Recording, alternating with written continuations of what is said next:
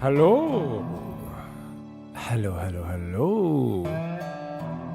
What's up, everybody? If you unscrew your belly button, your bum will fall off, says the devourer of pies. That is some true wisdom.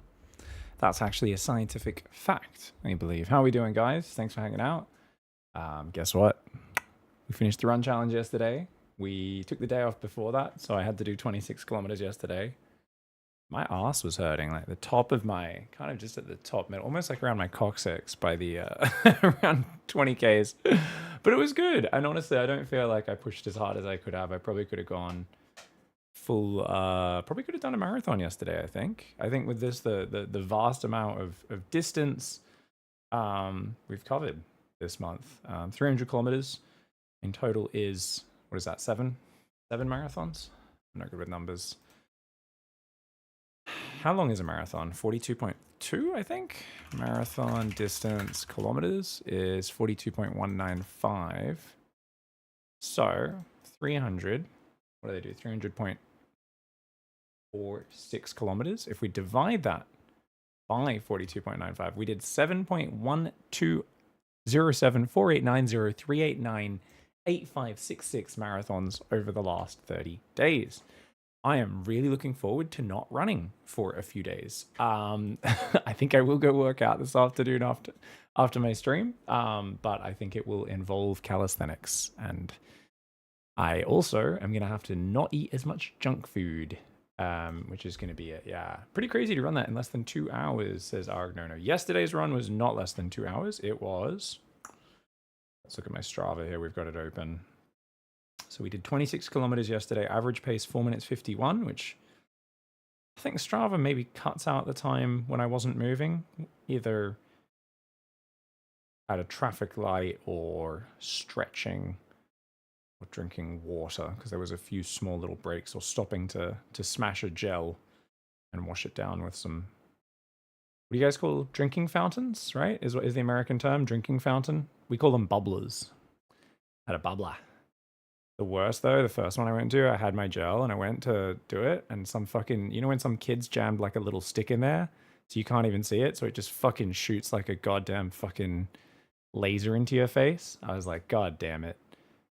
The worst, man. It's always the worst. There's always some fucking kid that's gone and jammed like a little twig into the bubbler. Anyways, so it was 2 hours and 7 minutes and 56 seconds according to this. Okay, well, yeah, I think my actual pace was more like 5:10 or slower, because I think it was more like 2:16, 2:17. 2 hours and 17 minutes yesterday to get 26.4 kilometers, 150 meters of elevation gain. And we did a pretty fun route. I alternate between route and route, honestly. I like a good route, but I love a good route even more. Yeah, we went all the way around Canada Bay yesterday, which was cool. All the way, we went Mortlake, Camberita, and then all the way around Canada Bay to Abbotsford, and then back up, which was good. Good run. It was a good run. Proud of it. Really happy I'm done. I have fresh skin on my palms, guys, mostly. It's not fully sealed, but mostly. Unfortunately, I do think my knee is slightly infected. So I am gonna give that a good clean, and if after the stream, and if it still looks, it was just a little bit of, yeah, not badly. It's not red. I'm not feverish. It's not sore. Just a little bit. It looked a little pussy. I'm not sure. It could be the. I've been using like a wound gel, like a cooling wound gel thing that goes over it. Take care of Pig. Don't let him die. No. There's none of the other signs of actual infection, other than it was just, there's a bit of what looked like pussy, you know, basically the dead white blood cells, you know, which does look gross. But I think it's partially just because it's a bit of the blood and everything from like the flesh regrowing mixing with the wound gel. But I'll give it a good clean after the stream and check it. And if it does still look a little sus, it doesn't smell either. Basically, the things for infection, obviously pus, which is the only thing that I saw. But the other things are redness, swelling, pain. Obviously, a wound not healing is a sign. This does look like it's been healing. And smell. If it smells funky, that's obviously a very bad sign as well. Dimash, thank you very much for the 20-month resub. Brett Jar with the 27 months as well. Thank you very much for the love. Anyways, point being, it's been really cool watching how quickly, because these, like, the skin was completely ripped off both palms from when I fell over last week, and it's mostly grown back over the top, and it's had to, you know, it's like the skin was completely ripped off. There was like, I had to cut it with scissors. It was just hanging off. It was really gross. So I'm glad that's healing. It's feeling a lot better, and yeah, we're doing good. Anyways. So other than that, guys, I'm still confused at why my bitrate is so low these days. I've changed no settings on Twitch. It should be 20,000 bitrate. It's not, and this is upsetting me. So later today, I will do a bit more of an investigation, but I haven't found any reason why I'm at 9,000 bitrate now rather than 20,000. So I have a feeling Twitch probably changed something on their side. You know, I'm going to message my partner manager actually and see if she has any info about it. Oh, fuck. Actually. Still work there?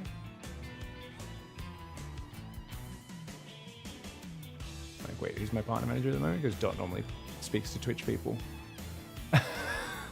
I've got such a bad memory. I'm pretty sure it's the same. Anyways, I'll message them later. Twitch bitrate should be 20k. Why is it 9k? So I will double check. Who knows? Maybe an update on TikTok box or something. But it does just mean that our 1440p does not look as good as it should. Special treat. Oh, did I keep it? I did not. Special treat for Bento. Oh my god. Do you have all your snake skins, Helix? Do you have socks like old snake peelings? Just like hanging on the wall, all serial killer like? Pig, I don't like you very much. What's up, Rexter? I don't like you either. Much love. How are we doing? How about we don't do videos about the easiest way to beat Protoss with proxy hatch and spine, says Rexter. Sorry about that, buddy. What if we teach you guys how to win and get GM though at the same time? Alright guys, let's see. How have I aged in 3 years? Side-by-side comparison. Dude, I look like way chunkier there, hey. Like more built. I think I must have been like doing a lot of pull-ups at that time. Fuck me. My arms and shoulders definitely look like way bigger, but actually that's because I'm wearing a shirt that's way too small, that's why. And I think I was on finasteride then, which definitely gave me a bit more of the boob. But my boobs have been going down since I got off the finasteride, guys. I'm slowly losing my man boobs. It's fantastic. it's feeling good. Oh, by the way, with the weight loss goal, just to touch in on the final health stuff as we wrap up the running goal, I think I'm like 77 at the moment. So the weight after my runs, I've been like 75.7, 75.9. But otherwise, because I'm eating so much more at the moment for all the running I've been doing, my actual weight has been slightly higher, which makes sense. However, I think what we're we'll switch back. We'll leave the running goal up for another day or two, of course. We're proud. 300 kilometers in 30 days. I'm super proud. Let's fucking leave that up.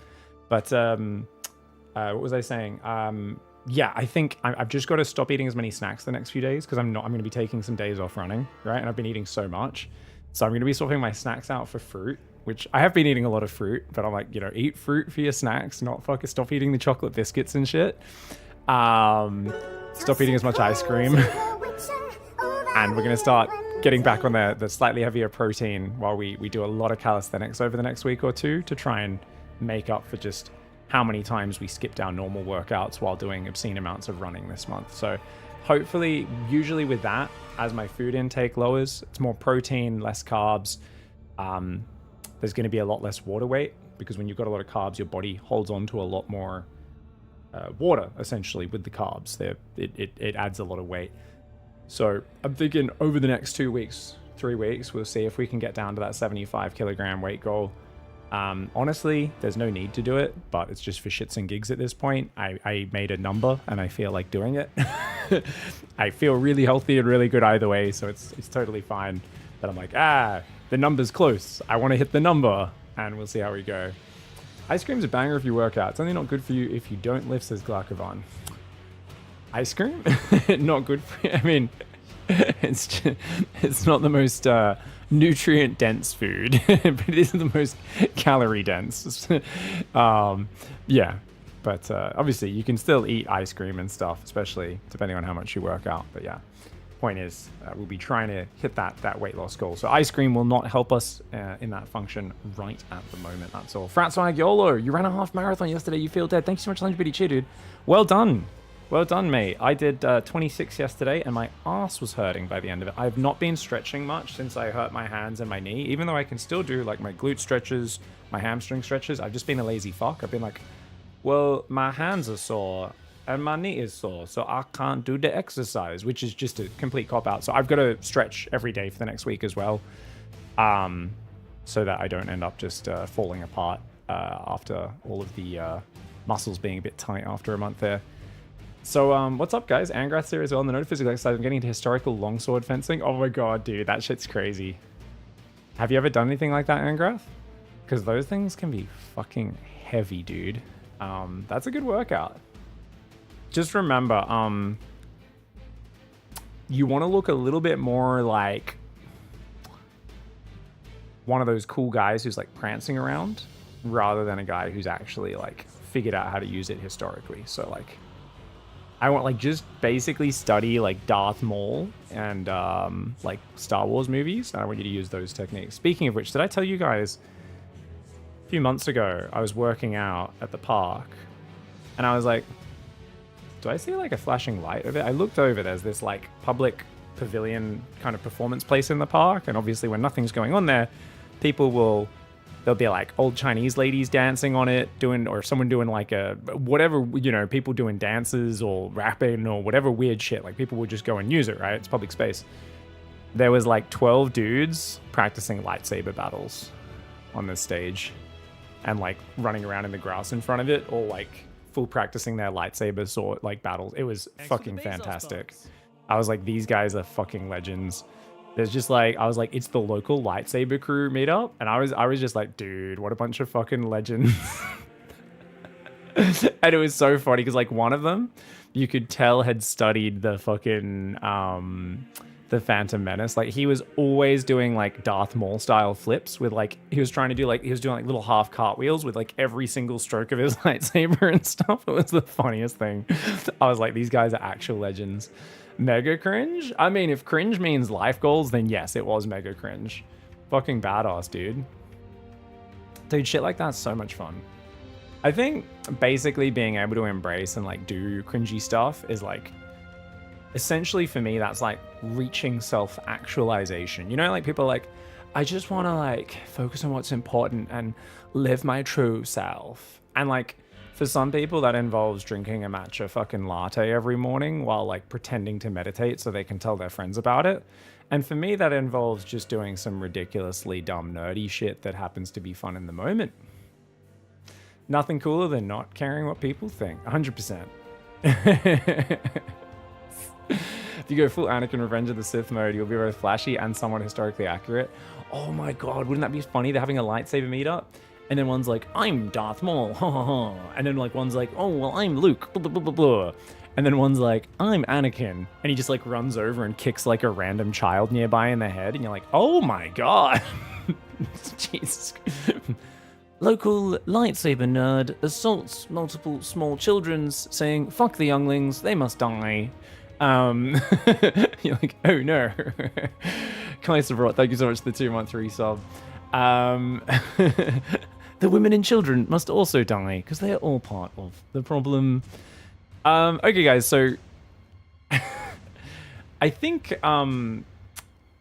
basically part of the reason I moved away from Monster Jam is even here in Diamond League, this like very low APM, I'm going to make a really good Robo Bay unit style, which was the Monster Jam up to that point. It's not good at killing people. If your opponent's so low level, they impale themselves on you. It's really good. Essentially, it drags the game on. And I had very little interest in doing this all the way to GM. I tried it a few times and the games were boring as fuck and frustrating. And to win the games, I needed to constantly do things that were more advanced. Like the whole point of the style was, I'm going to teach you to get GM with like 100 APM. And then I was like, I don't have the patience. And I also have to teach you too many skills that like I haven't taught you yet. And it felt like my Masters to GM, and it was just going to be like fucking teaching you like 400 new both strategic understanding skills, how to react to things, but also like how to use Tempests better, how to make a Mothership Tempest transition, how to fuck it. And I was just like, this is just like, you know, why play a 45-minute game where you have to learn the hardest skills in the game? Like, why am I doing that when the whole point of the style was to play the easiest style, which is like a low APM, lots of big powerful robo unit style.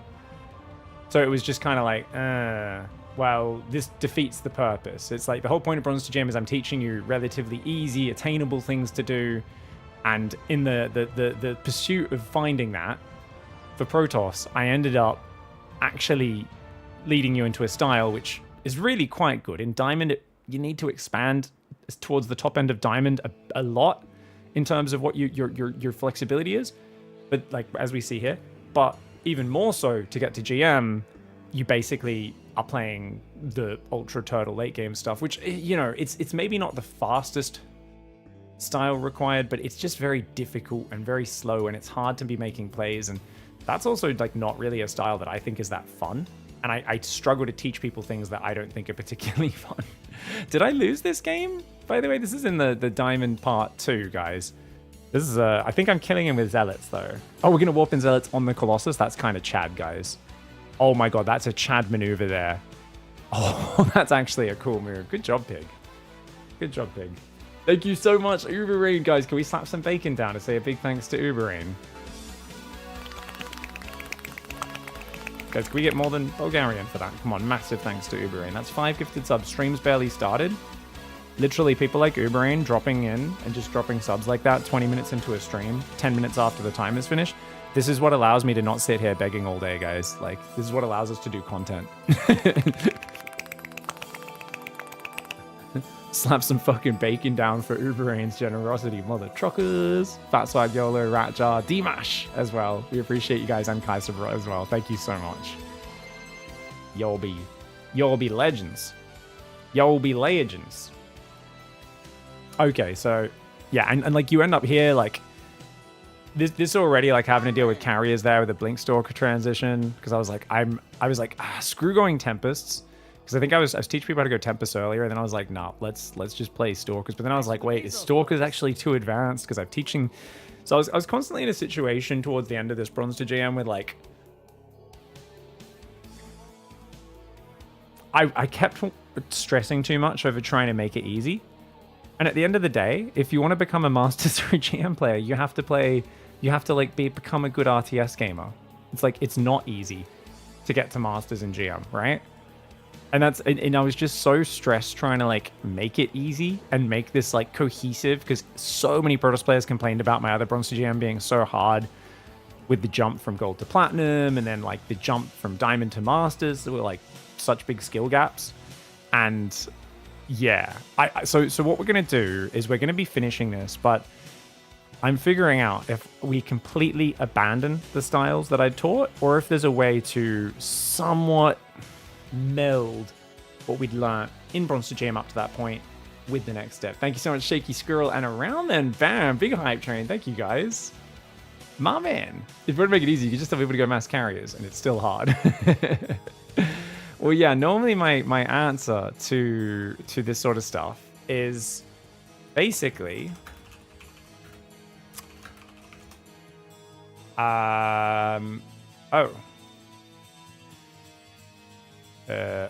go over here to my pig coaching channel. Let's go to the original Bronze to GM, hey?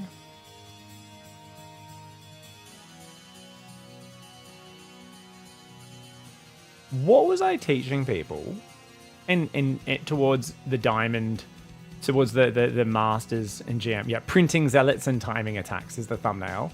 Masters to learn full macro players, we try to get GM. Yeah, I did a lot of Zealot printing, a lot of Zealot Phoenix. I did a lot of like what I would advise people do as like the easiest ways to get to GM with Protoss. Like, there's a lot of printing Zealots, a lot of mineral focused stuff. Hey, Fretzog. I found in Masters 3, this is with the current, more recent Bronze GM, right? If you're too slow to push people would transition to air. I'm sure I could have done better, but it felt hard. Oh, with the robo-based style? No, 100%. That's one of the big problems, is once we got to players at the top of Diamond and then Masters and beyond, like, there was more games where you were like, oh, this Zerg went Spire. I need to fucking pivot air. This Protoss is going air. Fuck, I need to pivot Tempests myself or Stalkers or whatever. And you're like, fuck. Like, we hit a point where the players understood StarCraft enough that they would take advantage of the weakness of the comp. And what was so strong about the comp is it was like such a good ground pounding army. And if your opponents don't intelligently react to what you're doing, it just fucks everything up. But then the problem that happened is once we started playing higher level players, and especially because I was playing with volunteers, we kept hitting players who knew what we were doing and would go straight to air. And I was like, oh man. Like, the downside in StarCraft is if you pick a style that's really easy in one way, like double Robo Bay, super amazing anti-ground army, like, yeah, you give up mobility and you don't have anything that shoots up, or very few things that shoot up. Like, you know, it's a strategy game. You can't just make an overpowered ground army that doesn't have any weaknesses, right? There was also games where, like, when I'd try to push, players would just counterattack me constantly and not let me move across the map. And that would allow them time to transition air or something else. And I was like, fuck. Like, there was this I remember this being like, the style felt like a cheat code. And then I got to like mid to high diamond and I started encountering players who were like really clever about how they took advantage of it. And I was like, oh, these guys are playing intelligently. This is hard. You're always behind an air. You try to go Stalkers and mass expand with mixed results. Yeah. Yeah. I think the best way to play that style is you've got to have good scouting if you want to commit to that style for Swag YOLO. And you need to, like, just pivot full air. Like, if there's Protoss, you know, and they go some carriers, you go Tempests. If they go Phoenix, you probably go, like, probably even more Phoenix, I would imagine. Technically, carriers can fight Phoenix, but it's a very awkward fight until you get a critical mass of carriers. Nice, Ace. Nice. 35 days of pig in a row. I'm fully on the way to Swine Down. Oh, dude, thank you, Baskerville. You know what's fucking crazy, Baskerville? Last weekend, I started a stream, and then after 10 minutes in, I said, oh, shit, sorry, guys. Actually, I've got family stuff I've got to go do today. I'm going to do the stream tomorrow. And that broke Helix's stream streak, which means you tuned in within the first 10 minutes of the stream, which literally never made it past the countdown screen. So thank you, Baskerville. to have an active watch streak that goes beyond the last week, you had to be here for me turning my stream on for 10 minutes, the countdown happening, and then the stream ending. And I appreciate that. New Bronster GM, no, we're just going to do the final part for this this previous series, and then we might do some other guides and stuff as time goes on as well. Oh, you can watch the VOD to save the streak. I didn't know that was a thing, Helix. Oh, so are your streaks back now? Next stream's 145? No way! Oh, that's fucking amazing. Guys, by the way, Helix, when did you get that badge? Have you guys seen Helix's badge? Helix has an IRL badge. I'm hovering over it and it says, went outside. Is this a badge you put on your Twitch profile after you touch grass? How long's that been there? I haven't noticed that before. You can go outside and touch the ground. Twitch detects. They're like, this human touched grass. I'm gonna give you a badge. I got that from watching Nagura skiing or something. Oh, damn it. You saw it during the weekend and equipped it? That's so funny. Pig, do you think units other than Zerg should have slowed movement speed on creep? I think creep is already a pretty complex mechanic. Mickey the Maniac, where it gives such a massive advantage to Zerg. If it also slowed other units, it would be like beyond broken. There's already some people who would argue that creep is not like the healthiest mechanic because it gives such a crazy vision and movement boost. So that when Zerg's ahead in a game, it can be like a massive like win more mechanic. Because of that movement boost, and the vision advantage is so big in late game, right? Vision is massive. Yeah. Pig, I'm a fraud. I had to save a streak with a VOD as well. Oh, no worries, Baskerville. I appreciate it. Okay, guys, let's so here's the other bronze to GM. Let's quickly skim my this is my first bronze to GM, guys. This is like the masters to GM, I believe, right? Part 9. Oh no, it's not. It's there. Okay, because we did 3 parts from Masters to GM, because Masters to GM is actually a massive league. Fuck me, this took me so long to do, didn't it? Like, look at this, guys. It took me like fucking 30 hours to get GM. Not 30, but what was that? 4, 7.5. It took me like, I spent like 17 hours just doing Masters to GM. Fuck my life. What a time. I'm definitely not willing to do that ever again. I think I was just like getting matches with not that much MMR, and it's like, you know, it was so much MMR at the time to get between the two. So it looks like I was just doing an Immortal Sentry push off of an Oracle opening, is it? So this is basically just like a really simple 4 gas Chargelet Immortal Arc on Sentry timing, where I make it look like I'm macroing off my 3rd, but then I'm like, no, I'm just gonna go now. And my Oracle was scouting and stuff as well. Okay, this is kind of cool. Should we listen to my past commentary a little bit, guys? This one, oh, I guess we need a Warp Prism, don't we? So this should actually be a Warp Prism. So your last one's done. That's definitely an issue. So I'm gonna build Pylon there as well. My god. Okay, well done. Now this is why you want to hit your attack on time, guys. So we're gonna go for the big attack. Yeah, 9 minutes is way too late, but this is like a diamond video, right? This is not like a Masters video, so makes sense we're a little slower. Oh, we're playing Booyah. And then my army's going to commit to an attack. If you're completely unprepared for mutas, you have to just go, guys. This is my first bronze to jam, which means this is on ladder, so Booyah snipe me. You don't have an option. I think it's the only choice that you have. Okay. Absolutely. And okay, we got him. Pumbaa. I forgot we were playing on Pumbaa. Okay, so let's go look at the very final. I think the final builds I did. Right, guys. We are going. I think the final builds I did were pretty fucking cheeky, guys. Let's take a look. Dude, yeah, look at this. I just fucking cheese people. This is hilarious. Look at this, guys. I'm just... This is amazing. That was Masters 3, was it? Was it that one? Oh, I thought it was that one I clicked on. It was Masters 3. It was the very beginning of Masters. But look at this, guys. So this is why my first bronze to GM was actually showing you the easiest way to get to GM. I'm like, okay, let's be serious now, guys. We want to get GM. Let's just do a proxy robo 3-gate. Smurfing is fine, says Static. Well, at this point, I wasn't really smurfing. Up to this point, I was smurfing for my first my first 3 bronze to GMs. The one for Zerg, one for Terran, one for Protoss were all smurfed. I think the very first one, the Zerg one, maybe I didn't leave games in to get to bronze. Or maybe I did. I think I might have had to, I think I had to leave like 5 or 10 games of like my placements plus like 5 more games on each account basically to actually get down to like, I think it was about silver I started on most accounts. I don't think I left enough games to get bronze. Definitely felt dirty as fuck. And that's why the second bronze to GM for each race was not smurfed. Because I was just like, I can't do this. Otherwise people are just going to be like, next bronze to GM when? And like every other month I'll just be making a new account. Starting from bronze. It's like, nah, it feels gross. But yeah, this was just a 3-gate robo proxy where you just run up the ramp and kill them.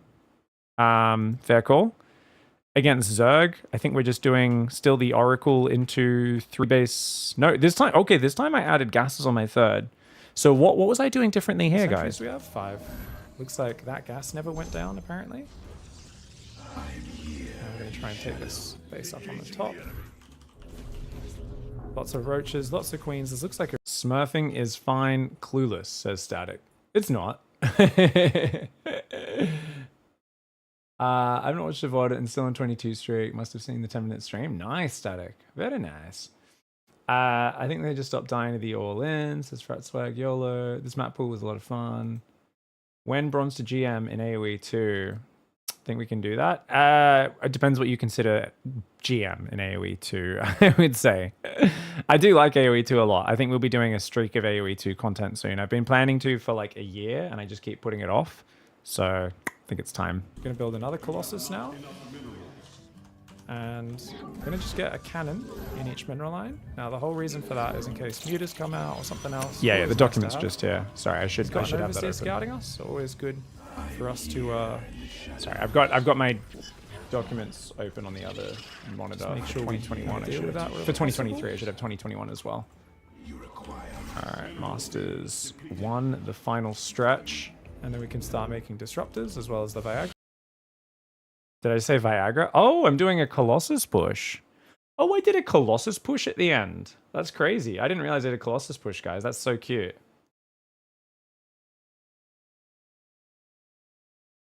This is interesting. No, I think this is because I'm countering my opponent's style. Okay, I think something weird happened this game that threw me off.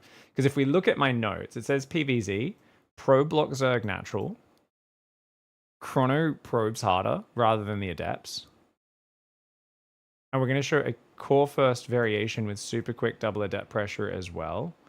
We have dirty options to do proxy pylons with the Hitman build. We have a sneaky 2-base all, that's a sneaky 2-base all in 30 probe. We have a void ray into fake third 10-gate charge lot all in. We have a surprising air ground tech switch, Glaive Adept into 2 Stargate Phoenix into a Mortal Charge Archon. And we are also going to try to be using recall whenever possible. We're also going to do a Robo third base, very standard ground style with sentries, but always push forward when recall's ready to scare them into building lots of units, then recall home whilst you were actually being greedy the whole time, and then disrupt a Colossus for a real killing push a bit later on, which I think is what I was doing this game. Looks like Neuro's got me in this game from what I can tell. Maybe, maybe not.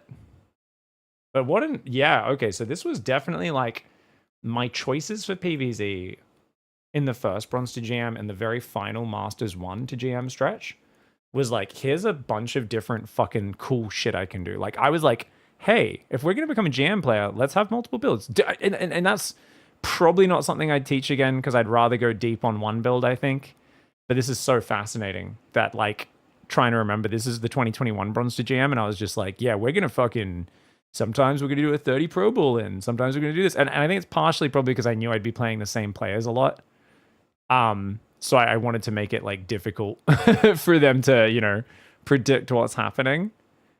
And obviously this was all like pretty micro intensive stuff with the Stalker Disruptor as well. This is crazy, man. What's up, Cyril? How you doing? Not real Cyril, but T1 Cyril. I like it.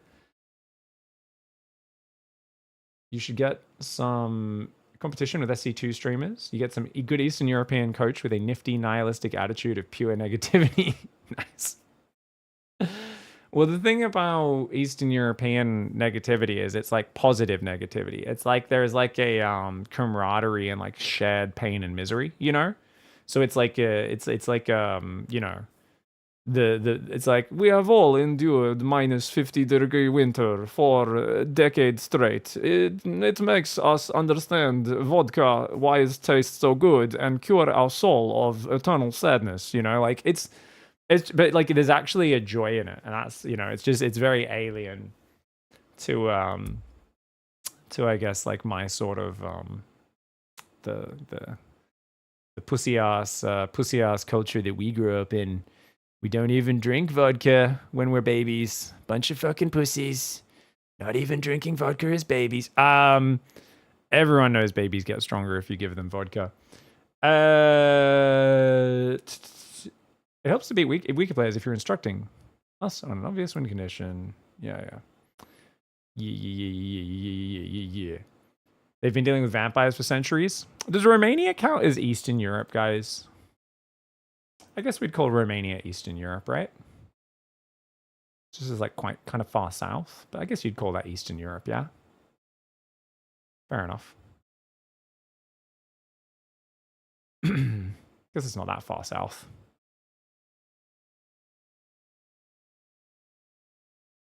Okay, so yeah, dude, what crazy games we played. So it looks like this one was just me basically just being a GM player and make my life much harder than it needed to be.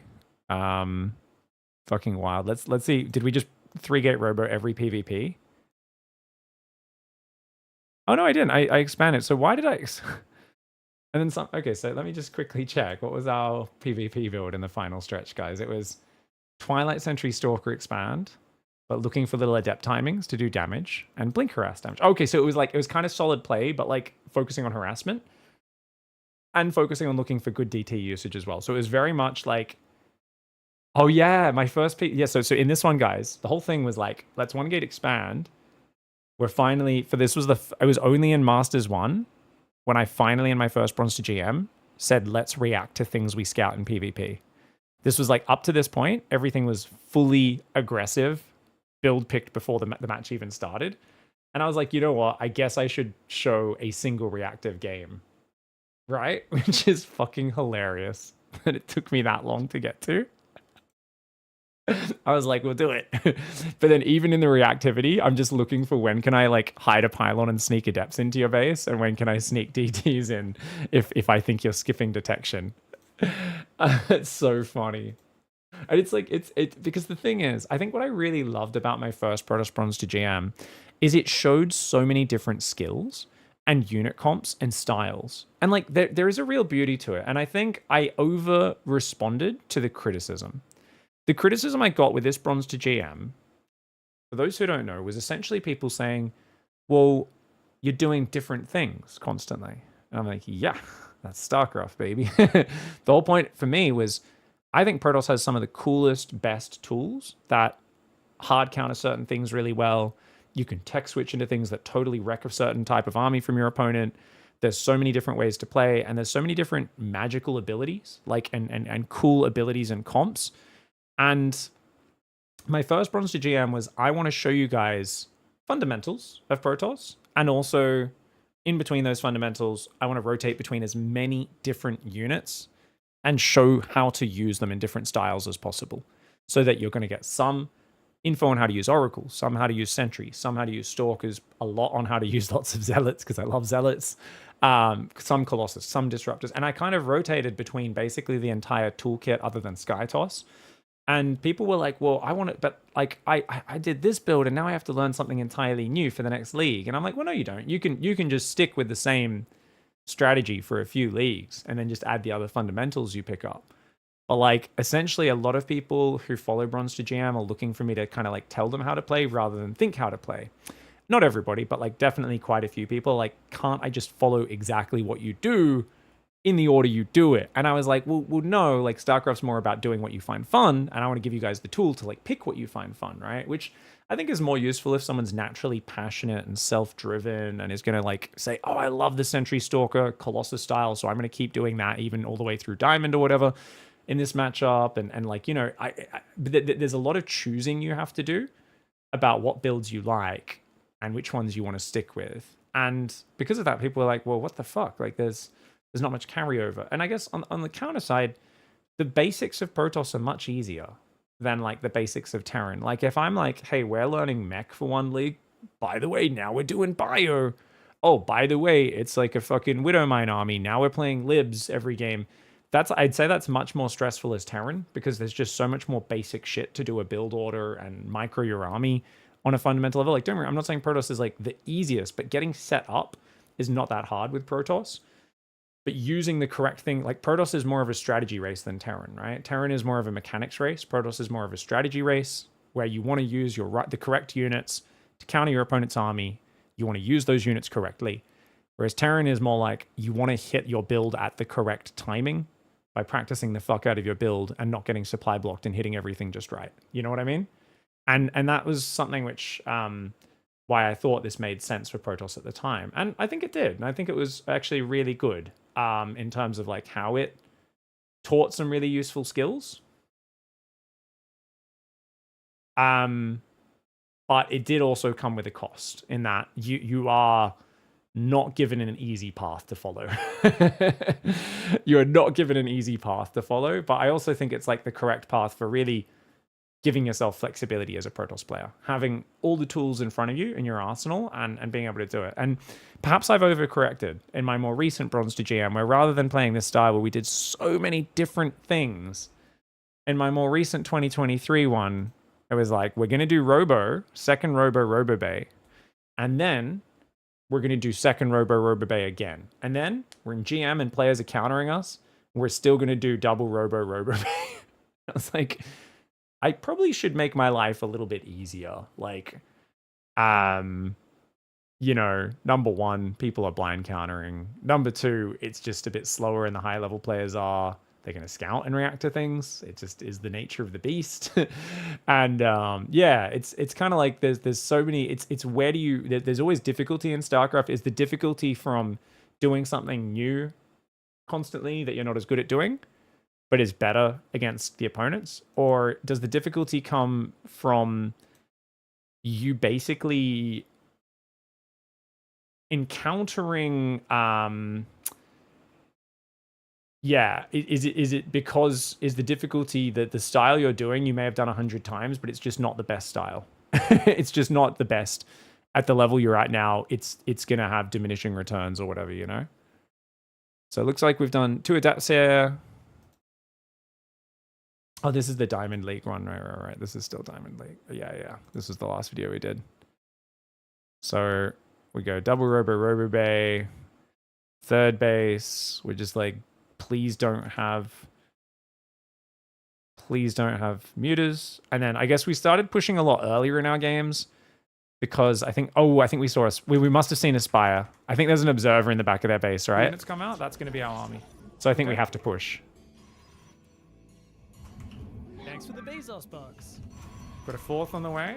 We're still probing, and we're going to attack towards this front base. Okay?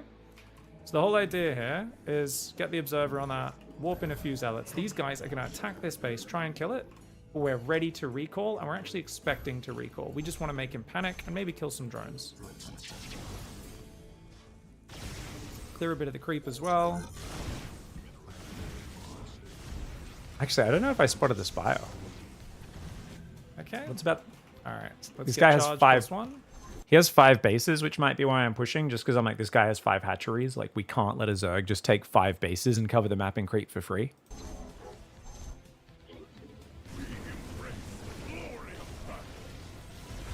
What the fuck is about to pop out of those eggs, right? It is mutas. Oh, jeez. That I did not realize. Just because I saw so many... Oh, there was a Spire in vision the whole time, guys. There was a Spire in vision. I just didn't look at it. I'm a fucking gronk. I think this one's a game loss, right? Fluffy's got like 4 hatcheries. Cool. I mean, we don't know what the economy is. Maybe the pressure made him make mistakes. Guys, what can I say? Well done. That was not on my A game, I think, doing this final section either. I think because I felt the stress of like knowing what I was doing just felt a bit incorrect. So what's interesting is because he went like 5 bases, I assumed he was playing Massling Bane, and I stopped scouting with an assumption of what he was doing. Yeah, this is a game loss. You scouted the mute. I can kind of laugh at myself for not seeing the Spire, but it also did I makes win? no sense for there to be a Spire and No, 5. surely I lose.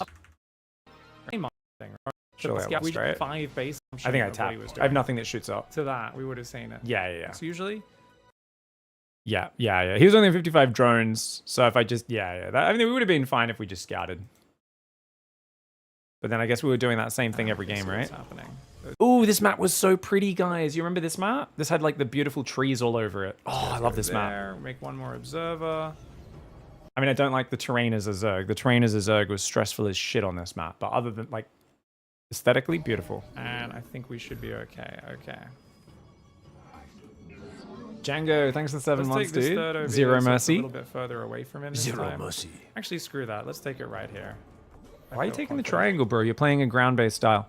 Okay, so the advantage of taking the triangle base is that we can push off of it easier, and his gold's nearby. That's the advantage.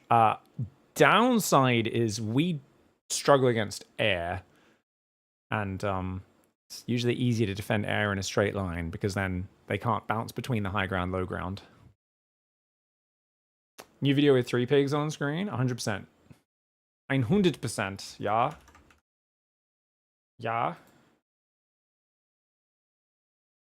You do not know. You do not know.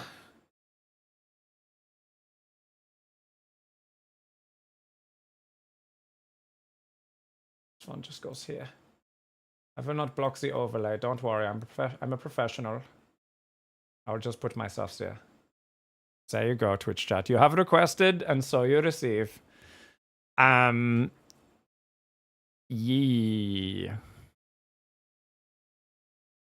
Just hanging like a fruit bat up there, man.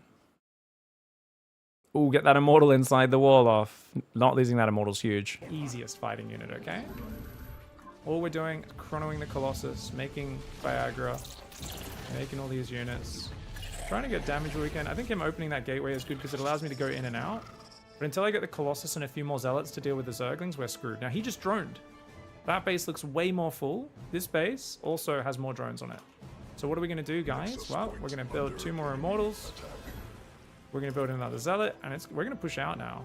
I don't want to go too far, but I think we're happy to fight him.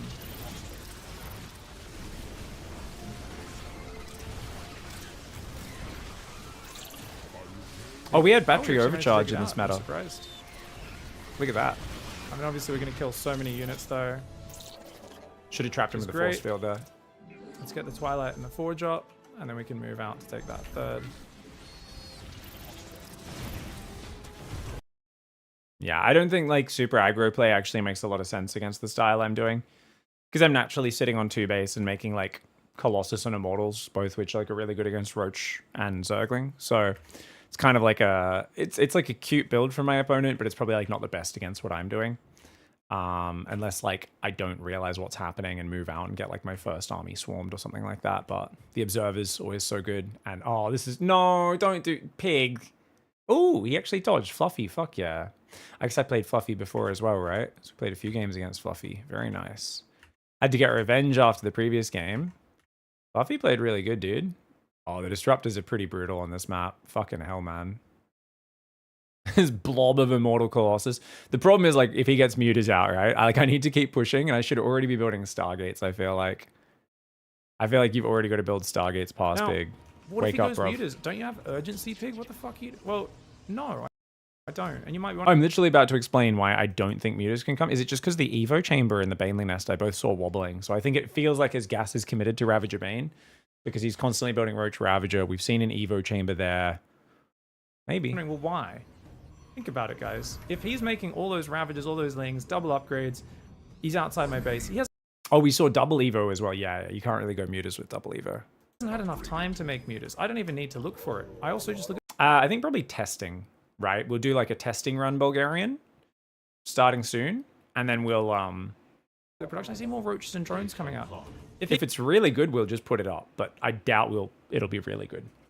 It'll be more of a figuring it out, you know? And we'll probably just be testing it on my main MMR to start, which will be a shit show. I'll get slaughtered, but, you know, we'll see how we go. If he gets to Mutas, I will be frigging impressed, man. I will be so impressed. It would be magic. You can't be playing against the demons of a previous game. Now, if we send a flanking disruptor, by the way, to come from the right, yes, we can't protect it. But I don't this is filthy. Oh my god. Okay, let's just jump on him, guys. I think we're in a good spot. We're just going to go after these guys. You can see how good this is for us. Try to make more units here. Leave him alone, Pig. Trying to look around here. Pull the disruptors back. Everything else runs forward. And we should be able to have this game in the bag. Really good sneaky play by him. I think he did a very good job being annoying to play against. And we're just going to rally that army forward while using warp-ins, of course, to defend at home. Zealot is in position. Someone please clip Pig pleasing himself. I can't do it right now, says Ratchet. So we're just kind of going, check the natural, check up here. You can use the rally point camera location for that, I guess. You can make a lot of pylons and +2 attack. More important to look at the army. Disruptors killed things. Definitely more important to look at the army right now. We pushed because we felt our army was stronger than his after all of the units that he threw away. Dude, balls in the mineral line as well. I don't have a Warp Prism, which would have been nice, of course. I'm still worried about Mutalisks popping out, but with I think 4 or 5 Archons in there, 3 Archons, I could kill quite a few Mutalisks. This is really... Did I get Terran? We're just going to scan... Okay, guys, so we're going to quickly go over to Terran. We do see an expansion. Take a little look-see. I think... So if we want to think about, like, what do we want to do for this next section of Bronze to GM 2023, right? So I was thinking PvP, guys. What we'd do is just, like, a solid fucking Blink opening. Who cares if it's, like... If it crosses over with the previous Bronze to GM. I feel like just a 3 base Blink charge timing is, like, so solid. off of probably 2 gas, but maybe 3 gas. I think we can do the same build from the previous section of PvP, which is we do a 2-gate expand, we go 2 stalkers, 2 sentries into 2 more stalkers. Of course, we squeeze the Nexus in after starting the 2 sentries. So it'd normally be like Nexus starts just after these. Nexus plus shield battery goes down. We go... Yeah. I think this will become a Twilight instead of a Robo. Or, actually, I could do... we could do like an Immortal Pressure. Would be pretty nice. It's like, because it's both quite safe and gives you quite a solid aggressive timing. We could just do a Glaive Adept push as well. Yeah, maybe that's the way to do it, because this way it's still not going to be too blink focused on the micro. Okay, so we can go Robo, resume probing, and instead of going Robo Bay, kind of what we want to do is get rid of that as well. I think what the Robo will do is basically like Prism.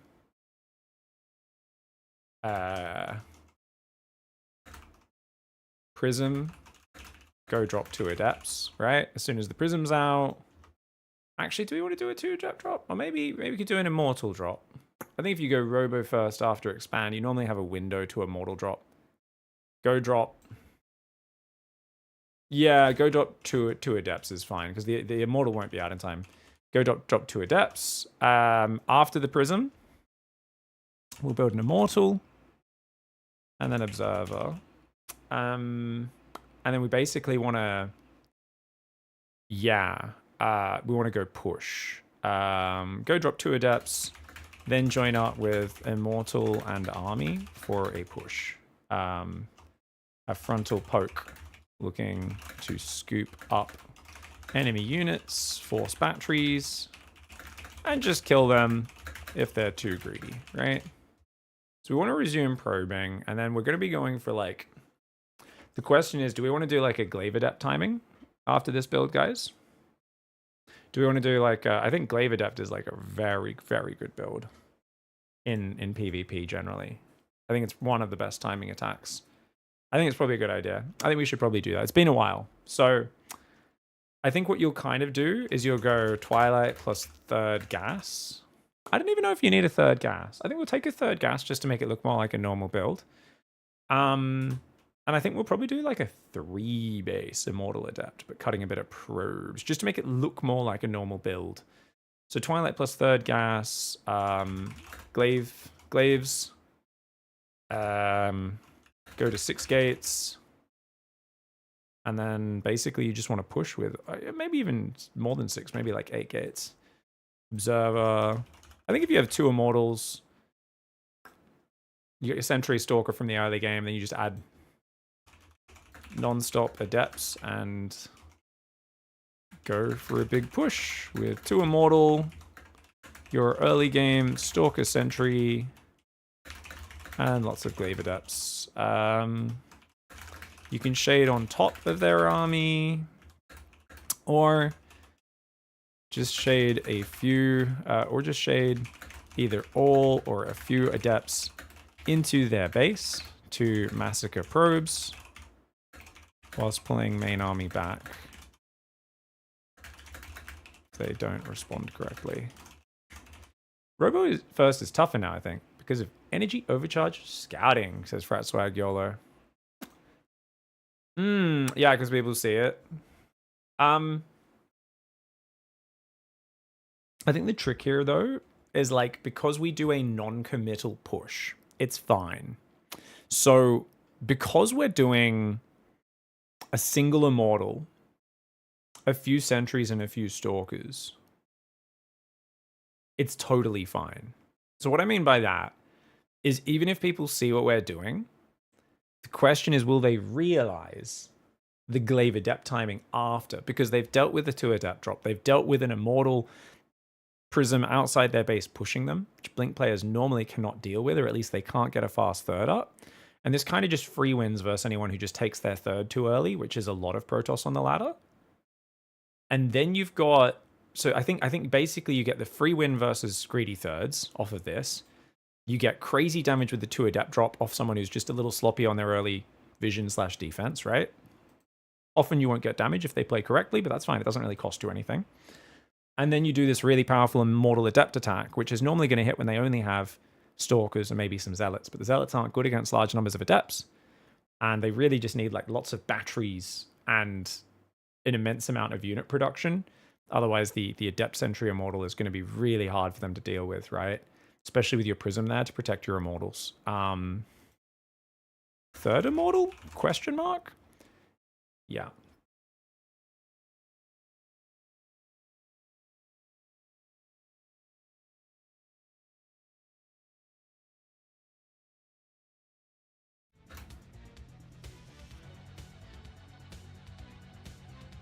If I lost all my banelings like that, I would have to turn off the PC and go for a walk. Yeah. Well, I think as the Protoss, you need to smoke a cigarette after hitting that many banelings as well. Double Robo is probably still viable in PvT, says Fratzwag YOLO. Play it like a bargain bin clem. A bargain bin clem? What do you mean by that, Fratzwag YOLO? Yeah, PvT, I don't know. Vikings are better than ever against it, so it's probably not advisable. If you do it, you would just hit... You would either pivot off the Colossus very early, right, and go Heavy Disruptor, or you would hit without Twilight. You would do like a double Robo, really fast 3 Colossus push with range, and like unupgraded Gateway units. So it's like Stalkers, Sentries, a few random Adepts or Zealots mixed in just for general tanking, and it's just like, hey, I have 3 Colossus, and you don't have fucking Vikings yet, because this is so obscenely early that we're hitting with the Colossus. I think the problem you can run into is mostly going to be siege tanks and base trade. So if they drop you or counterattack as you're trying to push them and don't fight you front on, that's where they can checkmate that style. And if they have siege tanks that are kind of protected behind it, like a little bit of a wall off or on a cliff or whatever, somewhere where you can't just snipe it easily, and you've only got Colossus and Stalkers with no blink, that's going to be rough. But you could do it as a macro style into Heavy Disruptor, and that could work quite well for sure. I do like that idea because it's cohesive with what we've been doing up to that point. I like this style because it's still very robo-centric for PvP. Thanks for putting some more love on BTGM. Oh, thank you, dude. I really appreciate you. Thank you so much to Bulgarian with the $10. Hey, guys, slap some bacon down to say a big thanks to Bulgarian, the legend. I appreciate you very much, mate. So PvZ, these are not what we're doing, by the way. So what we're going to do, guys, if we do double Robo Bay, Stalker, 2 Colossus, Stalker. Let's do 1 Colossus, no range, into Disruptors. And it's like a pure Stalker Zealot Disruptor style with Disruptor style that tries to bait them into overproducing Vikings. Can even hallucinate a second Colossus, right? Yeah, that would be good. Now that's obviously need 3 bases up. Three bases required. How to get there? Question mark is a question. I think we could go Robo first for map packs. And just Gateway plus Immortal. Yeah, I think for Ob's map packs and just Gateway plus Immortal. Then 3 gas, 3rd Nexus plus Robo Bay. That actually could work. That's so fascinating because it's like the Twilight's so delayed, but I actually think I can make this work really well. Twilight after 2nd Robo plus Robo Bay production starts. I think charge, we could just go charge first is probably better. I think charge is fine. It's 3rd Nexus. Robo Bay plus Twilight. Charge before a blink. 2nd Robo. And then it's basically like Zealot Disruptor. which most Terrans aren't used to playing against. Then adding, you know, with just the one Colossus and a few non-blink Stalkers. I actually like this style. I think this is a really cool... Okay, so we're going to workshop this one today. We're going to figure out this one as well. This Immortal Adept Push PVZ. What the fuck should we do in PVZ? What were we doing in PVZ? In Diamond? I don't even know. I don't even know, guys. Give me a minute. We're going to take a very quick bathroom break. If you guys have any ideas, what do you think? Obviously, I mean, we're doing Robo Bay Colossus stuff in every matchup. And I guess we were just watching the games there where the mutas were catching us off. But yeah, I think we might just definitely go away from Robo Bay, most likely, against Zerg. Yeah, I still want the style to not be too crazy hard. So maybe some sort of timing attack. It could be that we go for the old Zealot Archon Disruptor. Zealot Archon Disruptor. We could do a Zealot Archon Pressure into Disruptors. Yeah, off like a plus one charge Archon Pressure and then go Disruptors with that. That's an old school style. Oh, ad break's playing. Sorry, guys. We'll be back in 3 minutes.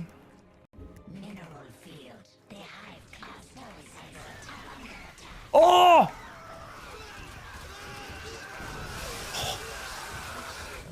That's a GG.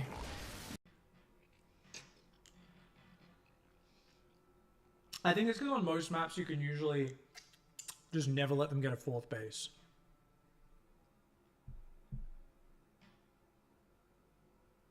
Dot's turning knobs. She's playing with my titties. What are you doing? Oi! Oi! Stupid. Stupid Dot. I'd smash you with mango. Wait, I smash you. Stupid. Stupid. Yeah. Is she here? Is this... Am I getting her? I'm getting her, right?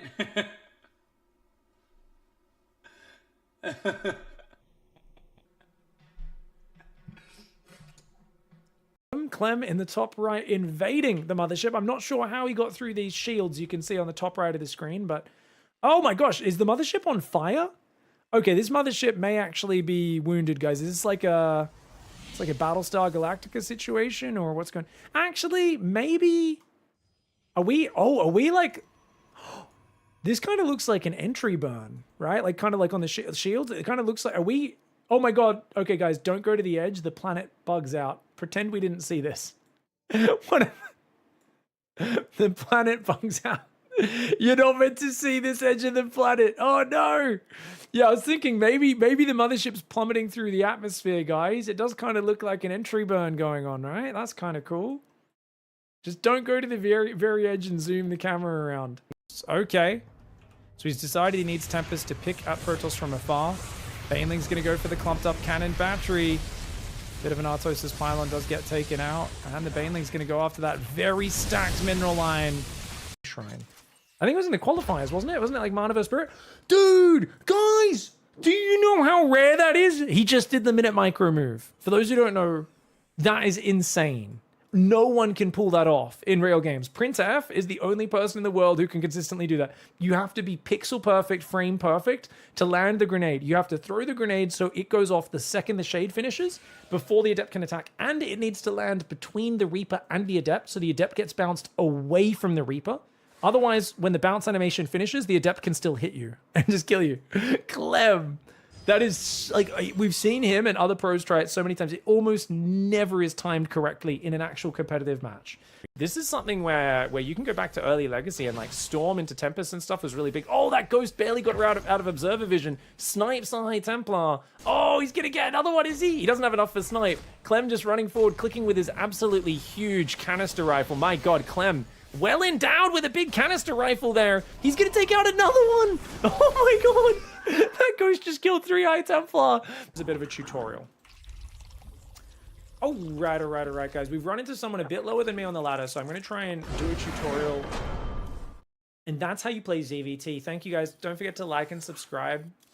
If you guys want more hot tips, please sign up to my exclusive Patreon coaching series. We're back.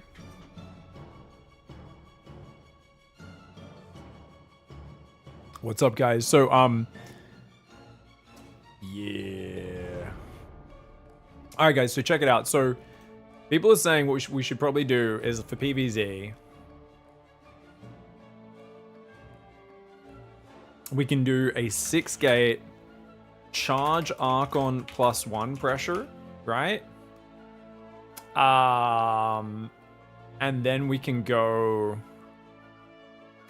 Robo Bay plus second Robo into big Colossus Zealot, Colossus / Disruptor Zealot Archon timing attack off 3 base. It's a contained style. It's a simple style.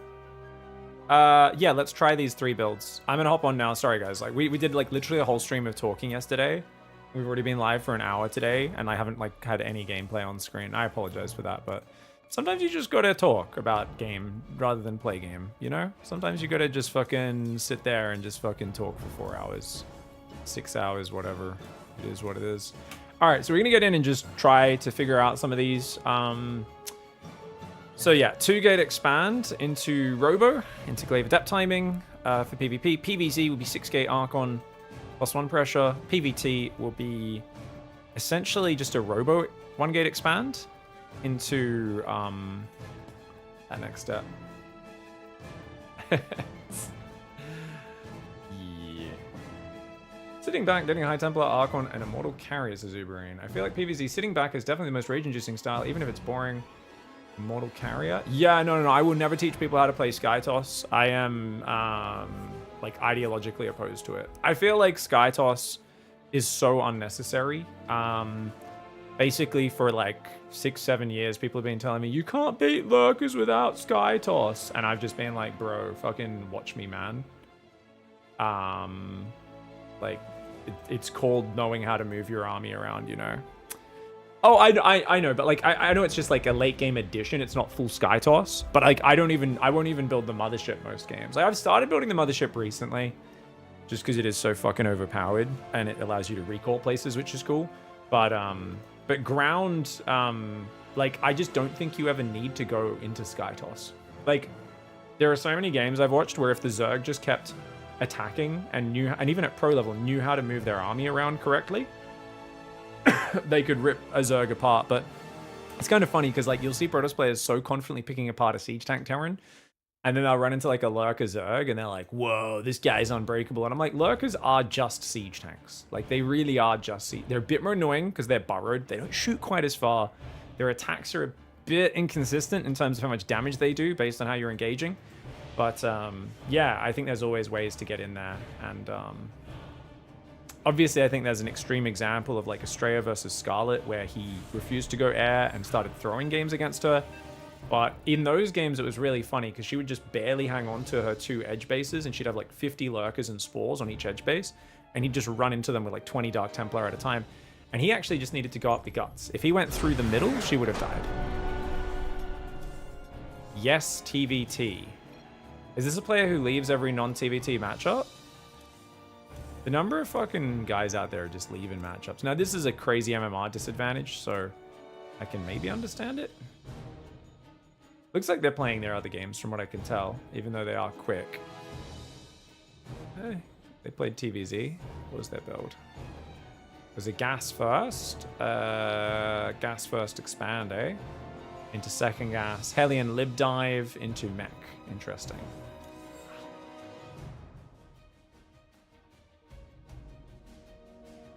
Yeah. I think the final army is really boring, Uberine. I think if you go for air, the correct thing for Zerg to do is to like basically do a bunch of shit that drags the game out, and that can go fuck itself. Like I just think the number of times I watch a Protoss who's got the game in the bag and they're like, no, I need to take 5 minutes building carriers now, or Tempests. Tempests are better actually technically for like picking away at them and kind of checkmating the Zerg's ground army, in my opinion. But yeah, it's just one of those things where I'm like, you can do that if you want to. I think StarCraft's at its best not in that stage of the game. I think it's more fun. And I think you can just tear people apart with Zealot Immortal and stuff and Archons and whatnot. There are times I'll go Tempests, you know, when I have to. But if I'm ahead, I will not. No way. I actually think it's easier to give away advantages when you drag the game out that long. Bubble Goose thinks 2 Oracle, 345 third, 2 gases in the natural, Forge Twilight, charge +1, Robo 2 more gates, Templar Archives for 5 minutes, 2 more gates. Oh, you get the Templar Archives before the 5th and 6th gate. Yeah, that makes sense. But you go 6th gate before chronoing the Prism? Okay. Yeah. I don't normally play this build, so that's actually quite helpful. Thank you, mate.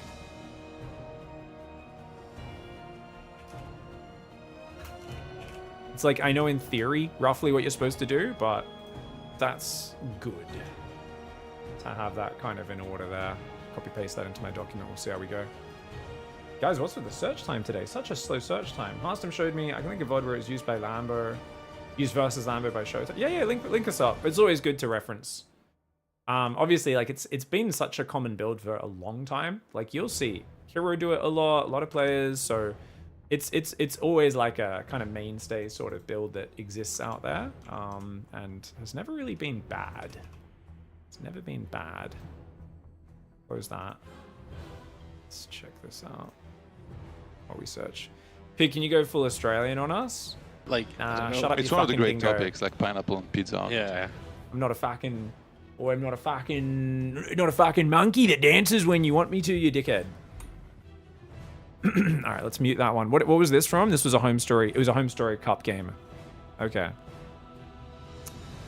Q. Did he do like a greedy ass build? This is Data C, guys. It should flash when we find game, right? No, he goes Gate Scout. Actually, it's not even a... Yeah, Gate Scout. So he goes Gate Scout, Super Virgin opening, because Showtime likes to do Gate Scouts. Very safe player. Second gas.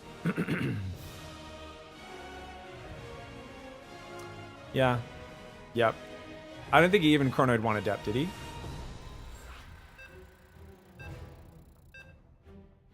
Not even... I think he went full eco on the chronos. Alright guys, we're up against Benny from Psystorm. We are playing PvP. We're going to be doing a Robo after. So standard 2-gate build. 2 Stalkers we're going to do first. Which does mean our probe will have to sniff out if it looks like anything nasty is happening. Alright guys, first run through of our Protoss Bronze to GM builds that we're going to do. Take the pylon at the ramp. That should be reaching far enough, I think.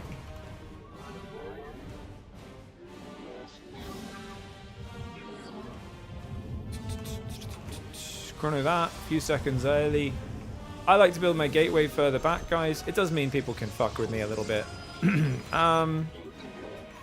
I don't really need to go scout after gateway. You can definitely scout later than that, but we'll just scout early.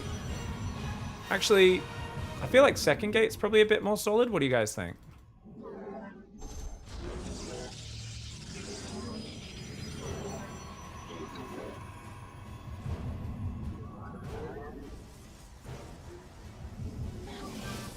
Double chrono. Oh, hello. All right.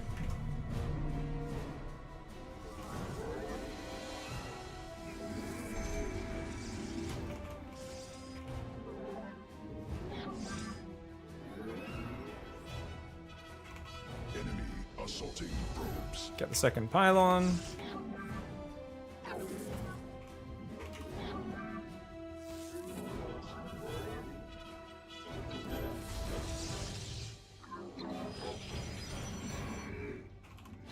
Okay, so if they're being a greedy dickhead, the question is, do we want to punish this in some way? Under assault.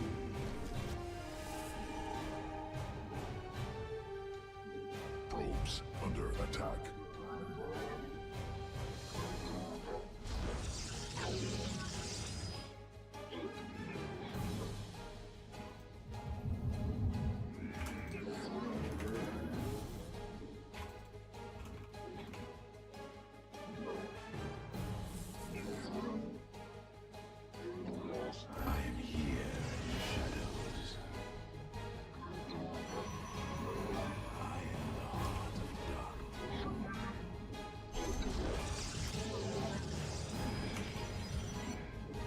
Okay.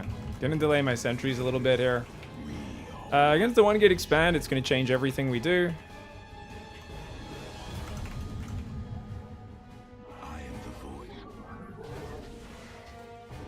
It shall be as you say. You require state that within. I am the beast. You require my skills.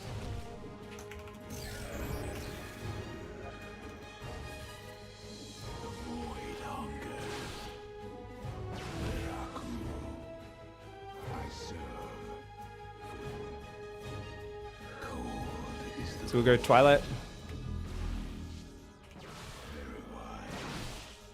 Forever sleep.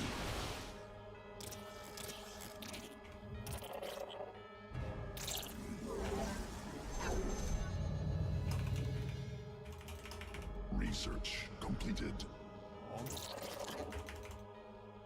Leo, state that I am here in the shadows. Cope, you require my skills. Transfer workers.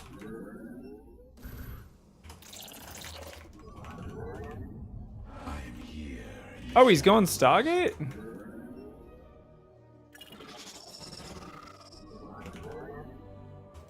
Okay.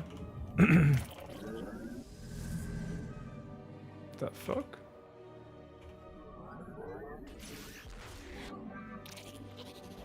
Okay.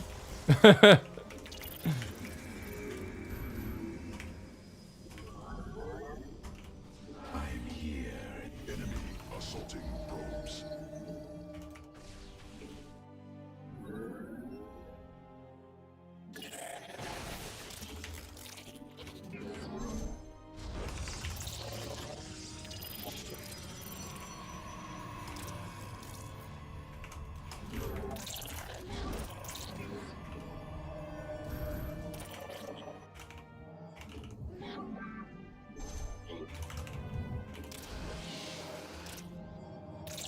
Let your will be.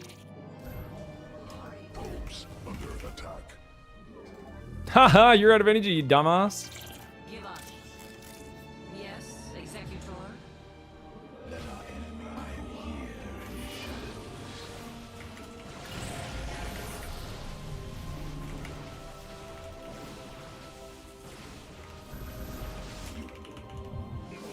I have met the enemy.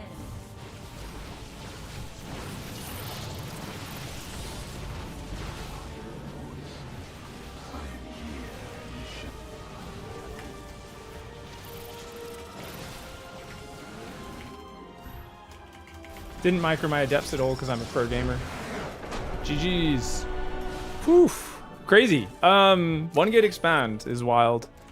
But yeah, thankfully we went early enough to block it. So I think this is why we do actually want a gate scout. Alright. We do want a gate scout. Okay.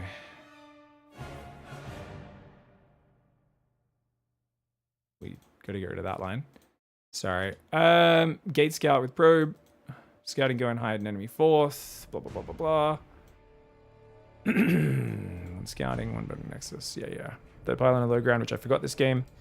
Should have built that ahead of time. Nexus plus shield battery. Obviously, we can skip that. So we can add some notes here. Notes. Versus 1-gate expand. Block with probe. When shields gone. Pylon block. Cancel pylon. And go back to probe blocking. After scouting their main base. So this way we're spending as little money as possible, but we're still blocking the base.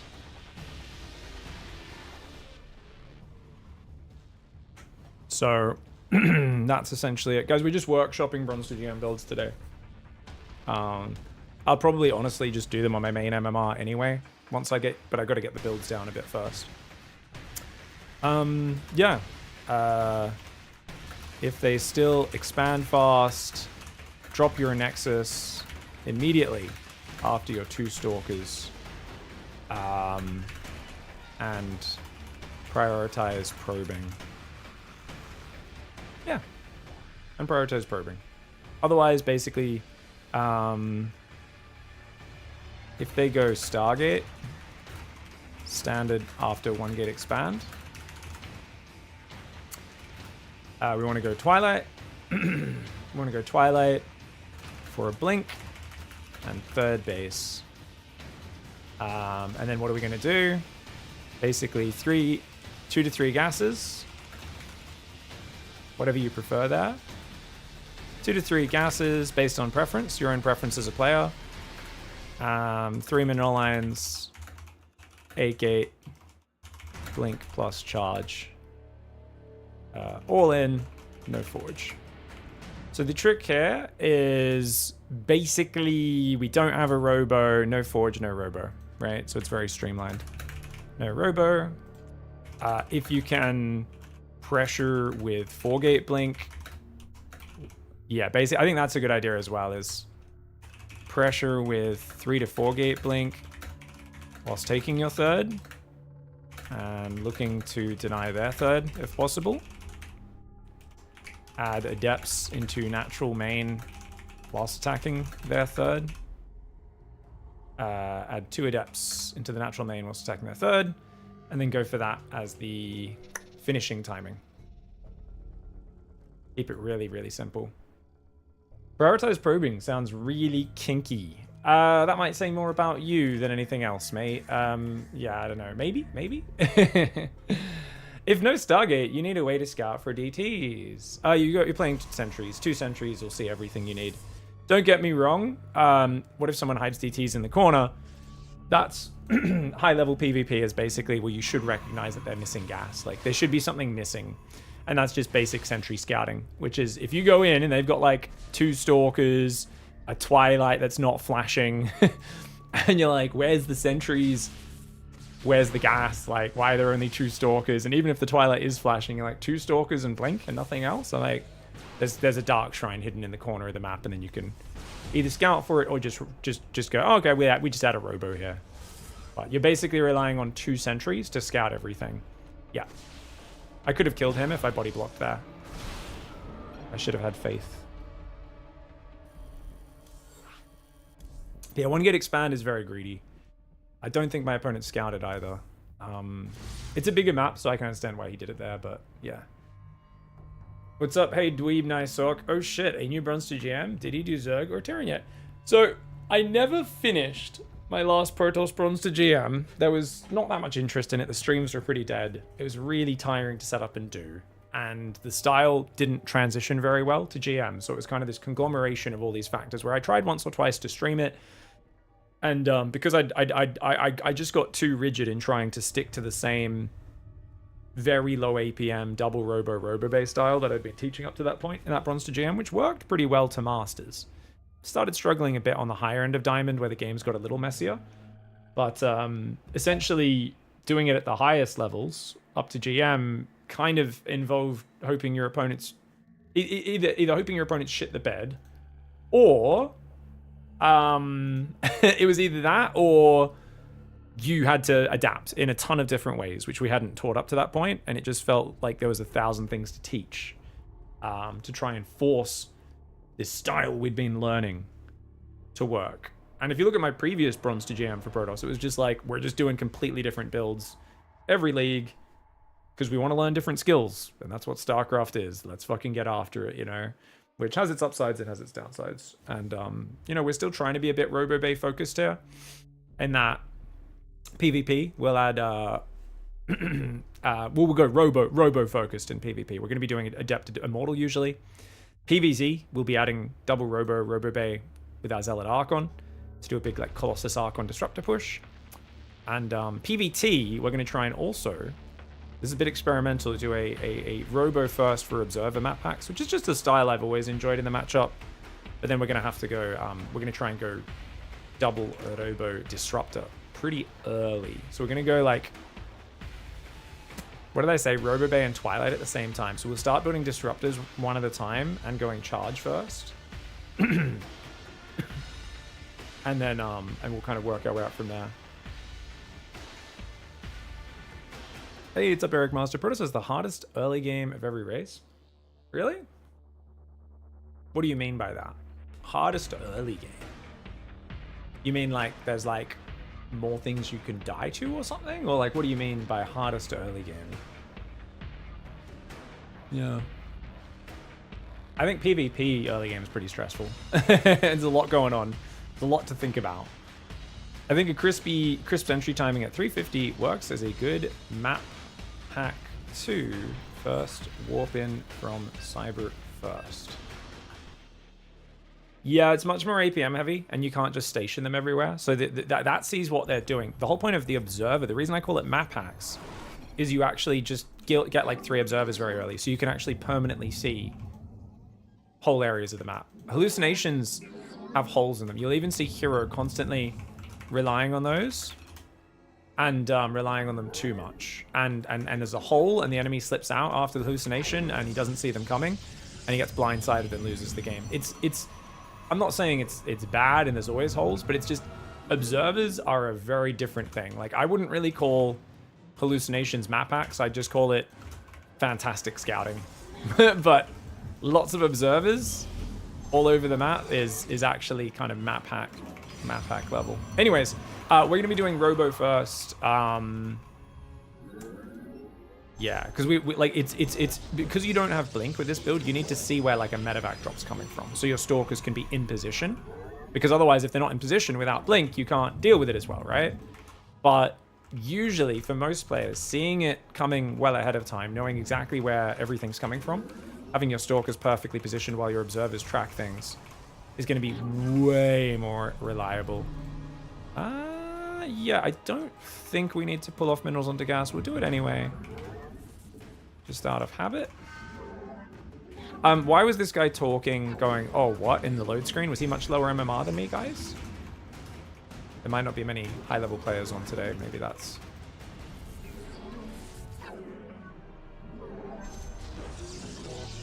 Misplaced my Cybercore. Oh, reactor first. Okay. It is single gas.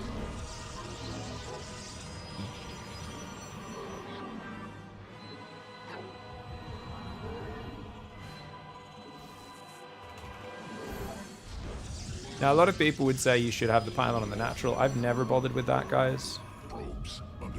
Just a kind of personal preference thing, I guess.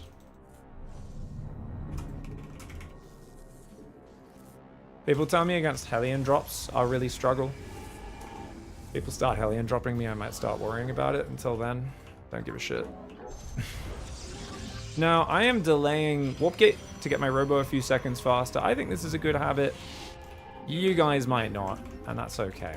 It is totally okay. We're going to go across the map. If he doesn't build a bunker, we can potentially do some damage.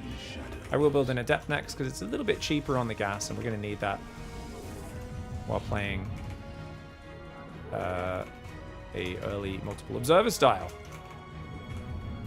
Okay, we're chronoing probes a few times. Second gateway would be really nice. I think I'll get it just to have a bit more flexibility.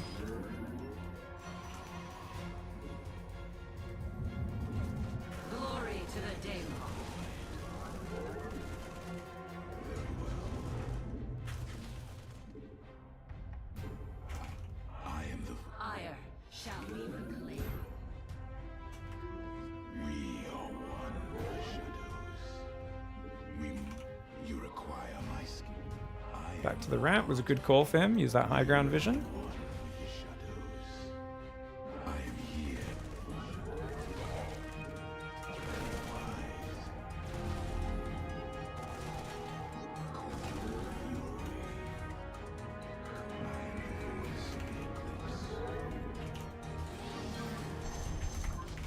Combat awaits. To glory.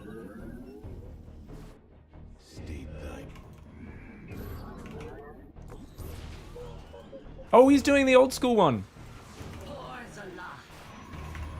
Okay.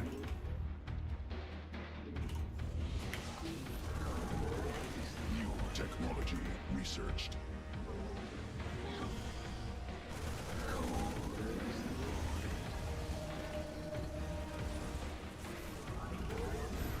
Glorious combat is upon us.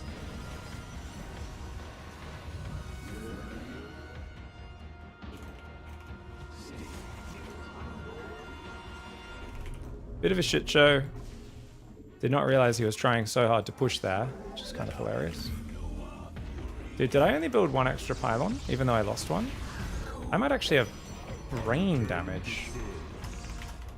Well, we know there's a good number of Hellions that could also add drops here as well, so we've got to be really careful. So make a sentry. Alright, do we make a single Colossus? I think you have to make a single Colossus. It's not a style I'm used to playing, guys, so definitely gonna... Oh, you've been blocked, son. You've been blocked. Lucky FF. That was pretty nice. Not gonna lie. Okay, we've got charge. We've got the first Colossus finally on the way. I think we can get that second Robo. Build some Zealots here as charge is coming in. And of course, gateways, guys. Gateway, gateway, gateways. So, you go gateway, gateway, gateway. You do need a forge, of course. You can't just have them unupgraded. Get a pylon here.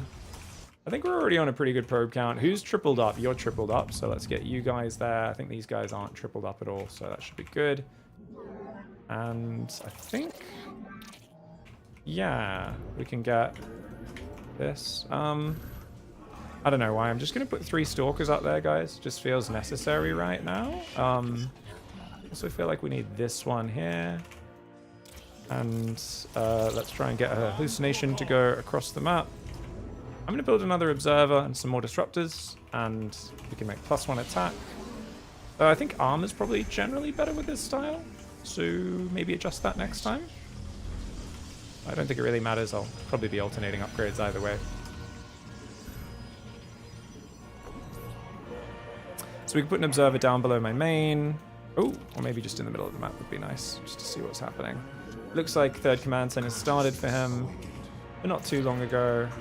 And we can make some Disruptors, which will be pretty nice. A few more Zealots coming in, of course. Can make a 4th there, do that. Move this like this.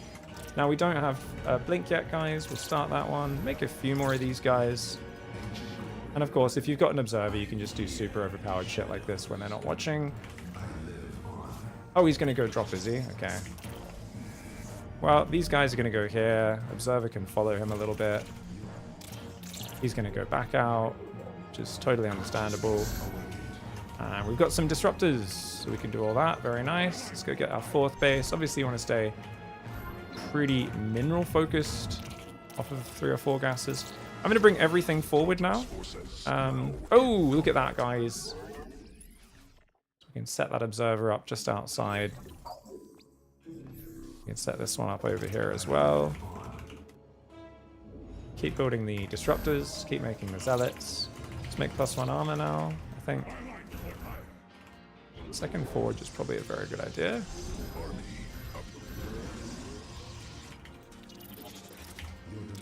We're going to have one Disruptor that kind of flanks in from this side. And we will build a Warp Prism coming up soon as well.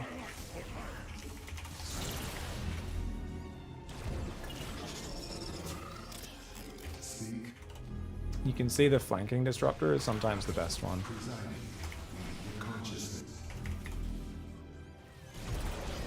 Okay, nothing crazy. A few more of these, few more of these. Okay, I think we can charge.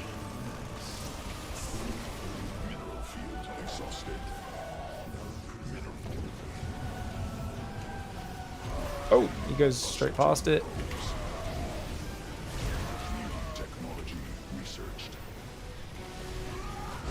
GG's. I think that was a big MMR mismatch. What's he got there? Liberator. Liberator just sieged on this base. Didn't even notice it. Yeah, I think it was a big MMR mismatch or something.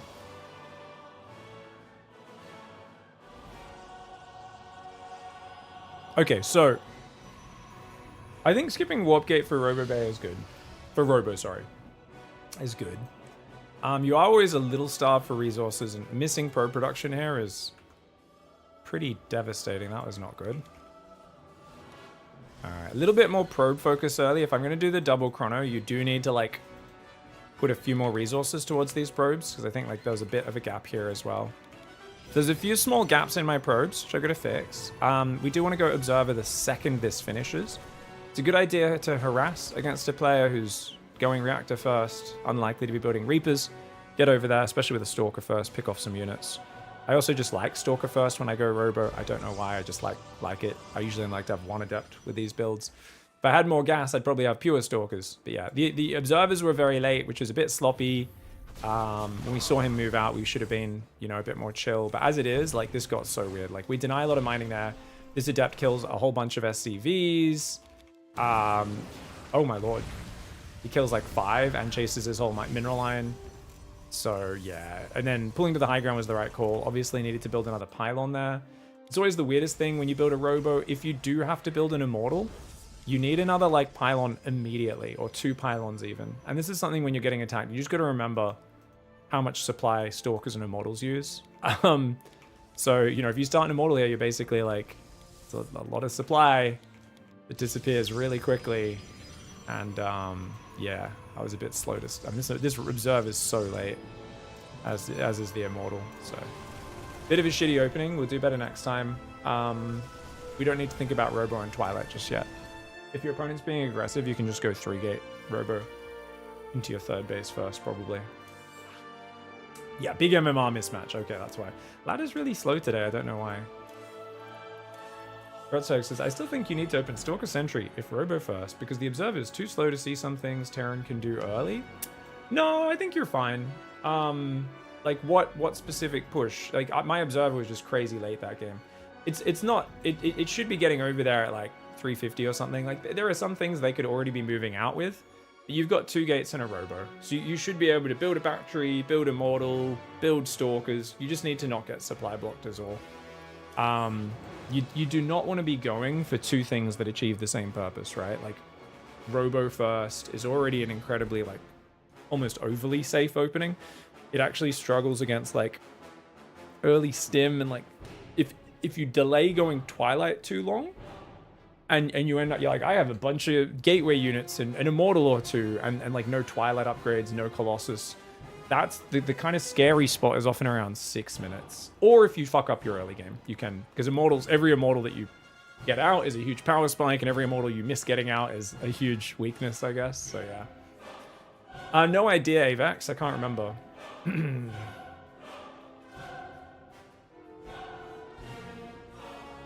What are your units 5 or 6 minutes into the game? I feel like Drilling Claws Widowmine drop would be rough if your observers are across the map.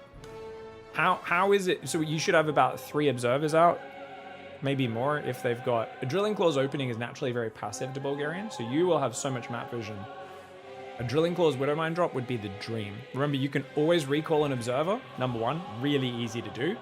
Number 2, you've got a very high chance of seeing where that drop's coming from and having your Stalkers well positioned so it can't even get in and unload without getting either heavily damaged or shot down. So Drilling Claws would actually be the dream with a triple observer. What you guys just saw was an old school 6 Marine 2 Hellion pressure, old TY build that doesn't really work much these days because so many people build shield battery blind. Worked a bit better against me because I hate building a blind shield battery. But we did not have, like, the Robo idled for like 45 seconds when it finished. So yeah, this is a first run through of a build. This is not what the build looks like. This is me fucking up the build on the first time against a rather peculiar pressure from my opponent. Anything 1 base, since you won't know if they have a natural building in their main. Oh, okay, so that's a good thing to think about. Yeah. Yeah, 1 base openings could definitely be tricky. I think like a 1 base all in. 1 base all in with a depot wall off, so you can't scout, that sort of thing. You know, like depot wall off so you can't scout. I think I'm probably okay with like dying sometimes to that, as long as it's a low enough percent. It's hard to say. You definitely don't want to play too safe against this all the time. I think the trick is almost always going to be to, when you see it move out, move your Immortals and Stalkers to intercept, and then immediately rotate around. That makes sense. So what I mean by that, yeah, you got to move around and cut off their reinforce, and that's what too many players fuck up and don't do. And that's why getting the robo before warp gate I think makes a lot of sense, and chronoing the first observer, because it is very important to see what's happening. Yeah. Delay warp gate till after robo starts. Chrono first obs. When you see what's happening, move to intercept their move out, and then flank it, you know, and pick off a few units. But even more importantly, flank around it and get behind their move out. I think that's really crucial. Cut off the reinforce, then use those units to flank from two sides to break out of the siege up on your natural. Brazil! The fuck is NA Ladder dead? Why is he leaving? Guys, what's on with NA Ladder today? Why is it matching me with players who are fucking 900 MMR below me? All my servers are showing correct things. What is going on? I'm gonna queue one more here. Is there no GMs on today? Bully's searching right now. Let's play Bully. Let's play PvP. See if he can defend my Glaive Adept.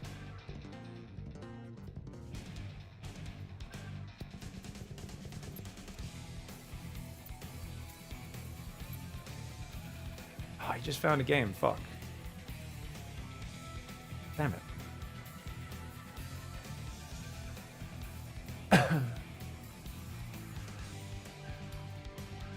Yeah, I think if you get behind their push, you should be okay for Atswag YOLO.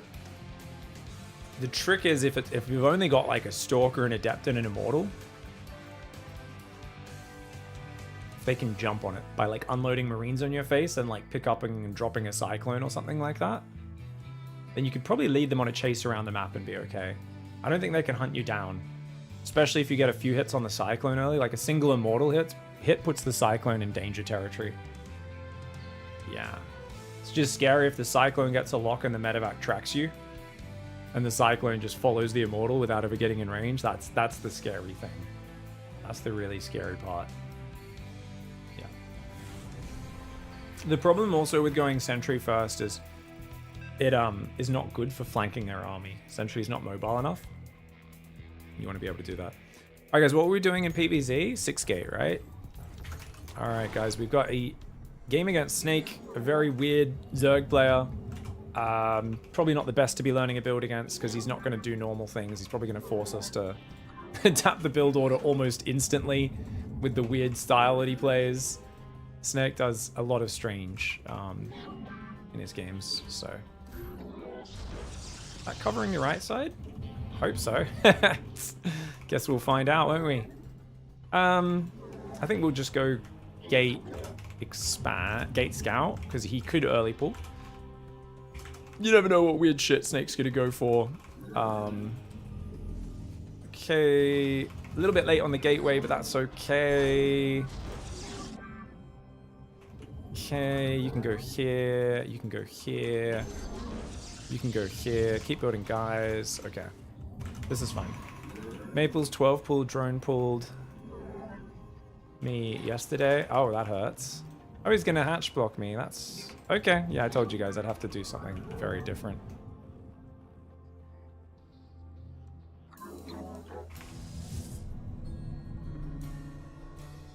Enemy assaulting probes.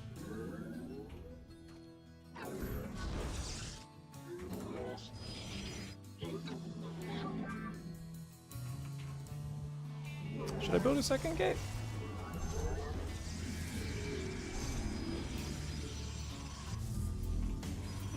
Yeah, I guess so. Let the pylon finish. Now we can go check this third. Okay. Third ON, third pylon here, just to make sure we don't get supply blocked later.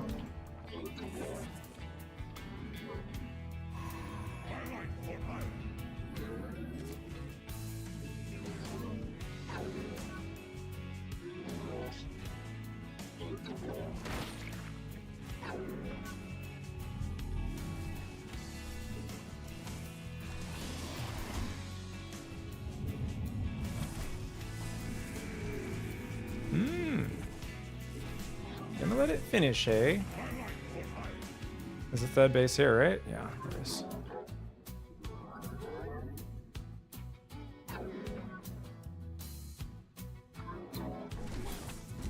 We stand as one pylon under assault.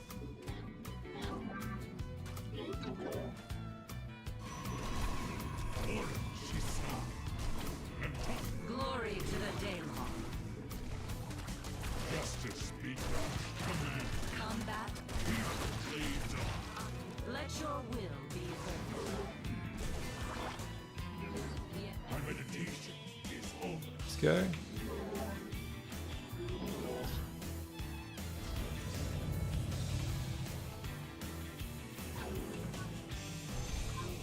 Well, this is really bad. I should have built more stuff, guys.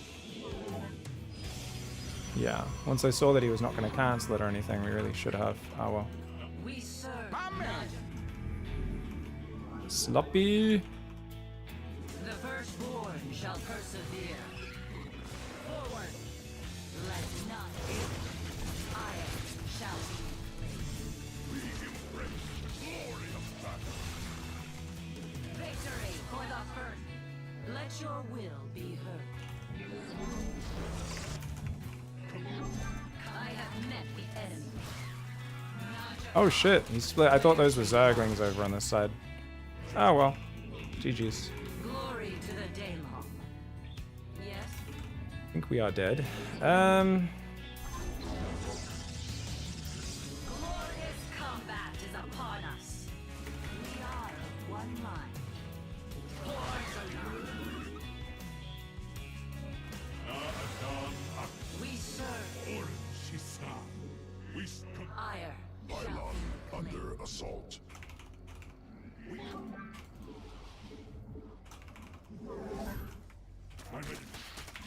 We stand as one. New technology researched. Probes under attack.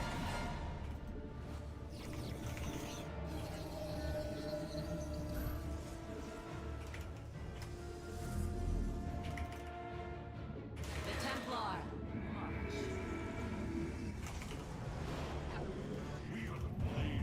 Where are your lings at?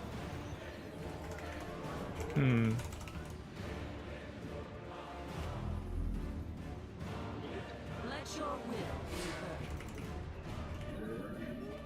be heard. I keep trying to hope to catch some units here.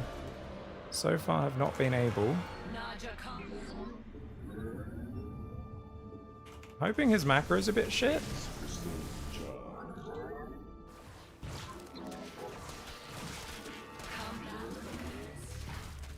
Hordes alive.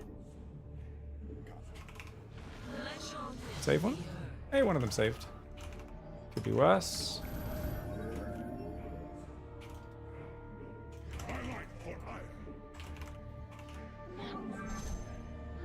Obviously, This vessel shall invade. Yes, execute ire. Shall. that's what we call a gift, guys. Give And I us. say I love Where shall we Protoss players, and I like to gift them things sometimes. Question, should we go Storm? Answer yes.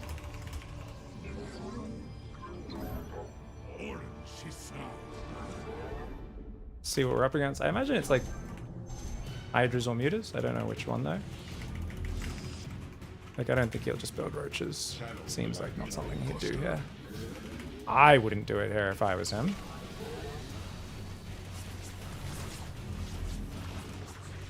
Okay, we will take some damage.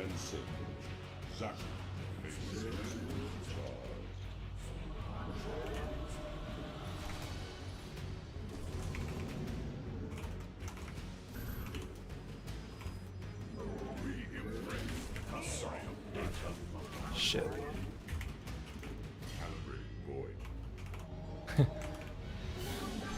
I really hope I'm wrong about the mutas, guys. Please be voting Hydras.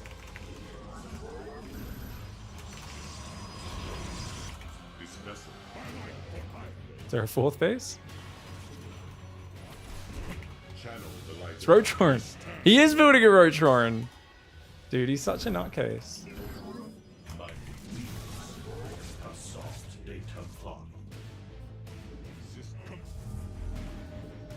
You noticing me?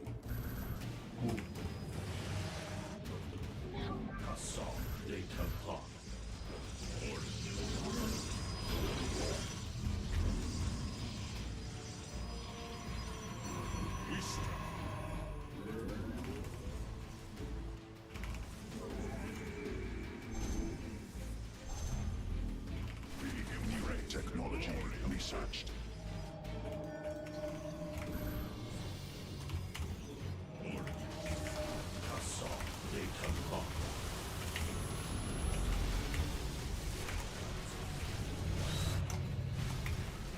Upgrade completed.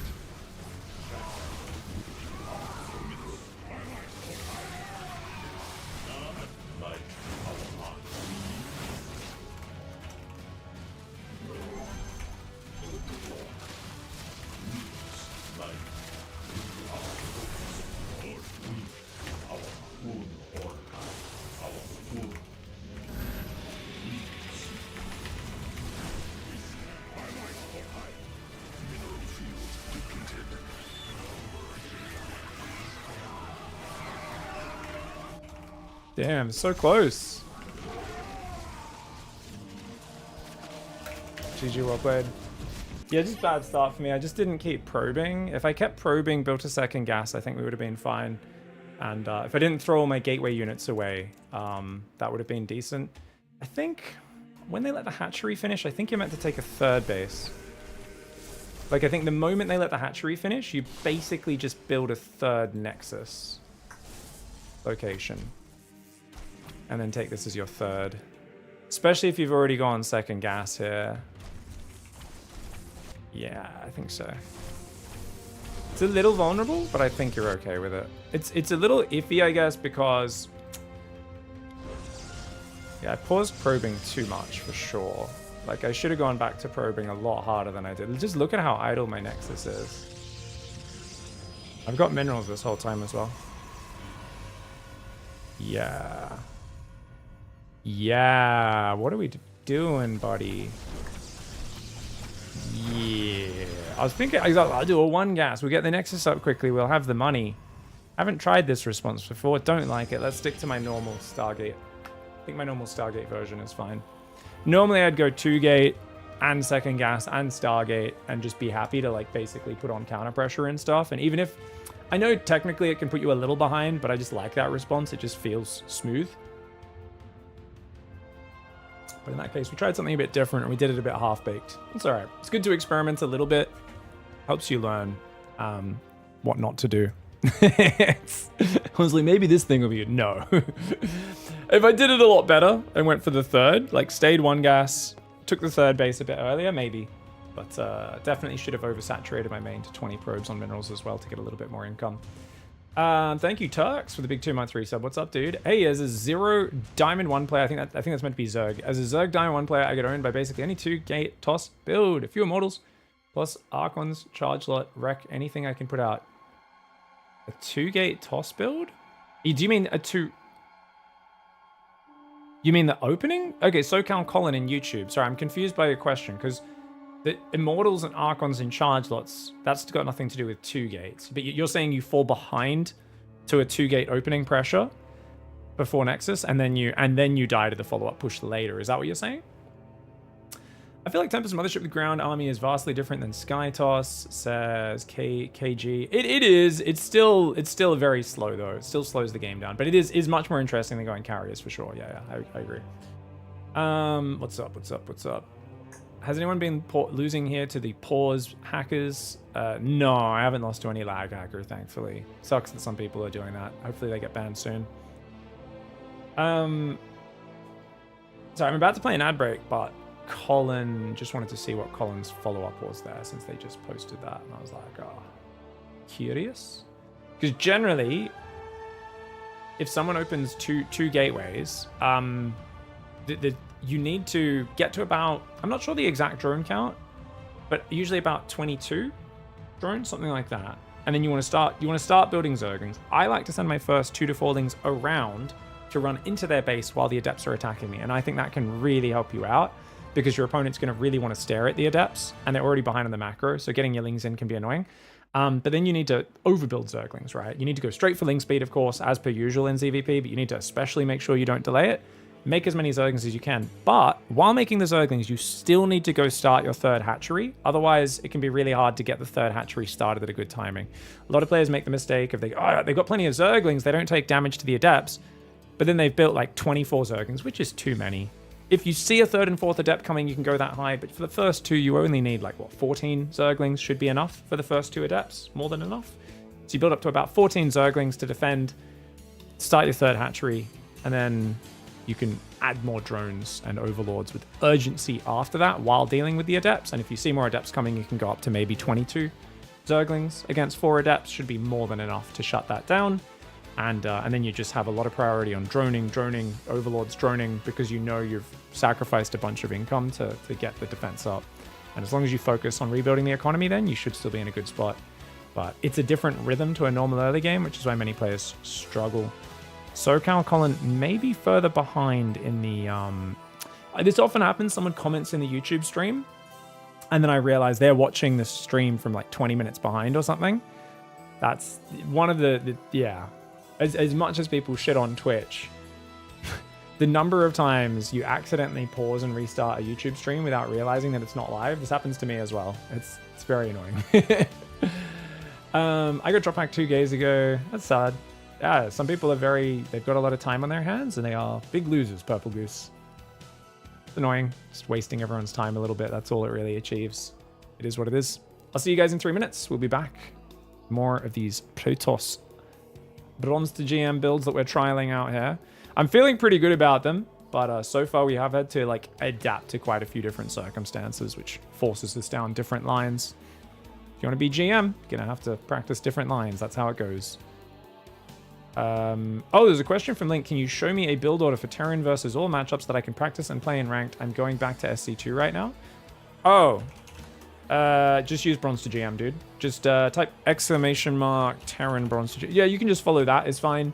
Otherwise, if you check that channel, you can also search for like easy marine tank push or something like that, or just a TVP, TVX easy. If you just look through the videos on that channel, there's a few other Terran guides. If you prefer those more to bronze to GM, you can use those. Beginner to advanced. Search beginner to advanced on that channel. There's some simple builds you can follow if you don't want to go through such a long series or you feel overwhelmed by the length of bronze to GM. You can do that. All right, I'll see you guys in a minute. We'll be right back. I'm a good teacher. What can I say? Come on. Is under attack. Let's go, lads. Your Let's forces go. are under attack. Warning. Class 10 Zerg flyer detected. Yeah, class 10 dick in my butt. Scanners show the largest Zerg signature I've ever seen, and it's headed your way. Holy shit. How many pylons do you need to shake off here? At a certain point, standing at the Ultra Love urinal, shaking your pylon, it's not just shaking it, you know? They say shake it once, yep, sure. Shaking it twice, no worries. 3 times, you might just be playing with yourself. I think that's how the old lyrics went, and I think that's what Max is doing right now. Raynor is trying to shame him into leaving this game with this beautiful Lurker Hydra Corrupted just picking away at him. Max showing great micro, but he's done for. He's cornered, and it's just a matter of time. Dark makes CVP look like the most imbalanced matchup of all time. Like, you're just like, how is this even fair? He just gets to do like 1 of 17 different random attacks between 4 and 7 minutes, and they always work. And you're like, this is so bullshit, man. Yeah, I also feel like he didn't get supply blocked in either of those games. I could be wrong, but when I was shading and looking at his drone count, I don't think he was supply blocked. This is the motherfucker who will get supply blocked in $1 million tournament matches. $1 million World Cup games. He'll be supply blocked 3 times before 72 supply. Plays me and he's like, you know what? I feel like building overlords today. I'm like, what? Can you play like you normally do, please? Don't do a proper fucking build order. That's, I mean, my best chance here is you get like supply blocked 3 times and my build happens to counter your build from a very lucky dice roll, you know? Like, come on. Position would completely be blindsided by tank pushes. Your face is woefully out of position. I'd say that might be one of the easiest things to fix, but You're one of the easiest things to fix. for some reason, and You're a reason. Sorry, guys. This is my new game called Unmuting Other Casters, and then saying nonsense at them. It's a fun game. And what I really want is StarCraft to be like this again, guys. I gotta say, I don't want this to be balanced for more than a few months, but I want a new patch every 6 months that puts stupid stuff like this in the game. And then 5 months in, we're really sick of it. It's overpowered. It's dumb. And then they remove it. And they put new dumb stuff in the game. I mean, wouldn't this just be the dream? I love it. I don't know. At this point, and one of the, I'm like, screw making it a sport that never changes and never evolves. I'm all on board with this. I used to be like, give us a stable game that never changes for 20 years. These days, I've completely changed camps to just give me fun toilet button, because that is friggin' hilarious. Guys, Protoss teammates in 2v2s are just the worst. I'm like, how can you have more gates than gateway units 10 minutes into the game? Like, and that's total gateway units built in the entire game. That is ridiculous. Like, what are you doing? He's like, it's okay, I've got my fleet beacon now. I'm like, what? oh, that's what we were waiting for. I don't care. I take it all back. Protoss, Fever Attack is the coolest Protoss I've ever seen. Fever Attack was waiting for 5 minutes for Blink DT to finish so they could blink across the back door into the base. I don't care if your macro is total ass. You got Zealot attacks hitting, you got DTs running into the... So, mother truckers. Where was Pig suggesting for his bronzed GM? Other than bronzed GM, I was just saying on Pig coaching, if you search beginner to advanced, like, just go Pig coaching, SC2, beginner to advanced. Should come up with some videos. Easy 2-base build order. This is a good one.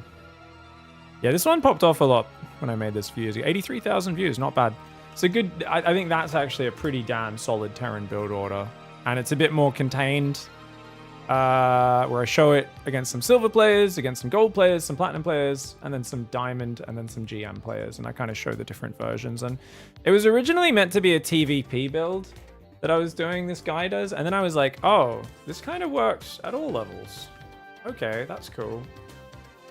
Yeah, it's a good one. It's super solid.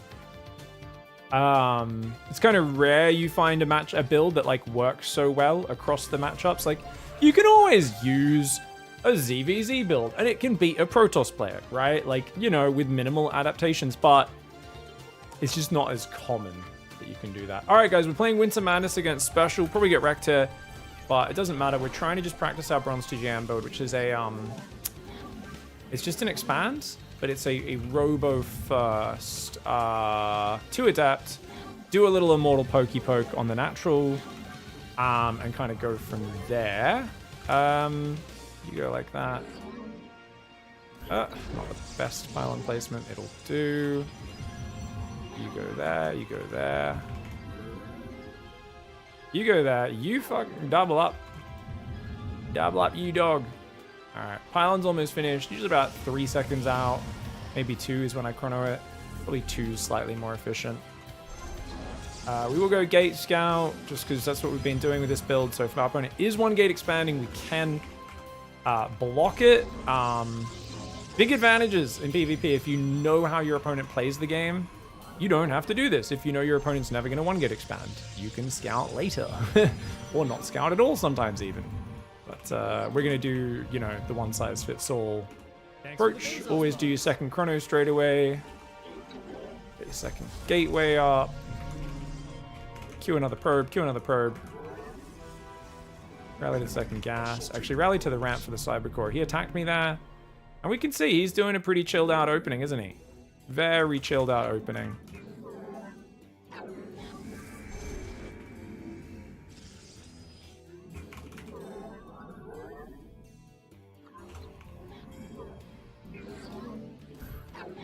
Okay.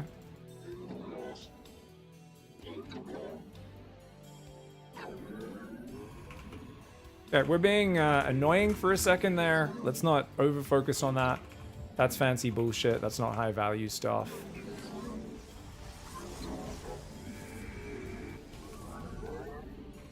Okay, you can go here. You can go here. You can wall me, that's fine. I don't give a shit. Okay.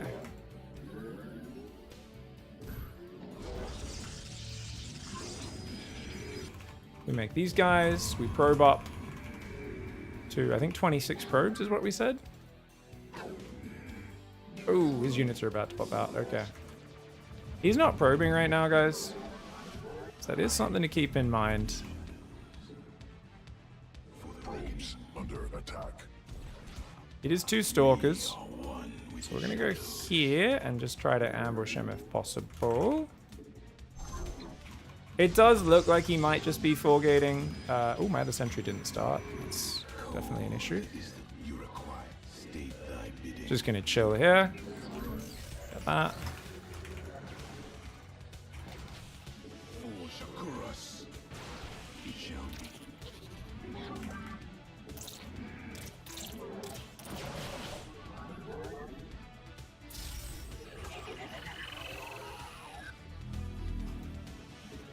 Okay. The skies await.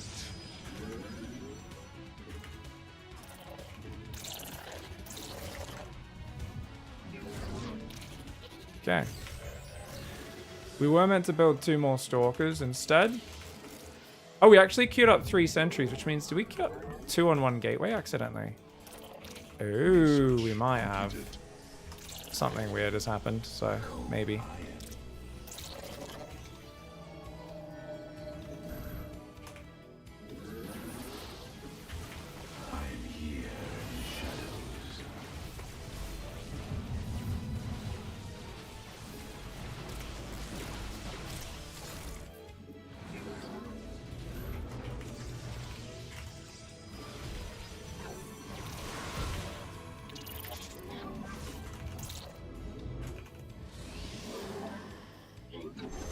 Nexus point under enemy attack.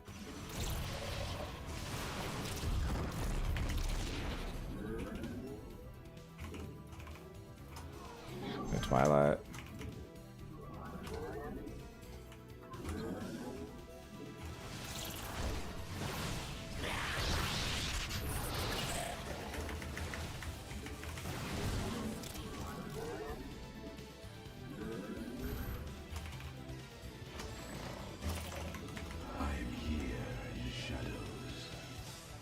Okay, try and build the Immortal.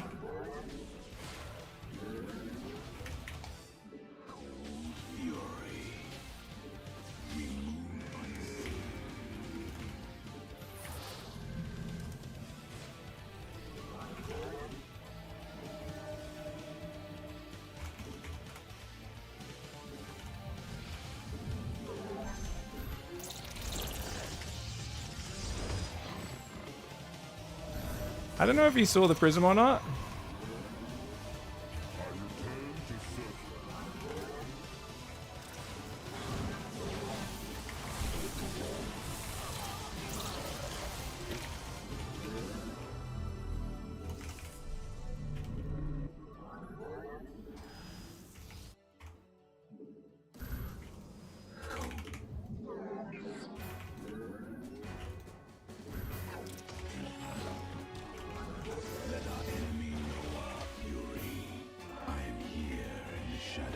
Protoss forces now in combat.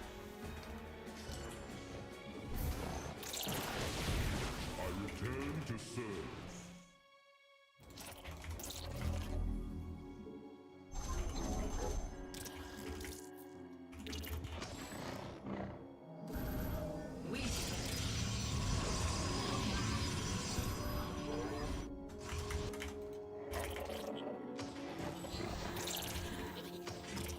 Glory to the Daemon. Not Okay, we're going all in.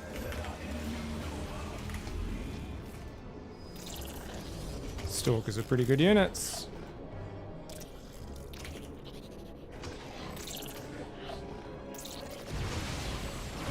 Upgrade completed.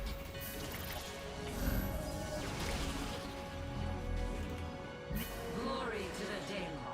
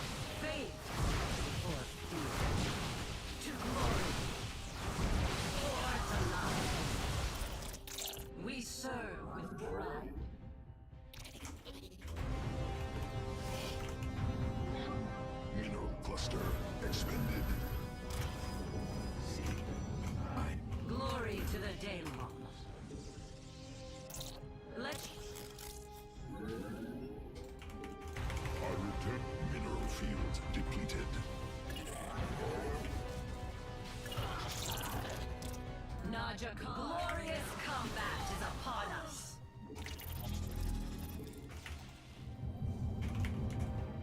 I have met the enemy.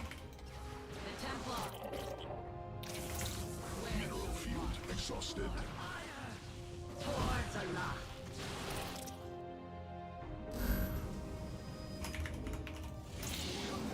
Highlight for hire.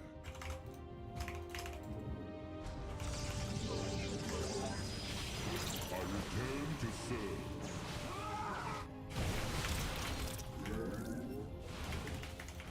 East.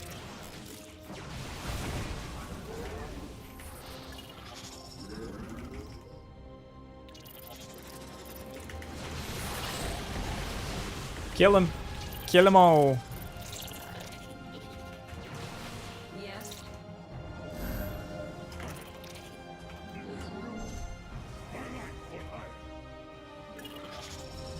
I return to serve. New technology researched.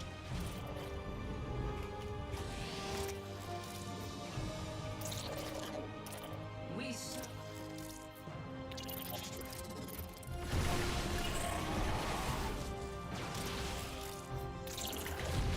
Undara Manakai.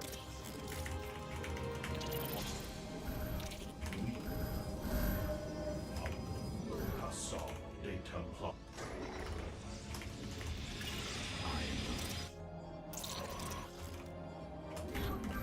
The enemy closes.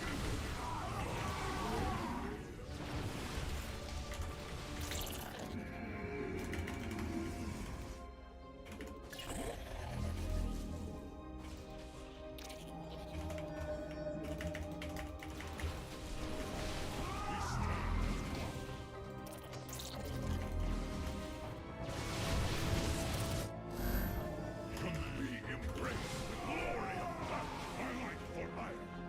Humbly embrace the glory of battle. Pylon under assault.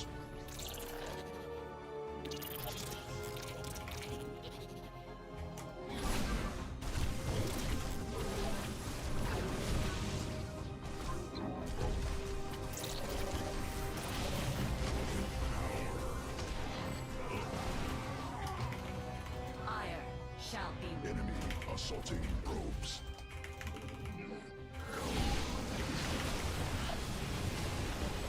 I have met the enemy.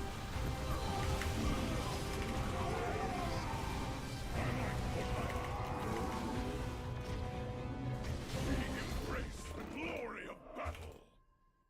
State thy bidding. Probes under attack. We embrace the glory of battle. Highlight for hire. We embrace the glory of battle. State thy bidding. I am we. Justice be done. Thy bidding. My Hassan. Shit. Good recall.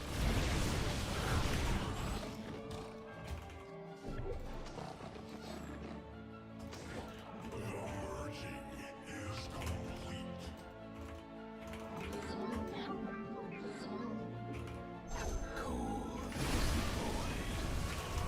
Well played. He doesn't even have any upgrades, so we actually kept the pressure on really well there. But he ends up going 2 gas mass zealot swarm on me. Very nicely done. Cool, good game. That was pretty good. I think we saw the power of the robo a little bit, but these adepts got in a little bit earlier than I was hoping for, and definitely put me on the back foot. Stalker ambush in the fog, in the grass was good. So he went 6 Stalker expand into pretty much immediate 2 adept. Yeah, it's a crisp pressure, that is.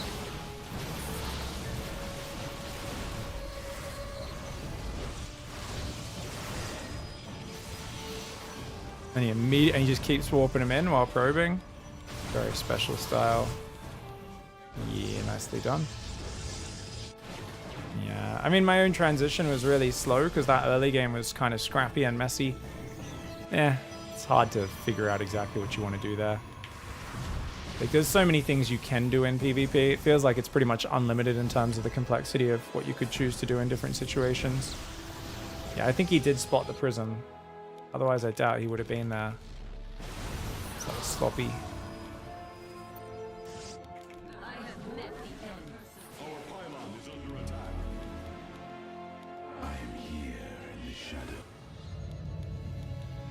Did he not? He didn't see it, right?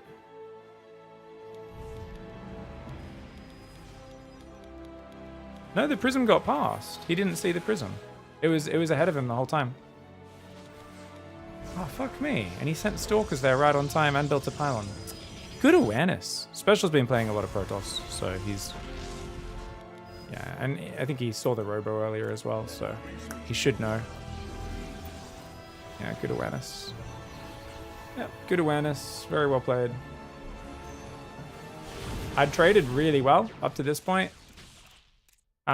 You're meant to be able to go kill the third right now with this second immortal. If I committed straight away, could I have done that? Maybe. Feels like at this point the game is pretty good for me, but I don't know. I let him pick away at me for a while. If I attacked the third with everything and sent 2 adepts in the natural, I think that's really hard for him to deal with. I guess I did kind of... I mean, I committed pretty hard here. We do some good immortal pickups. He does a YOLO blink forward. Definitely didn't micro these adepts as well as I probably should have. These 2 adepts. Yeah, that was a good recall, actually. It was a very good recall. I mean, obviously we killed quite a few probes, but not as many as we'd like there, considering the follow-up is so derpy. Essentially, you just go for round 2 of the same thing, I think. I think I should have just kept building Adept Immortal from here, probably. But, yeah. Pro gamer mechanics going to be pretty good. Just me, or is Big louder in the right ear than my left? It's just you, says Bolmus. Okay, that's good. I was worried. I was like, oh no, how'd we do that? Feared Ace, thanks for the 36 months.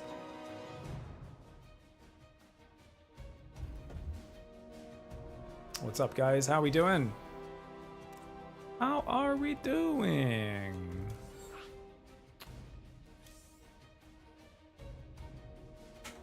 Oh, man. Whoa! Oh, good stretch, man. What have you been paranoid about, Kylos? Louder in one ear than the other? Is everything just plugged in tight? What are you listening on?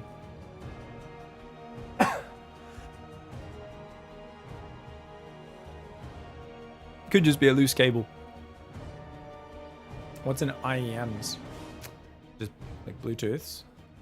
Crispy, thanks for the 31-month resub. You guys know what EMs is? Beep boop, we're back. How you doing, Crispy? What's happening, dude? Chewbacca, bro, smoking too much ganja, pig. I can feel your voice. That's nice. In-ear monitors. Is that a term people use? In-ear monitors? What's an in-ear? I don't know what an in-ear monitor is. That's just like a Bluetooth earbud thingy. Is it? In-ear monitor. I've never heard that term. Is that standard, guys? Is this a thing people say? All right. Ooh, PVZ. All right. Let's hope we can get a normal opening and practice finally this 6-gate arc on Zealot pressure, guys. See if we can get it going. Ah, for stage production and concerts, people say that. Are you in the audio industry, Kylos? Kind of what you have, but more advanced. I'm literally just using like the free earbuds that come with a phone or whatever. Actually, these are technically JBLs, but you know that is the brand. But it's essentially the most basic shit you can get. Yeah.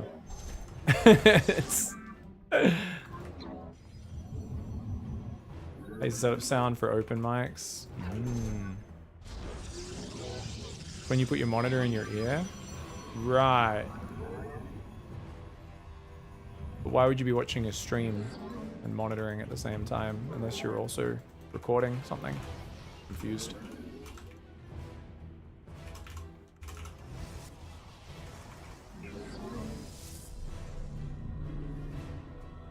Alright guys, we're going to be doing a 2 Oracle opening. We are doing the most conservative Gate Scout, which, I mean, we could easily Pylon Scout this. Might even be better.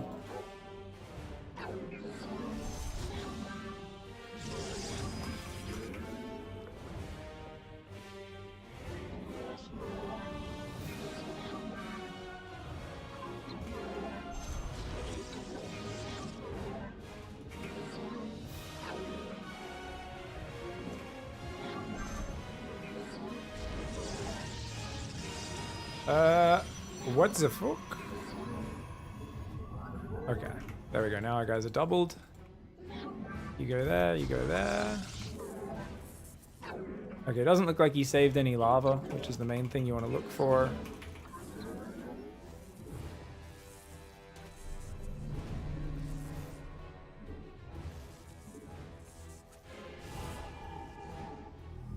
I'm gonna chrono that. Play warp gate.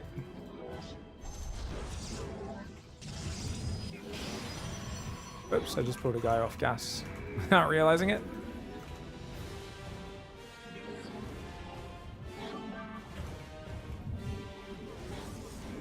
Glory to the day.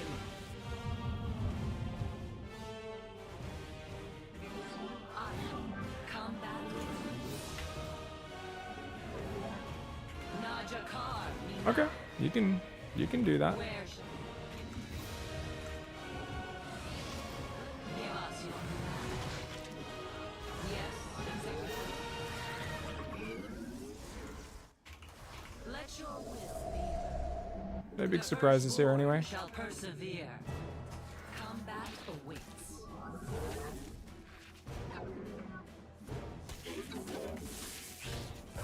Give us your command.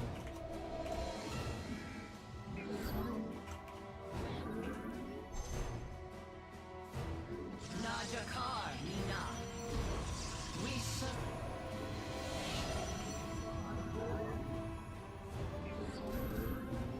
Alright, we are not getting to do the builds today, guys. That's fine.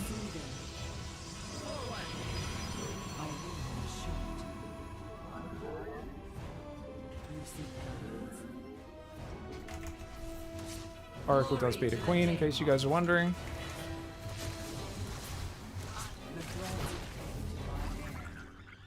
Let us begin.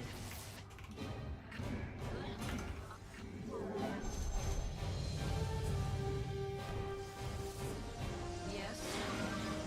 Give us your Research completed.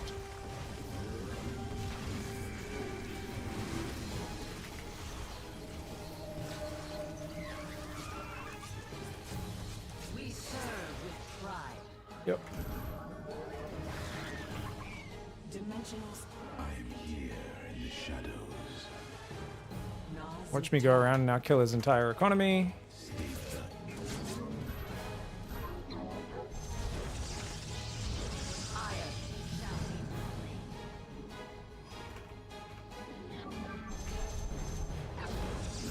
Nexus point I almost feel bad that I have to kill this build because it's so fun from him, you know?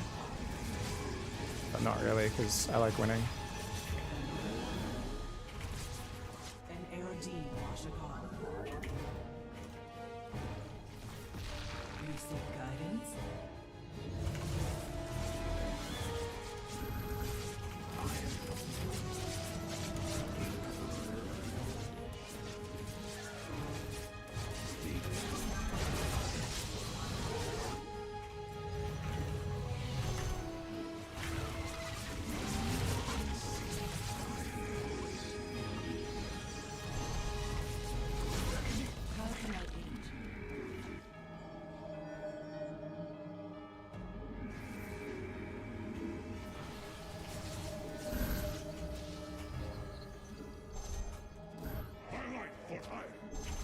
He's trying to transition, which is super cute. Our window is short.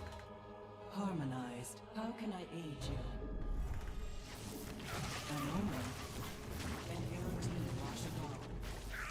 pylon under assault. So we're making Zealot Archon, guys, which is cool.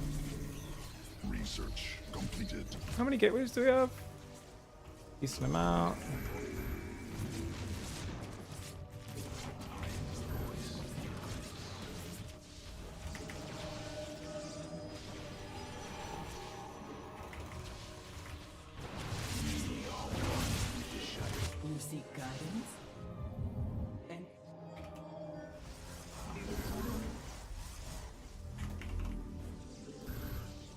So once we get an Archon or two, that really helps out as well.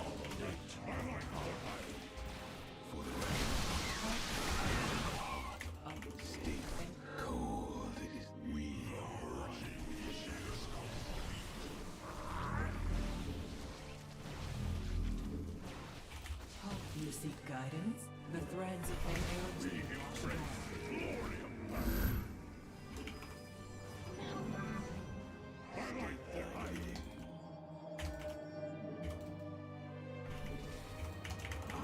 No, there's no creep there.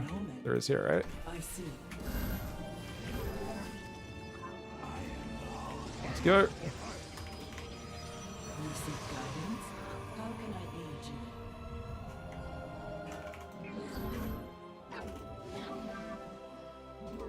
Our window.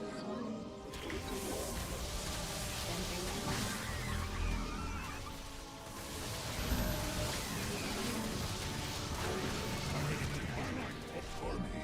Enemy assaulting probes.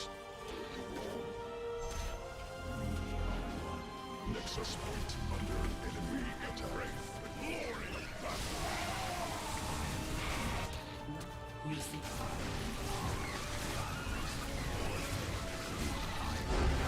Got him. Super cute build, fam. an omen. Extra. Super cute build. You know, cool. I think people will appreciate if we do bronze to GM on our own account and we just basically do this. Where we just basically like, hey, this guy's doing some cheesy bullshit. Let's try and survive. Okay, now this guy's doing some cheesy bullshit. Let's try and survive. Harmonize. Our window is short. Wait, so there was more creep up here, was there? Oh, so there was. I guess there's another one up here as well. The thread Mineral cluster expended. That's crazy. I think there's only one more tumor though, right? window is short. Let us begin. I think that's the last one. Check. Yeah, there was some tumors there that I missed. Oh, there's one more right here still. Dum dum. Dum dum pig. Cute build. He tried to sex panther me, guys. That was fucking kind of cool ass style from Eradication here. Yeah, fun style. I did not realize what was happening for quite some time. Yeah, it was only when I was moving out to take a third. I was like, whoa! Lucky I also found the opening in my wall. Cool. Yeah, crazy to try to macro out of that, but yeah, killing the first queen is huge. Walking the two queens across the map kind of nutso as well. But yeah, having already killed a spine crawler is kind of amazing, isn't it? Lings did not get through my door. Oracle did so much damage. Killed the spine, killed a queen, killed the first creep tumor. Now Oracles went around and they did really big damage on the other side as well. Because my opponent's trying to macro up. If I went in a bit faster on this natural, maybe, but he's already put the drones away. And yeah, do we get much up here? The drones go to the very top of that. I think they're in range. Oh, not quite. I needed to shuffle it. I thought it would have been picking off a few drones if they went back to mining. But at least we kill his gas, his only gas. We get a bunch more drones there, which is essential. Another one there. Another like 3, 4, 5 there. That's a lot of workers. That's a lot of workers. Because now we're at 11 kills and 8 kills. Which is a total of 19 minus, I think, 6 before they got this. I think 13 drones got killed there. Yeah. All right, nice. We got it.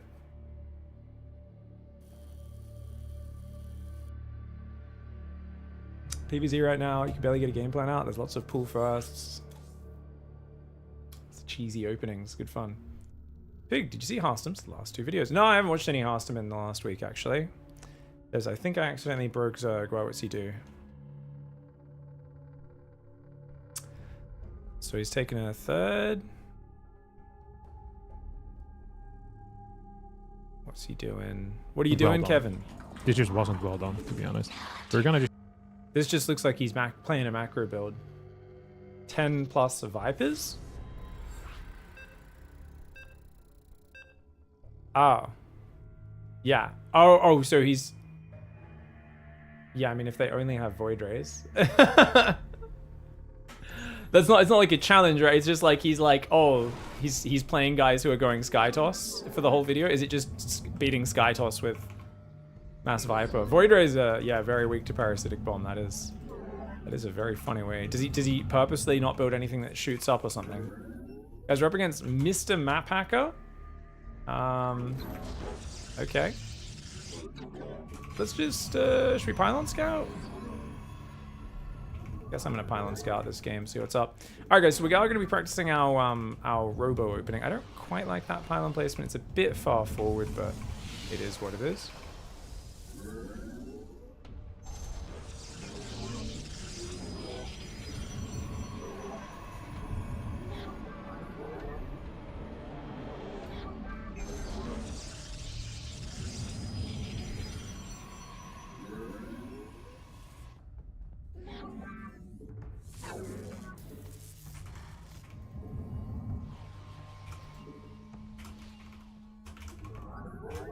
Probes under attack.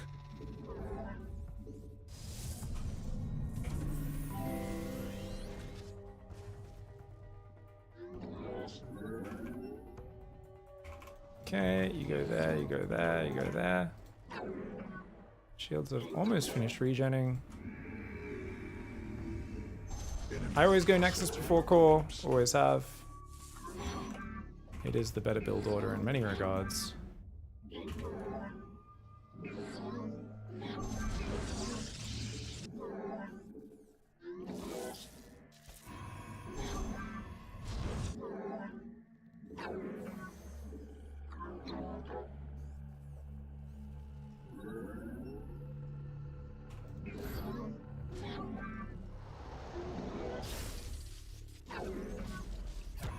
I was just trying to bait him, but I should have had another mineral line ready to click on. Sloppy. Still, we messed up his opening a good bit. This is a double gas, so normally double gas requires you to play a little bit safer than the other ones. I do think maybe just going Adept first is better than Stalker first. I don't know. I'm very unsure. We do need to build an Adept straight away, though. I am here in the shadows. I will do a chrono on the probes. You require my skills.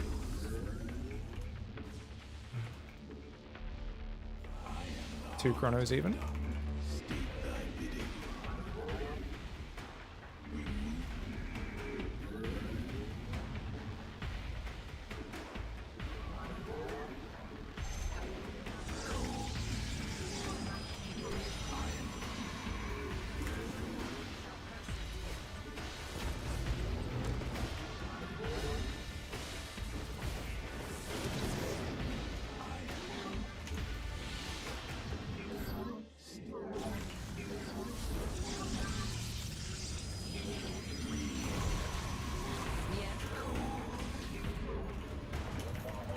Good damage so far.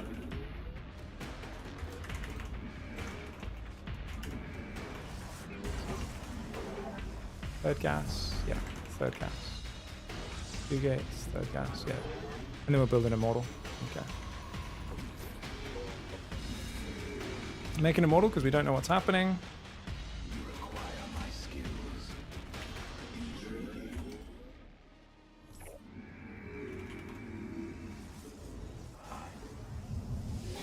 I am here in the shadows. I am the voice of the eclipse. You Okay.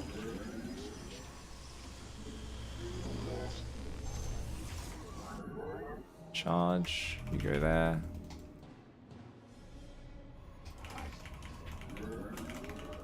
We want to go Robo Bay and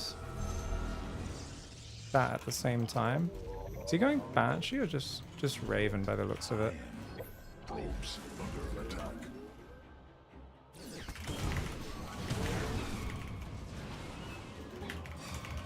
State thy bidding. Real. You require my skills. I am here in the shadows. Okay.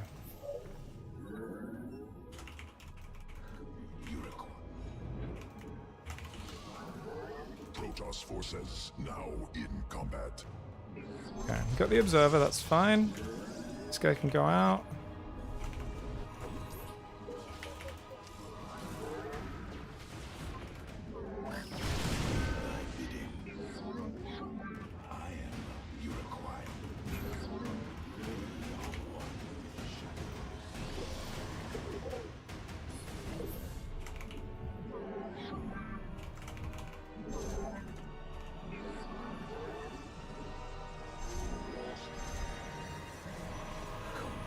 One sentry would be nice.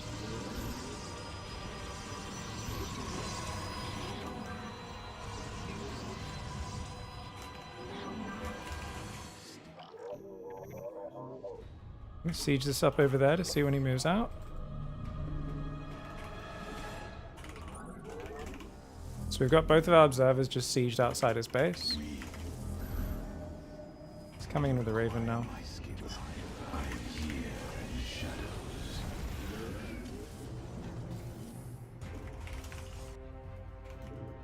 +1. He's seen a Colossus, so he might not expect the disruptors, which we always go for next. Protoss forces now in combat. New technology research.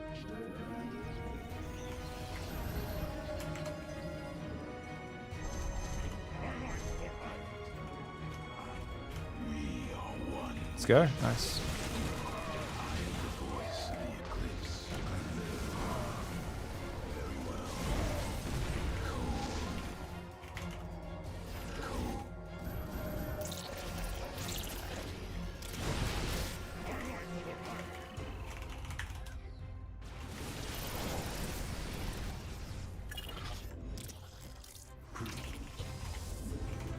Mineral field exhausted. Protoss forces now under attack. I am the Lord. You require my skills. I am here in the shadows.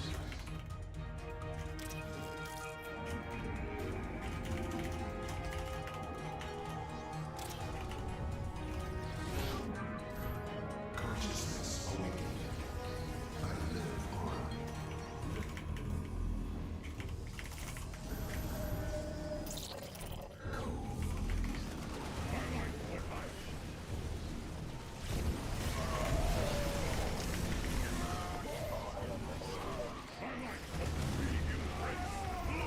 Upgrade completed. Pylon under assault.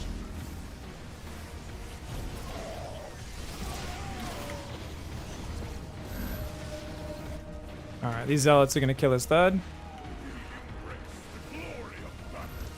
Which is good.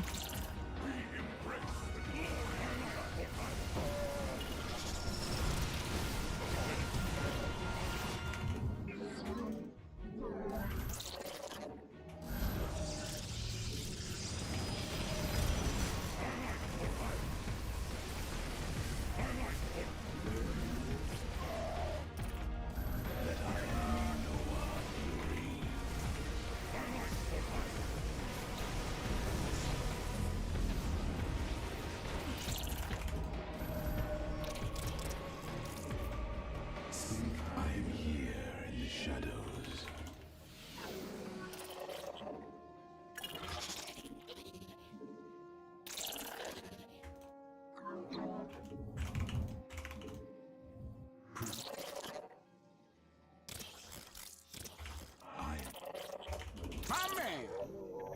Mineral cluster expended.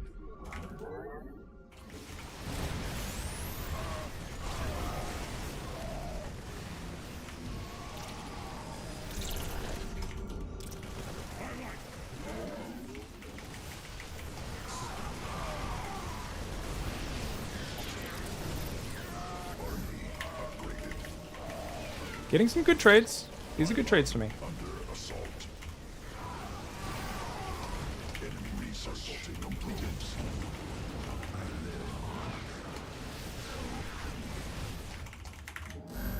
We begin.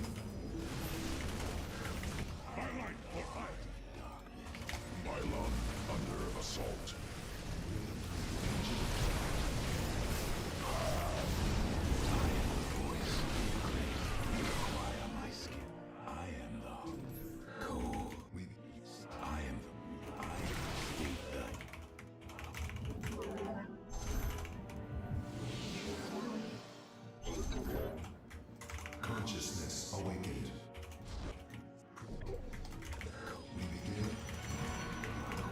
Good movement, fam.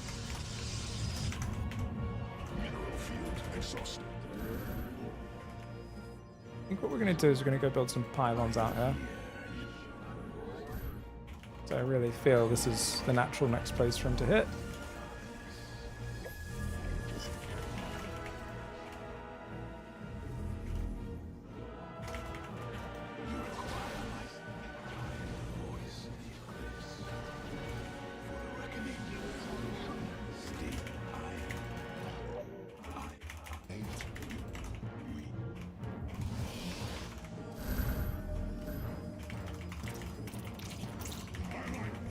Pylon under assault.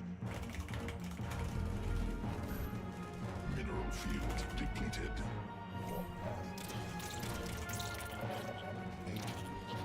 Sweet, zealots are in there.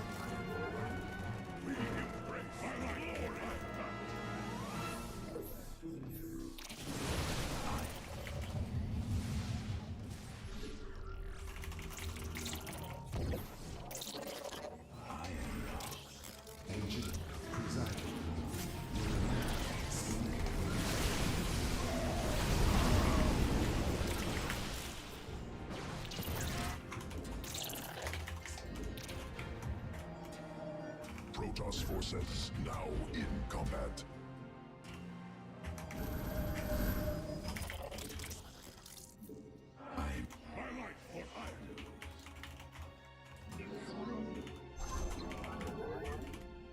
Upgrade completed.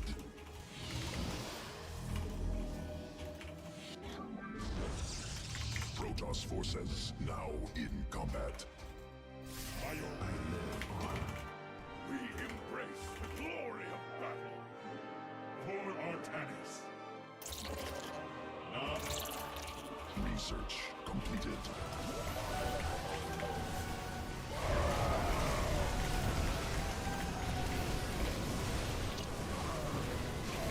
Mineral cluster expended.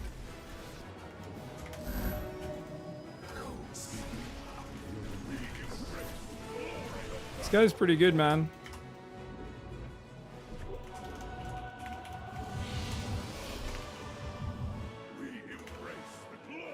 Army upgraded.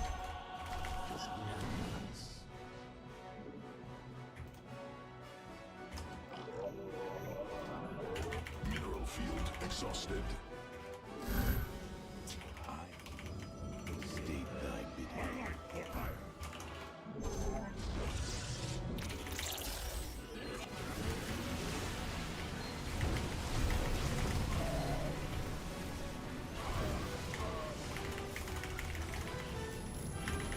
Oh, that's pretty big.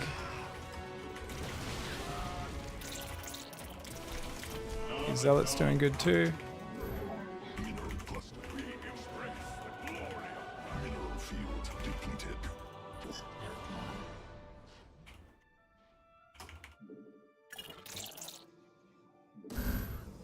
We stand as one. My light for ire.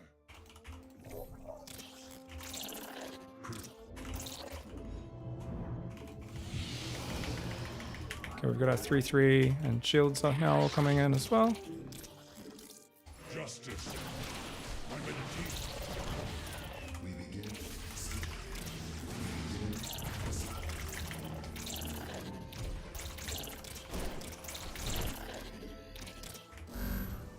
Upgrade completed.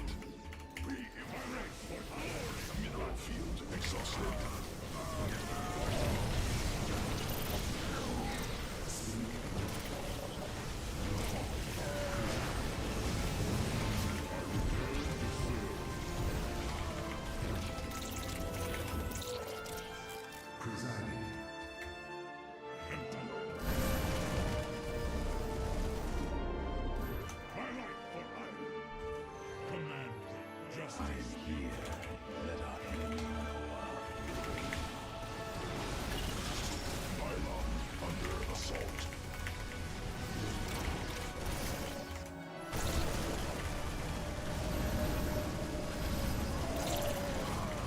Trying to do bot pickup stuff. I would usually describe as like big boy, big dick strat, big dick micro. This guy's pretty good.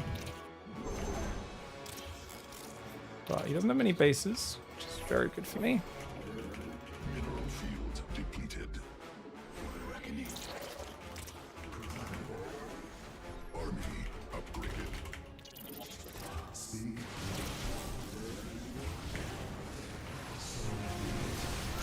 Mineral cluster. Speed.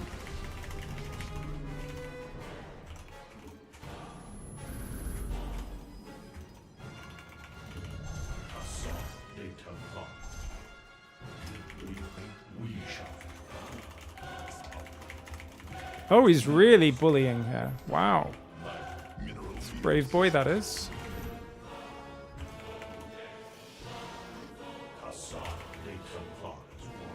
Mineral field depleted. These guys are still about 10 seconds away. New technology researched.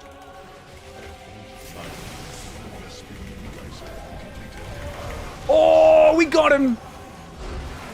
Yeah, eat my balls! He played pretty good, man. But we split the Zealots off, made him panic, move his whole army. Then just moved our splash damage in the other direction. One of the hardest things to deal with as a Terran. It's trying to have your army in the right position at this stage. And the Protoss just uses that mobility so nicely to take the advantage. And you've got to be that kind of beyond Clem level beast Exhausted. to keep up. Nice. Fun game. Fun game. Yeah, style seemed okay. Definitely it's a bit weird playing the opening. Because it's just so unfamiliar to me. Going like charge and then also single robo bay. But I do like the idea of like 3 gases and then kind of going to that next step.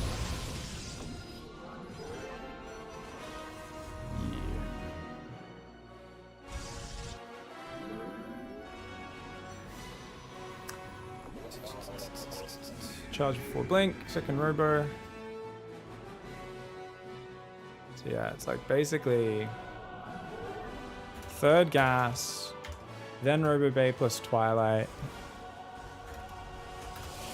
3rd nexus, 4th gas, 2 more gates, 4 total, forge. And then we can go kind of second robo plus 4 more gates. It's kind of the general order we're looking at. Seems pretty good. I like the idea of just building 1 Colossus with no range. But then if later on they don't have any Vikings or anything, just swapping back into Colossus as needed.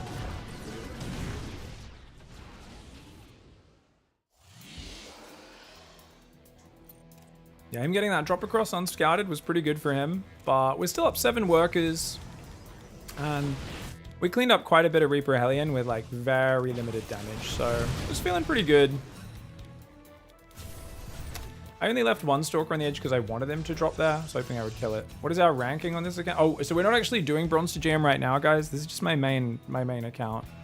We're just kind of figuring out what builds we will be teaching when we finish the Protoss Bronze to GM. And I might even do it on this account as well. Probably will. Probably will just do normal ladder games. Just teaching specific styles for each matchup. So we're, I don't know what we are, guys. 54? 54, 50? Something like that. Yeah, the observers just seeing everything is such a big part of this style. And, you know, you can get more than 2 or 3. You get 4 or 5 observers, whatever, but yeah. The vision is just such an advantage. And being able to just squeeze a few extra observers in here or there to see where they're coming from is necessary, because your blink is always so very late. This was a good idea, dropping for him against this style, because if someone's gone fast charge, fast Colossus, they can't really have much else, and it does jump on top. Yeah. Good job by him. Zealots are really good on top of units, you know, if they're dropping into the Zealots. But I think I handled it fine. I think these 3 zealots just did so much damage. Canceling his 3rd. Oh, I accidentally pulled 2 of them home. Oh, damn. Oh, that's all right. I think he had enough Marines together anyway for the defense by that point, but could have done a bit of a better job of probing during all this, and that would have made things a little bit nicer. But he was also like headbutting pretty hard to keep me on the defensive this badly, right? So like he's committing everything to aggression. It's kind of okay that I'm making some macro errors in the midst of what is a very clear, desperate push from him to get damage done. Once the blink kicked in, whenever we forced to pick up, the Stalker blinks were actually so good. Got quite a few of these valuable units, hey? Very nice, very nice. Yeah.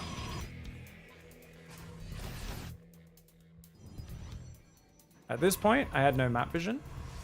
So you could see me not only send the observers out, but also start warping in Stalkers here. Why? Because my army has to stay here. I can't give up my 3rd or 4th if his army pushes again, and I have no idea where his army is. So this is just the vulnerable area. And until I get good map control out, that's why I went to build pylons out there, get a few Stalkers ready on this side. Main army covers the more exposed frontal push path on the right. Yeah. I recently got back into the game. I am silver, and I've got to get a lot better. I'm trying to learn Protoss, and it's different matchups. Awesome. Yeah, you can definitely check it out, Bronze to GM Protoss. I never quite finished the final Masters to GM, but the rest of it is very complete. Exclamation mark B to GM, or PB to GM, if you want to check that out. I can link it up for you. And there we go. But so we're Grandmaster, high Grandmaster with this account. Not sure how high, but North American Grandmaster's not that active, so it's kind of why we normally just say matchmaking rating, your MMR, so 5,400 thereabouts. It is high GM, but it's also kind of like, it's North American ladder, not as competitive as EU ladder. So it's the MMR is at least an exact number of your rating, which is a bit more exact rather than your league, which is awesome. Completed the 300 kilometers. Thank you, Toll. Don't forget to bring a Toll. Yeah, it was... Yesterday was the first day we did some gels, mate. First day we did some gels out of the whole month. 26 Ks yesterday. It was a good run, man. 26.4 kilometers. Got above the 300. Honestly, feel like I probably still had more in the tank, but I'd be feeling it a lot more today, I think, if I went for a full marathon or something. If I did the next 16 kilometers, if I did a full marathon, would have absolutely hurt. I've not been stretching enough. I think I would be way too tight today after that. So yeah, similar units lost tab. My probe count was never that massive here in this game, and his upgrades are actually pretty damn good as well. But thankfully we get to the stage of the game where I think Protoss is, if not favored, at least in a pretty good spot, and then suddenly we've got observers everywhere, zealot run-bys, disruptors, Colossus with range, Storm comes in next, DTs are going to come in. So there's all these late game tools that I think it's a little bit easier to use as Protoss than it is as Terran to face. It's, yeah. When you play a Terran who just micros perfectly against everything, it feels like Terran's really overpowered, but most Terrans make many, many mistakes. Thankfully, we don't have to play against Clem every day, otherwise it would probably be an actual nightmare. I should have focused those libs there, guys. That was sloppy. This hot pickup stuff was cute from him. Well, I've got enough money now. Even on just 68 probes, it's not a big economy, but it's good enough. I've got a 5th up. It's going to be really hard for him to get a 5th. And Storm is going to soft counter the libs.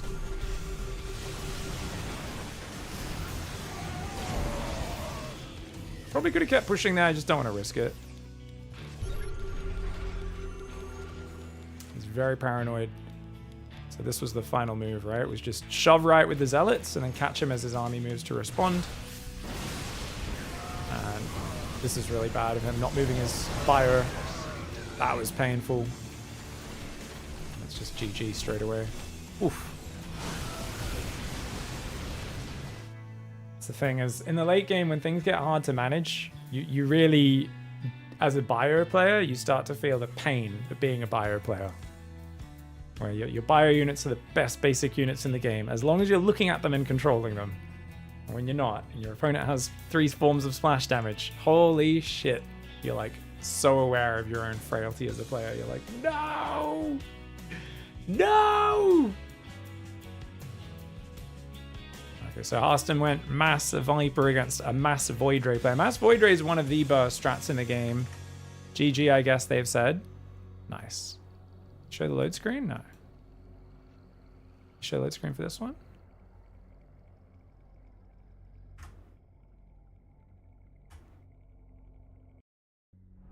Okay, Harston Zerg's 5200 now. Okay.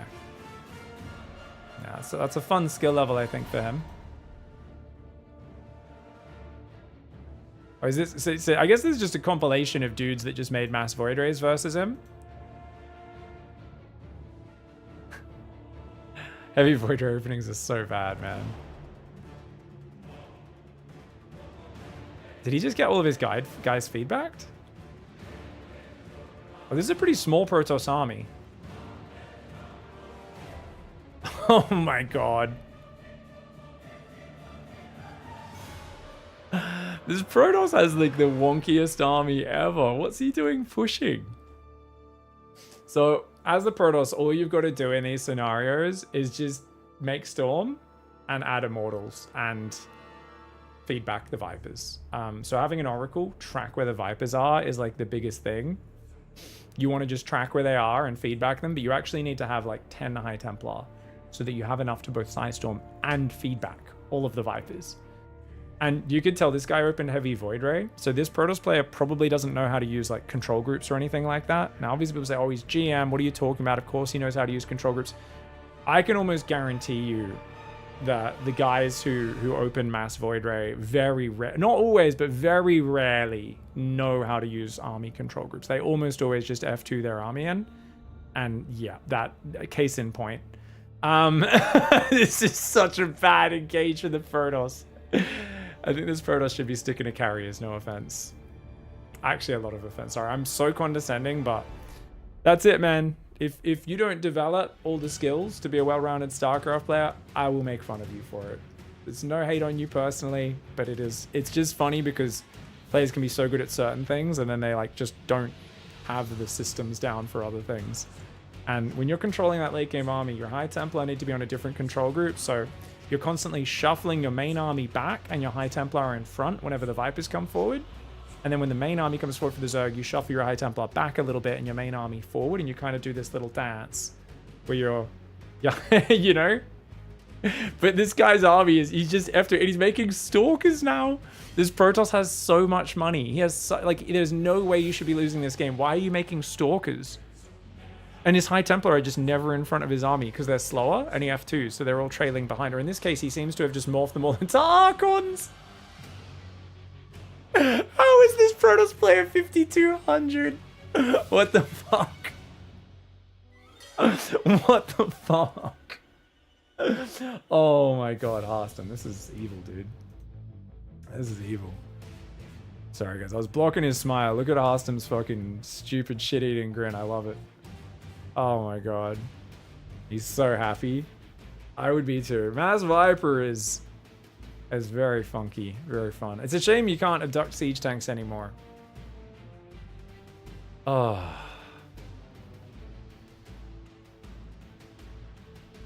I used to always tell people get like 7 Vipers against mech just to get good with Vipers. I think Harston's going to inspire a lot of Zergs to make Heavy Viper again. And just get good at using those spells. Yeah. The guy's just moving through Blinding Cloud into Hydra Lurker. No. Dude, isn't it crazy? This Protoss knows how to take 5 base, but his only army control is just attack moving, F2A move. This is like unironically an F2A move, Protoss, right? And he keeps replacing, he started with the best army in the game, like High Templar, Colossus, Immortal Archon, and he's like slowly added more Stalkers and Zealots in to make it worse. I'm like, what are you doing? Drone Up says, I think it's Hero. It's definitely Hero's, if it is, it's Hero's Gold League side, definitely not the other side. If Hero was slumming at 5100 MMR, I'd be a little bit worried.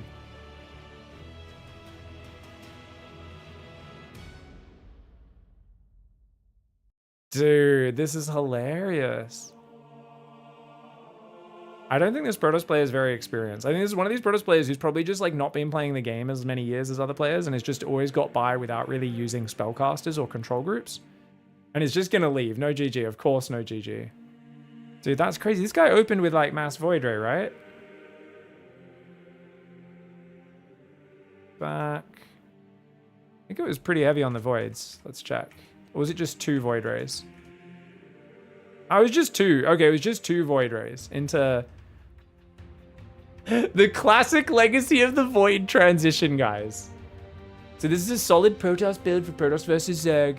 What you do is you open a Stargate, you get an expansion, then a Stargate, you make 2 Void Rays, and then you go 2 Robos, 2 Forges, a Twilight, and a Robo Bay, and you just fucking make every ground unit an upgrade at once.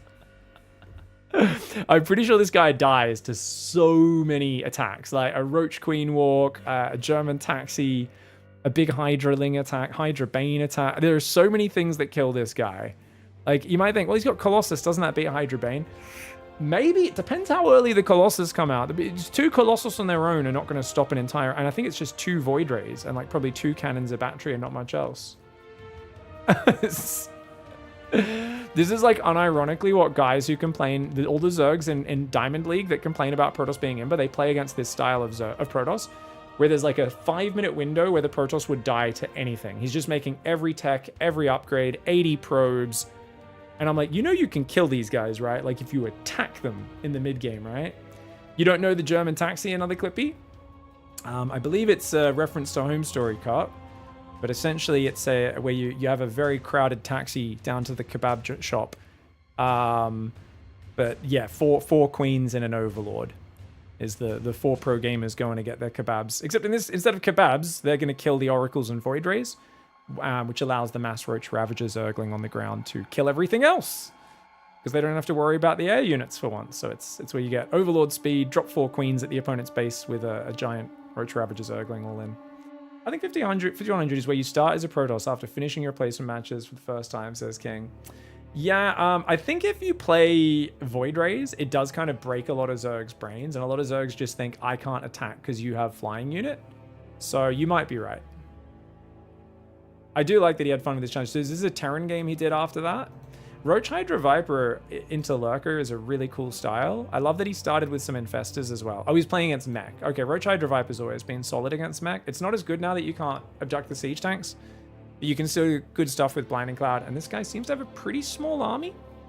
Only 2 siege tanks here. Yoinking the Cyclones in, which does feel very good, dude. This used to be my favorite thing. Just mass abducting Cyclones. Oh, I love it. Feels good. Ooh, he's losing quite a lot of drones, but I guess he's rebuilding them. Command Center should get clicked on. He clicks with his Dingle Dangle. Jingle Jangle? Dingle Dangle. Jingle Jangle. I like Jingle Jangle. Arstom's Jingle. I like the idea of it. There's like a bell attached to it. All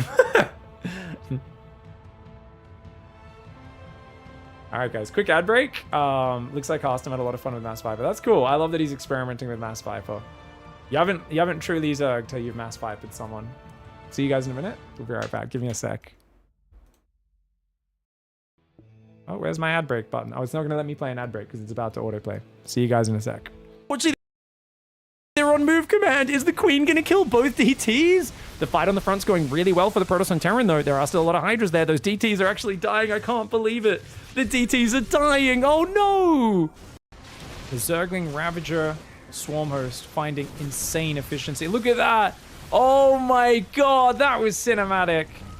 Oh, man. For sure, you're an N-word. Homophobic slur, racist slur, homophobic slur, racist slur, homophobic, racist, threaten violence, threaten violence, threaten violence, threaten violence, homophobic slur, racist slur, homophobic, racist, threaten violence. Talk to me, boss. I'm going in. Not a problem.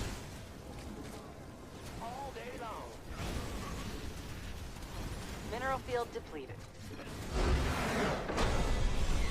Waiting on you. That's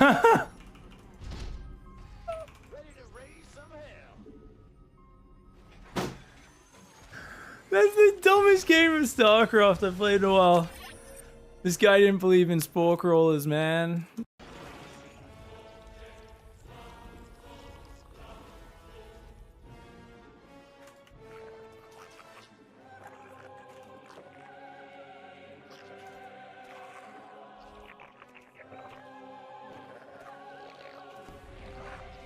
You can leave if you want to. You can leave my game behind. And if you don't leave, then you're no friends of mine. Bow, bow, bow. NA ladder is very special today. NA ladder is very on 2 behind it though. Has created chase too far is the question. His oracles are derping out here a little bit. One moment, guys.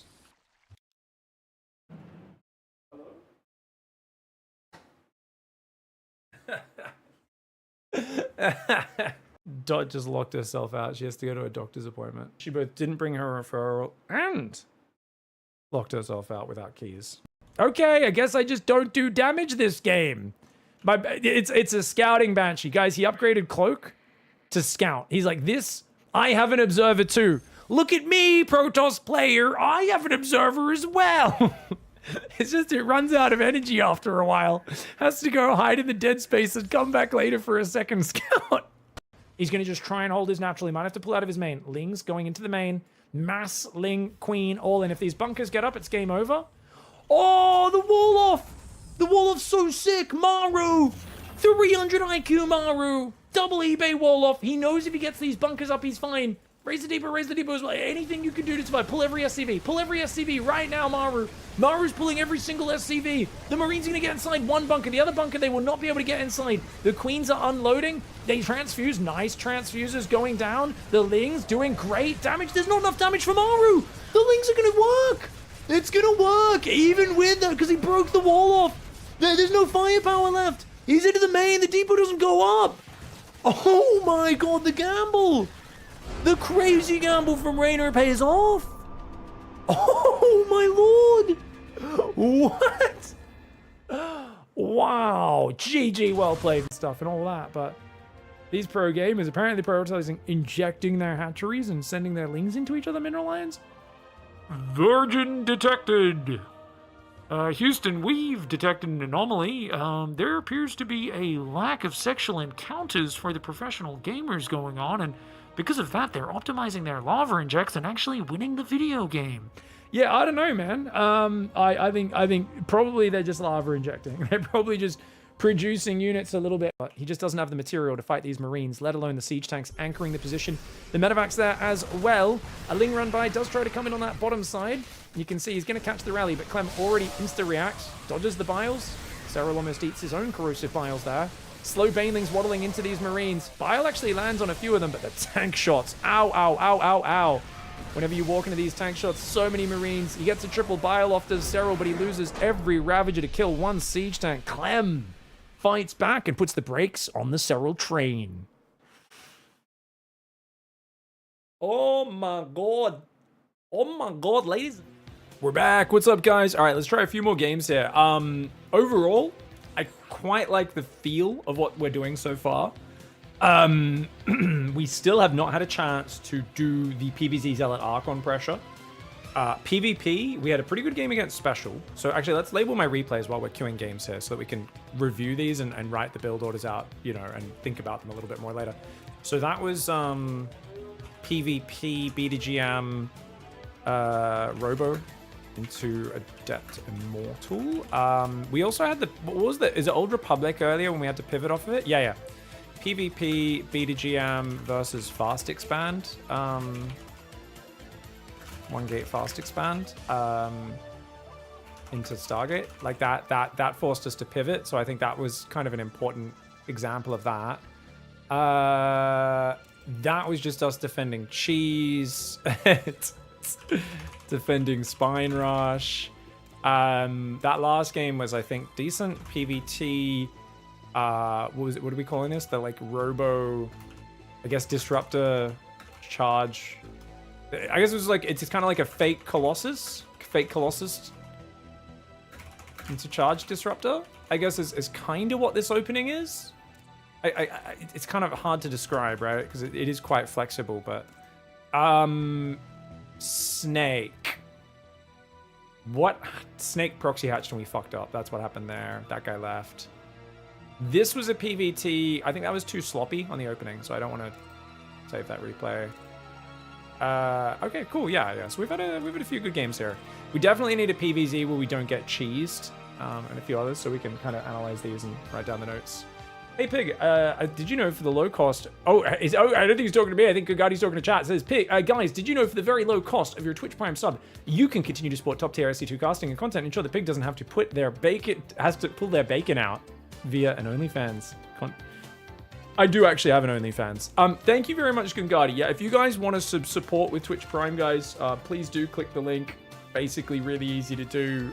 Make sure you use it every month. If you've got Amazon Prime, you get a free sub every single month. So you click subscribe. There should be a little subscribe with Prime Gaming box there. Click on that, and it'll let you connect your accounts. Guys, we're gonna play Bing Bang Boom. We're gonna be trying to do a 6-gate Zealot Arc on pressure. Solid build order. We'll go into the robo-based stuff afterwards. See how we go. Singapore server. So many people I'm playing on Singapore lately, which is interesting. Are they actually Asian players, or are they European players that it's decided this is the fairest server to put us on? And they're gonna get absolutely ping-mogged by me.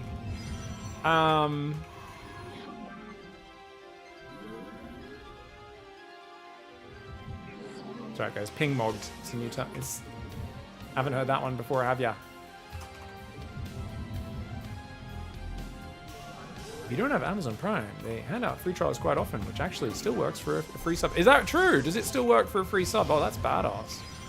I didn't know that worked. That's awesome. Maybe some work and some don't. Yeah, give it a go. Give it a go. So what else has everyone been struggling with? What's been going on, guys? StarCraft questions, other questions. What are the games you guys been playing? I think I will try another run at SIlent ASC20. Do another Slay the Spire run after 1 or 2 more games, guys, because I really want to do that on stream. Our whole journey of learning Slay the Spire I've been doing on stream, so I think it would be really good to, when I finally do hit a successful ASC20 run, to do that on stream would be great.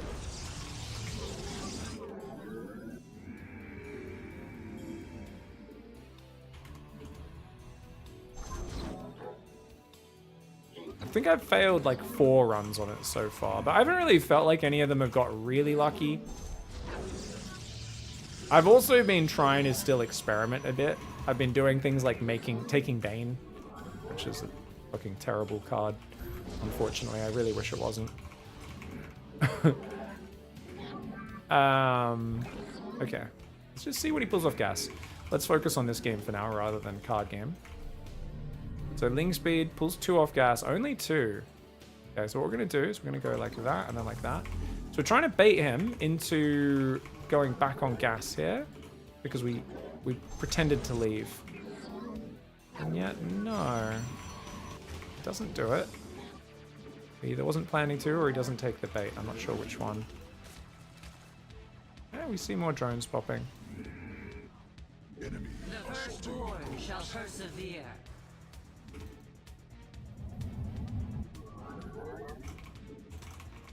Double chrono. Okay. Oh. Yes, executive. I did not realize my probe was still on the same hotkey. The Templar where shall hordes alive. Glory to the Daemon. Nicely done.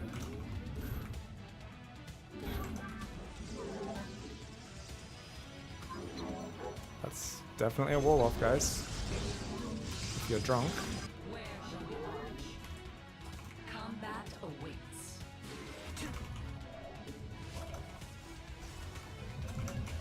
Go. Ooh.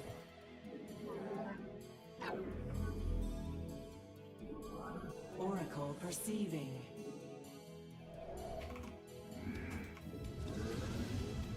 Glorious combat is a Oh, I didn't realize I moved out of the wall off there. Extrapolating strings. I see.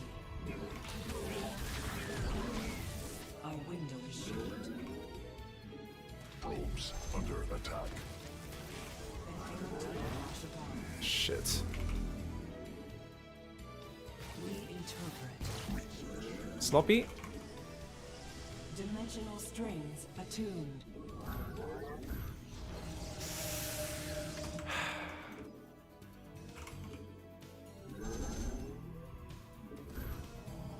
Let your... Where shall we walk? The firstborn shall persevere. Let an omen.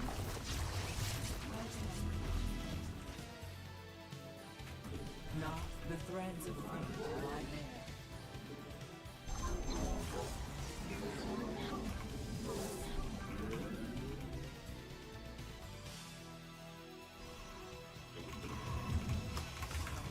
Yeah. You seek guidance?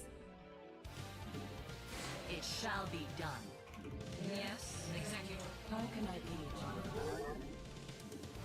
An omen. Let us begin. It is destined.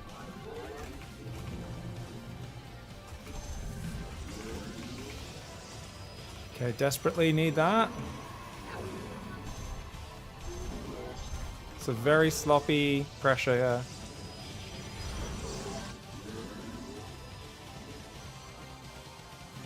The threads of fate. You seek guidance? I see.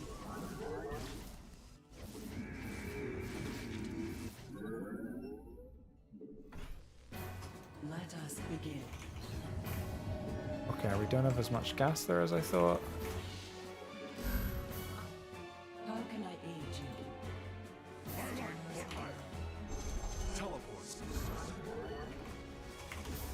The threads of fate lie bare.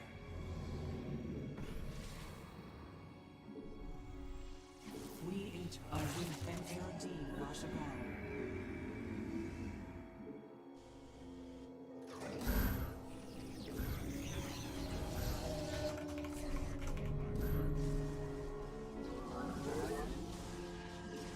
Faith or fear. An omen.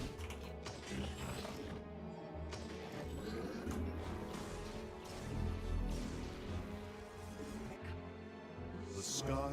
Where shall we march?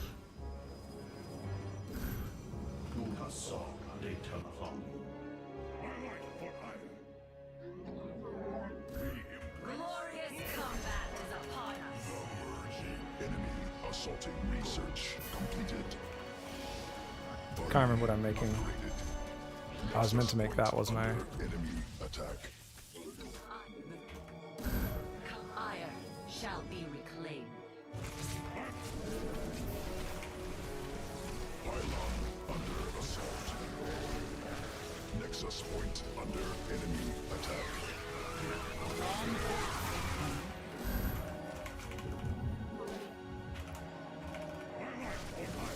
We meet our fate. Pylon under assault.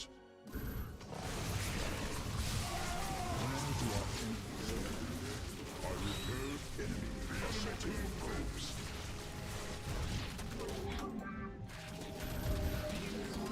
We embrace the glory of battle.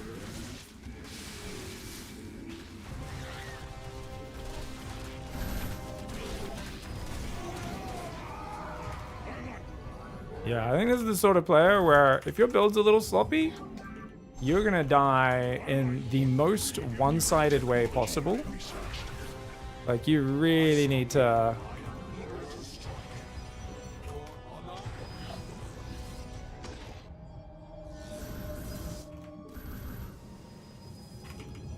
brush up on your basics to punish this level of greed.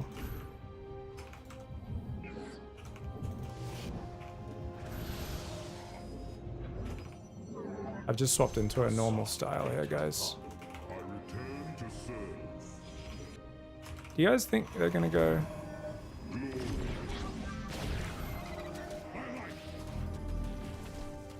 Probes under attack. Mineral depleted. Mineral field exhausted. Protoss forces now in combat.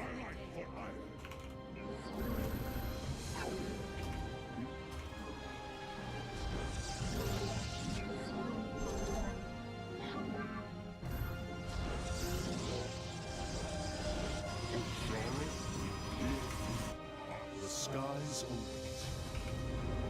He's going Hive? Understood. I spark the stars.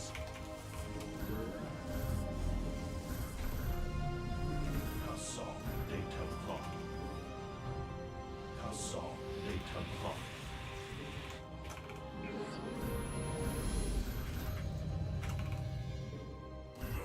Mineral field depleted.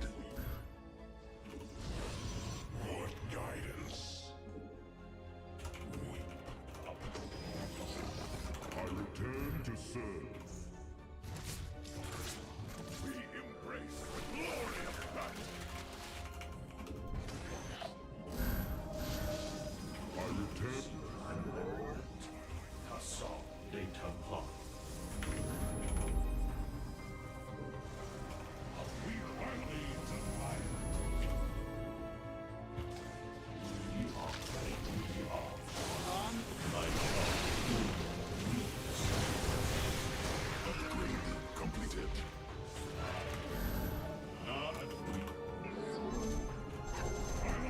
We embrace the glory of battle. Mineral field exhausted. We embrace the glory of battle.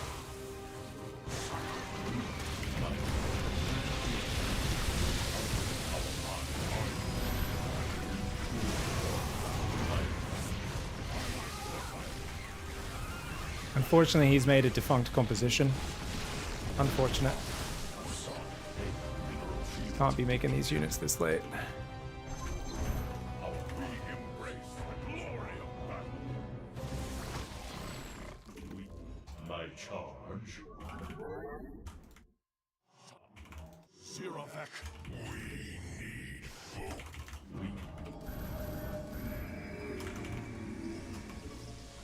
Did I get the second forge? I don't think so.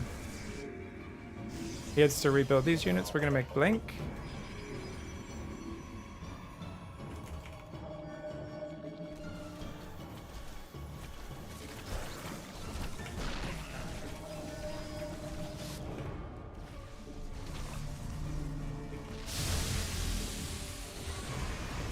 We embrace the glory of battle. Kassam data clock. Mineral cluster expended. We shall stop. We shall stand. I return to service. My charge. Call on. We are. The merging is complete. Engaging the enemy. I like what I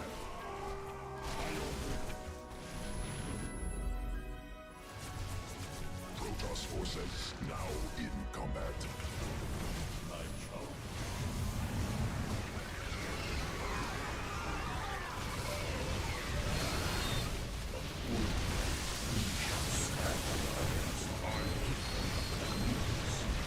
He's trying to go for the broods now. We're already doing really good damage here.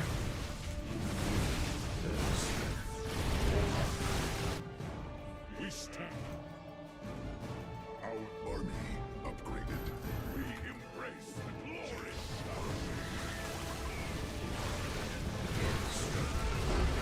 Got it. Whew. We stand. Justice.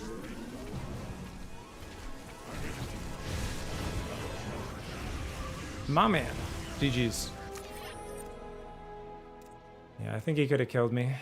Felt like I was in a pretty awkward spot after that early game. Pretty awkward spot. I wonder if I played the Colossus style. Probably would have been fine. I just got to remember, instead of Storm, as you're doing the attack, you want to be going second Robo Bay. Going into Colossus Disruptor. Archon. Yeah. Maybe get a second Forge for shields a bit earlier as well.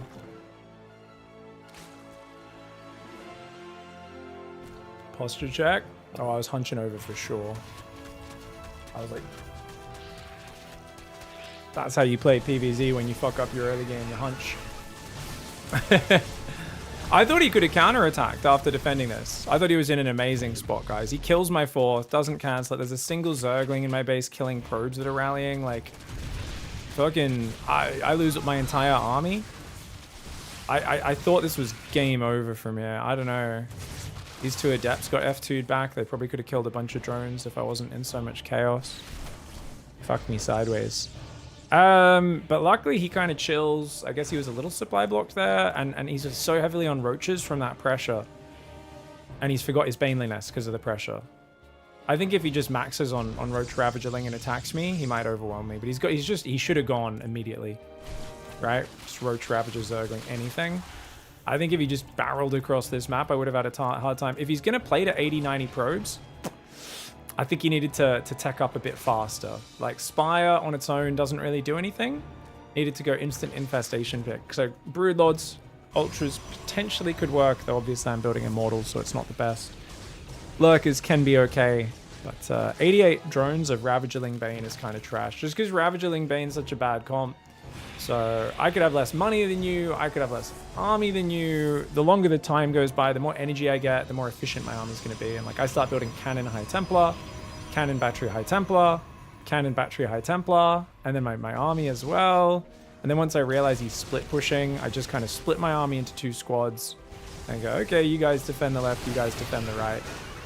And that just makes it really hard for him.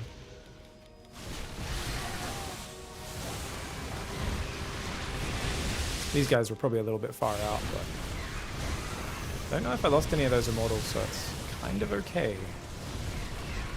Yeah, Ravagerling Bane is like very good for defending timings, and there's a window where it can break Protoss aggressively, but then it scales really badly, so you've got to have this like intense, like, I must go trade now.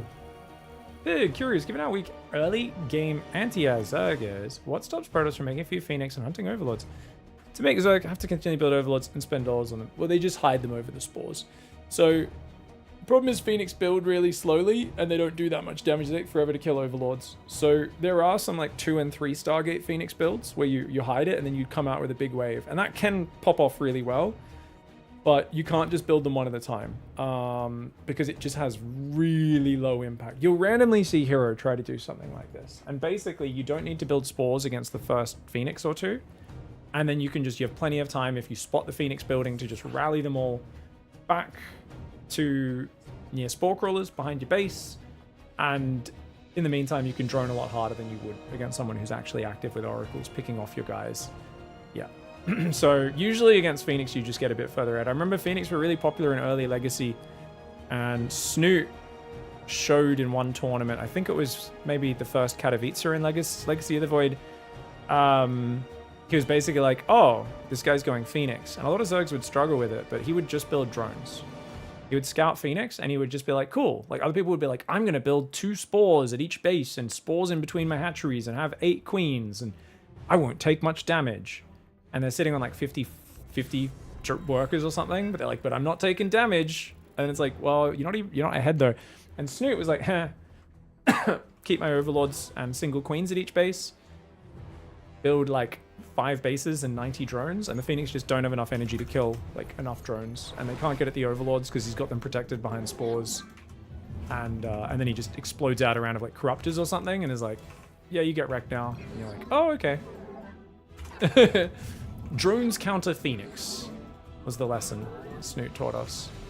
Because Phoenix have a limited amount of damage they can do.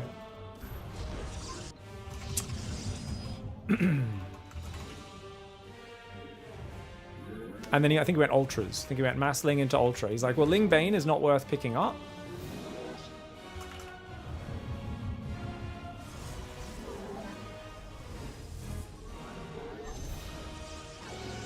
Just checking. Yep. Should have chronoed that before placing the other structure. It is what it is. Thanks for the Bezos box. Not the smoothest opening, but it'll do. Okay.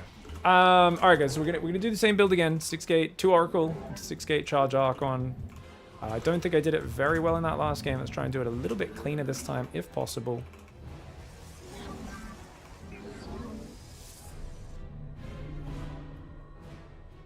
Yep. Oh, he just took... Okay, no, that's fine.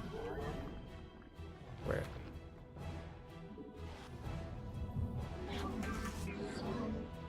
Nah, that's fine. It's a bad pylon placement for me. It's a bit too close to the wall off. Makes it hard to do a second layer wall off if I do get link flooded, guys. Could have built the cybercore further forward, but then it'll be exposed.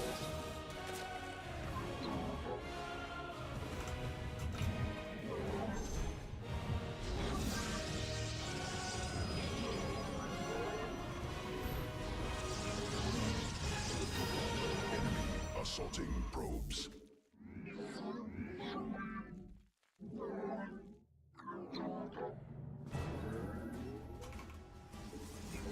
Six stone on minerals, they appear to be doubled up. It's good. Let's check to see what he's doing with his gas. He's completely pulled off.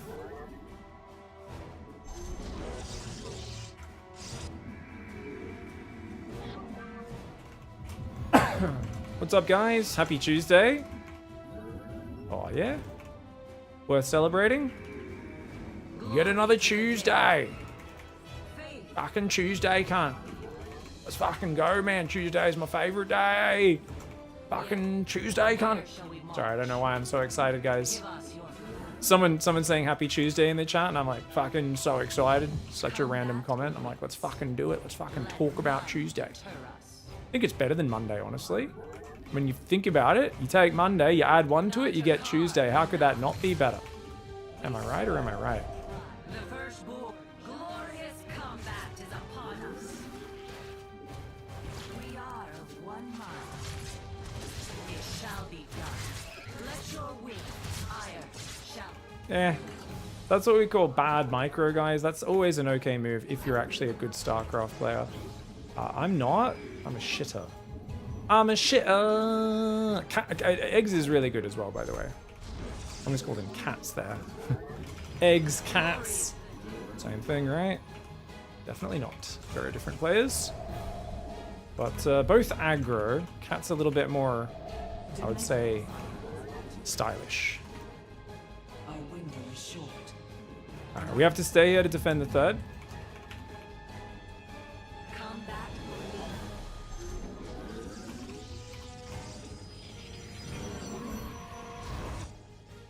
Oh, you're in my back door, you little fuck. Oh my god, he's in my friggin' back door, bro. What the hell? Research completed. Who does that? The hell?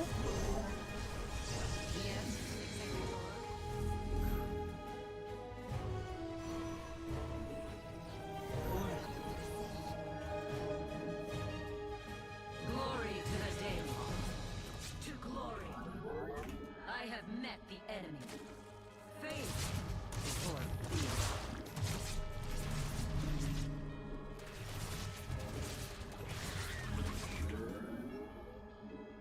The stars align.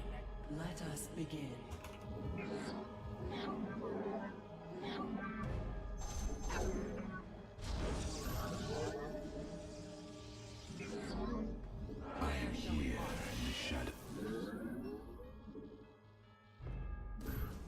Our window is short. I am here in the shadows. We interpret. Na Zuktai. Harmonized.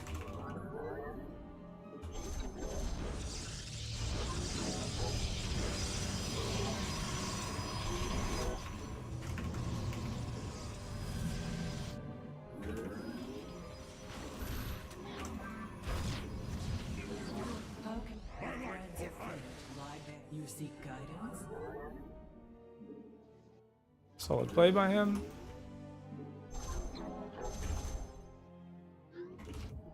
Dude, I really gotta practice this build order more.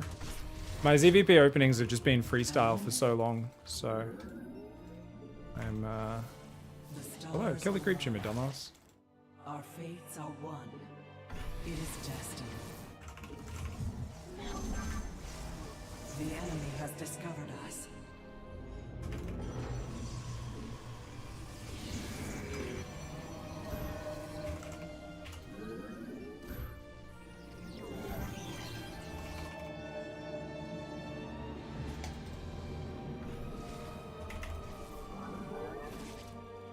Let us begin. Nazuktai.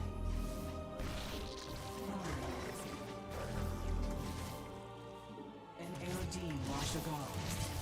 Reinterpret.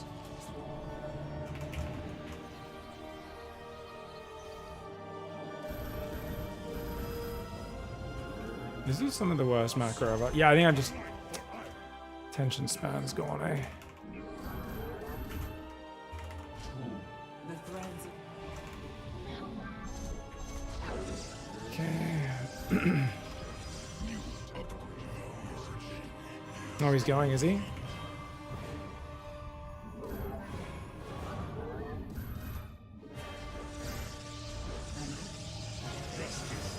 return to serve.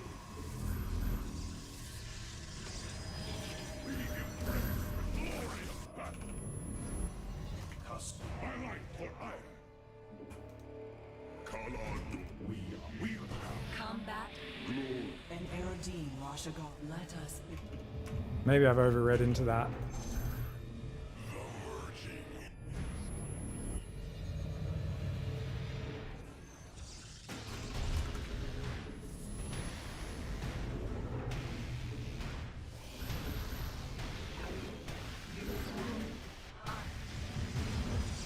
Where shall we mark? We give us your command. Let your will be heard. I return to serve. Let night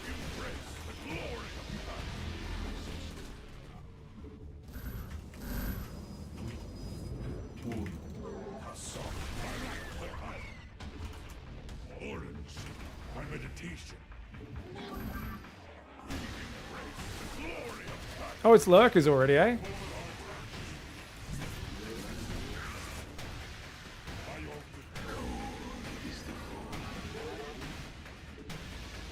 Oh, I already made a bunch of these. Well, at least we have 3 robos now.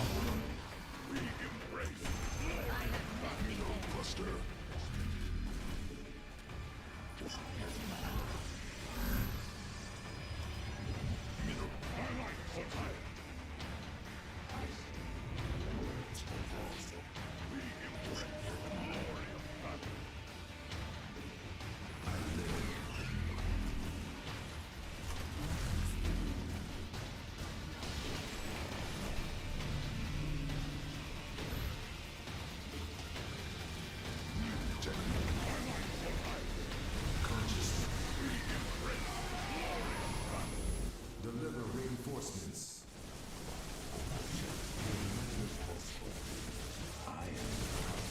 An Eldin Washagal. Presiding. I live on.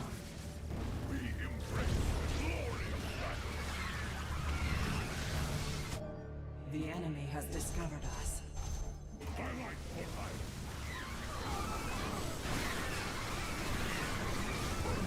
Upgraded.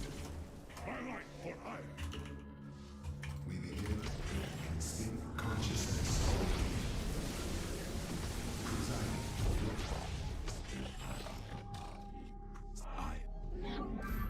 Mineral cluster expended.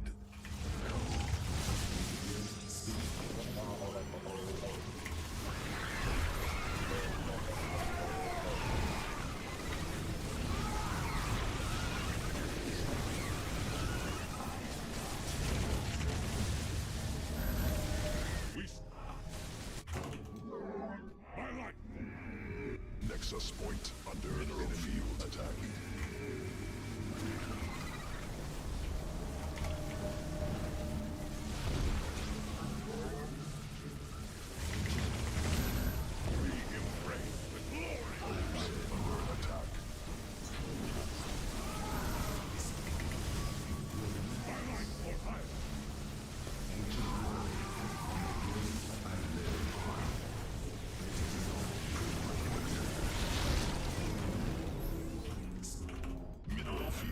exhausted.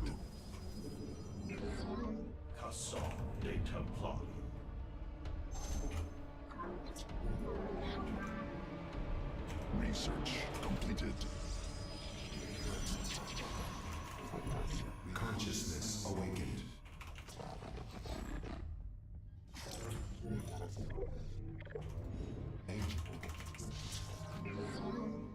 I live on.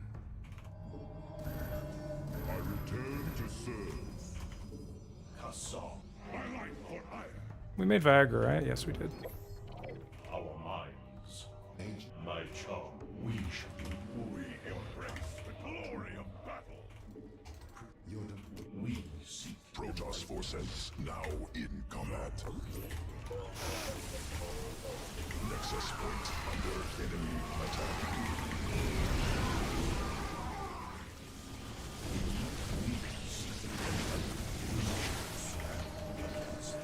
I return to serve.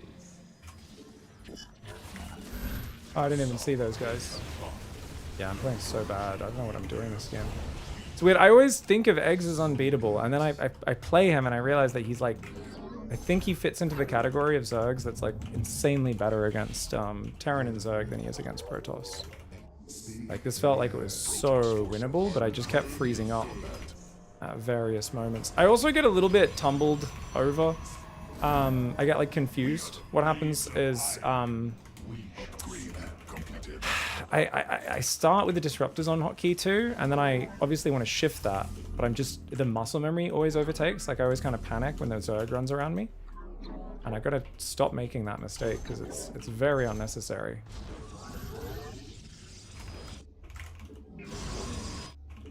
Yeah, we can try to rebuild here and hope he doesn't know how to make like broodlords or anything. It's unlikely, but you never know. Making mostly these guys. We've got a bunch of these guys. My feedback micro is terrible, by the way. Always has been. I really need a lot more practice with it, but very rarely get to. If I don't have like the oracles spotting them way ahead of time.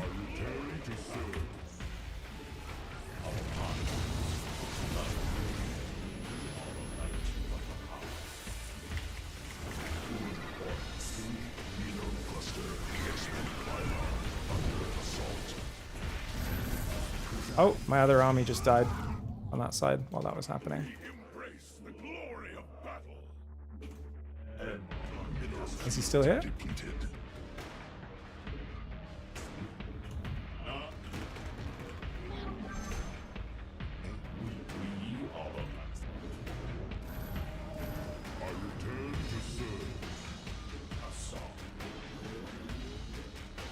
Got a creep schlong.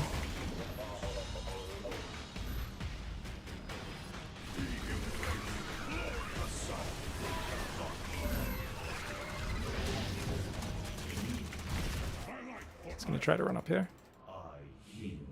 Probes under attack. No. What am I still doing in this game? I return to serve. What was that opening? The fuck, bro? I don't know why I keep staring at my stuff. Eggs plays insanely blind greed if you don't mix in dumb stuff, and then he starts to over defend.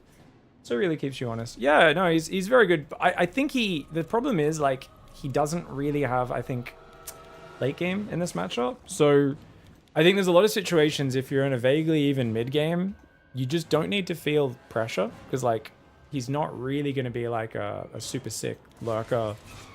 He's good with lurker multi-prong, but I don't know. I just don't really feel like he's going to be at his best at like 85 drone lurkers or broods or anything like that. So he's obviously very good at multitasking and stuff, but his real strength has always been mid-game, and I feel like he kind of freezes up sometimes against Protoss, but to be fair, his macro looked much better this game. This was just a horrendous build order for me. I don't know what I was doing. I shouldn't have shaded that first Adept in. He did freeze on 56 drones for a long time. Gives me a chance to catch up a little bit. Goes for a nice fast one melee. I think his Roach Horn timing was pretty safe. Both hatcheries there. This felt like it was pretty middle of the road for him. Like, he was a little greedy earlier, but overall, I think he was pretty standard. And he goes Hive, but he's not got a crazy work account necessarily. For such a passive game where we're both playing economically, I don't think 70 drones this early is that crazy. Saw him beat Maples in late game. Yeah, I don't know how good Maples late game is either. No offense to Maples. Because Maples is more of a fun cheeser specialist. So, like I said, like I don't think I'm not saying he's bad. He's probably still better than me in late game, but I think Protoss is a bit easier than Zerg in late game, which is why I think I could. I just don't know why I wasn't taking a fourth. I saw literally an Overlord dropping creep, and I assumed he was all inning. That's a dumb read. He literally just drops an Overlord creep, and I like mass cannon battery arc on here. That was really dumb, and delayed my fourth for a really long time because of it. Sloppy. But let's just go back and look at the basics of the build. Should have been. I do think the early double chrono is fine. I think it's fine. But yeah, we got to get that third base started. I could definitely skip this Adept. If I'm not going to move across, I should skip this Adept. Obviously, I end up sending the Adepts forwards, which is why. Which is fine. Third Nexus is not as fast as it probably could be, but that's okay. I think that's fine. The fuck is this? Why can't I... There we go. Display game tooltips. Twilight Forge is so late. It's insanely late. I don't know what we're doing, man. This is crazy. Yeah, I mean, I'm not going to do a Showtime build. That's 100%. That's 100%. We're not going to do that. But not chronoing the gate unit at all does help a little. He just goes Adept, Stalker, and Wall. Yeah. I mean, I'm not going to copy that part of his build. I don't really like copying people's builds in general. Like, Showtime's a guy who's going to do a build 1,000 times and make work for himself. But for us, we will just actually make sure we spend our money and we should be fine. As long as I go third Nexus, drop the 2 gases, and then drop the Twilight Forge. All in quick succession. The build's fine. And you can even pause probes to get the Twilight Forge. I actually think it might be optimal to pause probes to build the Twilight Forge. You'll see Hero do that all the time. A lot of the Korean players will pause probes momentarily to do the Twilight Forge. I think that's a good idea. So we go, yeah. Anyway, double gas. You go Twilight Forge. Get your third and fourth gateway after that. Actually, when do we go Robo? Purple Goose. When do we go Robo? That's what I'm not sure of.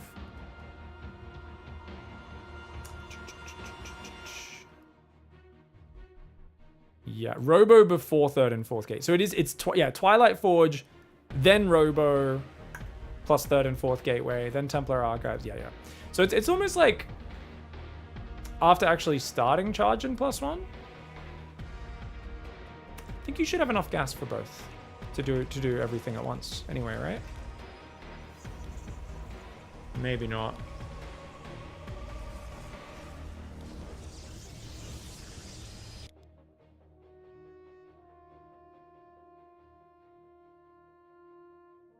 Let me just check his robo timing.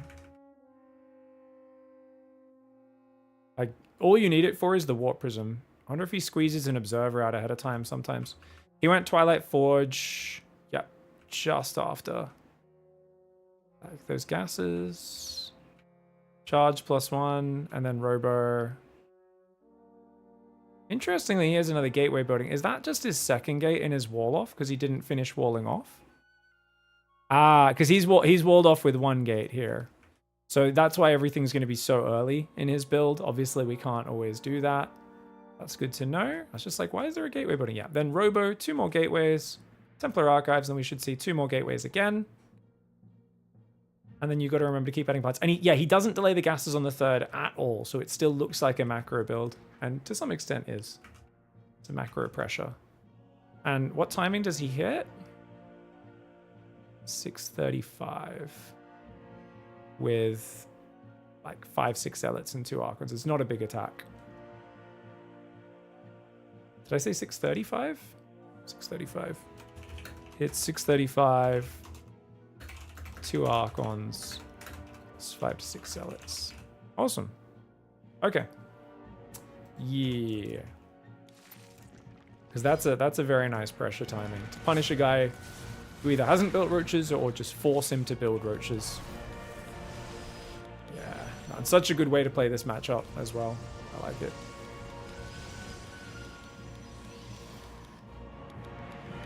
I'd say let's suit up 2 oracles if they're still alive. Yeah. Yeah, I'd say about 635, 640 is when he's actually getting into the base. I always like to do it when he gets in the base. But yeah, that's why I just did it 5 seconds later. So there's 3 more zealots trailing behind though, which he must have warped in at home probably, still coming across. If that makes sense. That's the first oracle damage I did. It was not good. I could have killed that queen, but I would have lost an oracle. It was correct to stay alive there. He actually goes macro hatch, interestingly. And so he's just playing Hydraling Bane, right? No, he's playing Roach Hydra Lurker. Oh, it's Hydraling Lurker with a few roaches. This style's usually weak to a Blink Storm timing if you don't go Banelings with it. But yeah, he was pretty far ahead here. His 4th base being so delayed was bad. Okay, cool. GG's. Yeah, even if you just pause probes for like a second to get the Twilight and Forge is really good. Yeah, if you delay it even 20 seconds, it's going to be a pretty flaccid timing. Faux show. Frosticle, thank you for the 26-month resub. Oh, that was Frosticle who said that. Hello. Happy Tuesday. How you doing, mate? What's going on? What the fuck is going on? All right. So some pretty good games there. That one was a bit of a shit show, but we will come back and practice more of these, I think, tomorrow. For now, we've got an ad break breathing down our throat. I'll be back in 3 minutes. Quick ad break. We'll be right back. Dude, he's fighting back, bro. Holy crap. No, Bento. Calm your ass down. Bento. Stop your howling stuff. Bento, don't you howl anymore. Yeah, hey, buddy. Yeah, come watch StarCraft. So what we're doing is we're Nidus swarm hosting. And we're doing it to Terran players. Because Terran players, what do you... That's what I thought about Terran players as well, but when you play them, you realize it's not their fault that they're that stupid, Bento. Now, I just got a whole lot of love. ready for pickup? Talk to me, boss. Where's the hot action? Don't got a whole lot of love. It's go time. Loud and clear. Light flight's here. Here's your stop. Understood. I heard that. Oh, micro! Still haven't seen any aliens move out, interestingly. Guess he's just focused on his macro.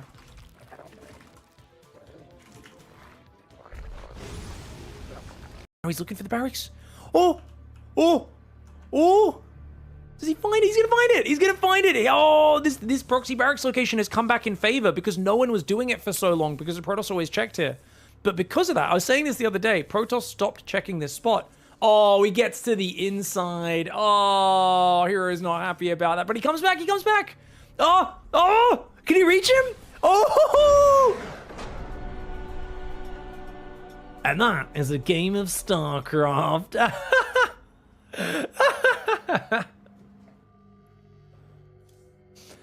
The best real-time strategy game in the world. Just going ham on these drones. For those who don't know, you might not be familiar with these sayings. Going ham, it's a term that actually originates because I used to be the best player in the world at killing drones, so they changed the name of killing a lot of workers to going ham, and something that I'm very proud of to change the vernacular here in StarCraft. Definitely a true story, guys. Tell your friends. Hello.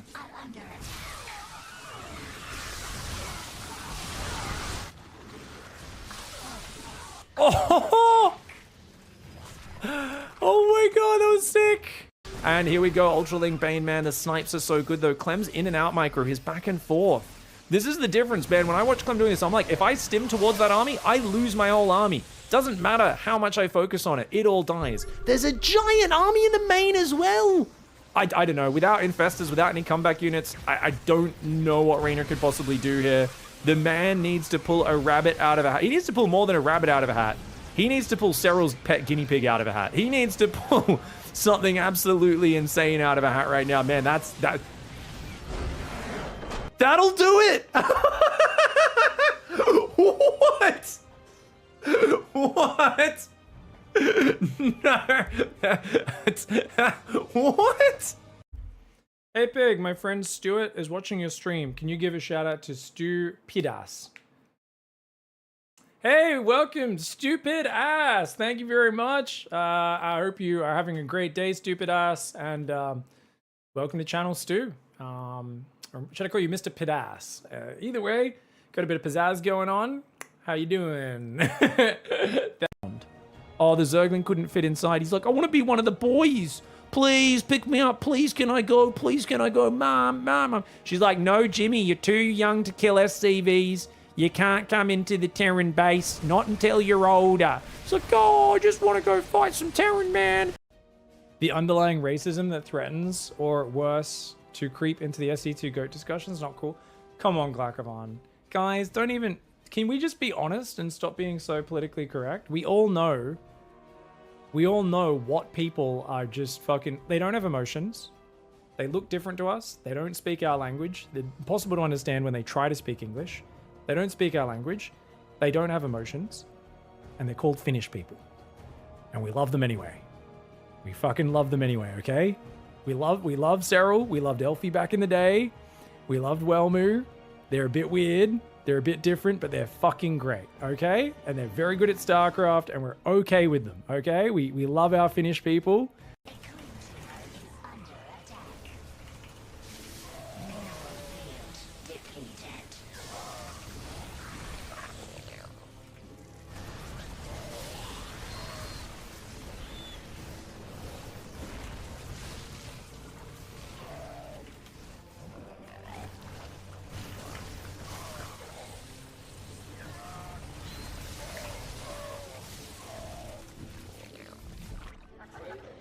Lib range before? Wait, what? It's so... Guys. Can you imagine being so well endowed you can't see the end of it? That's insane. I've heard of like really obese people not being able to see it because their view's blocked. But imagine looking down and it's so far away.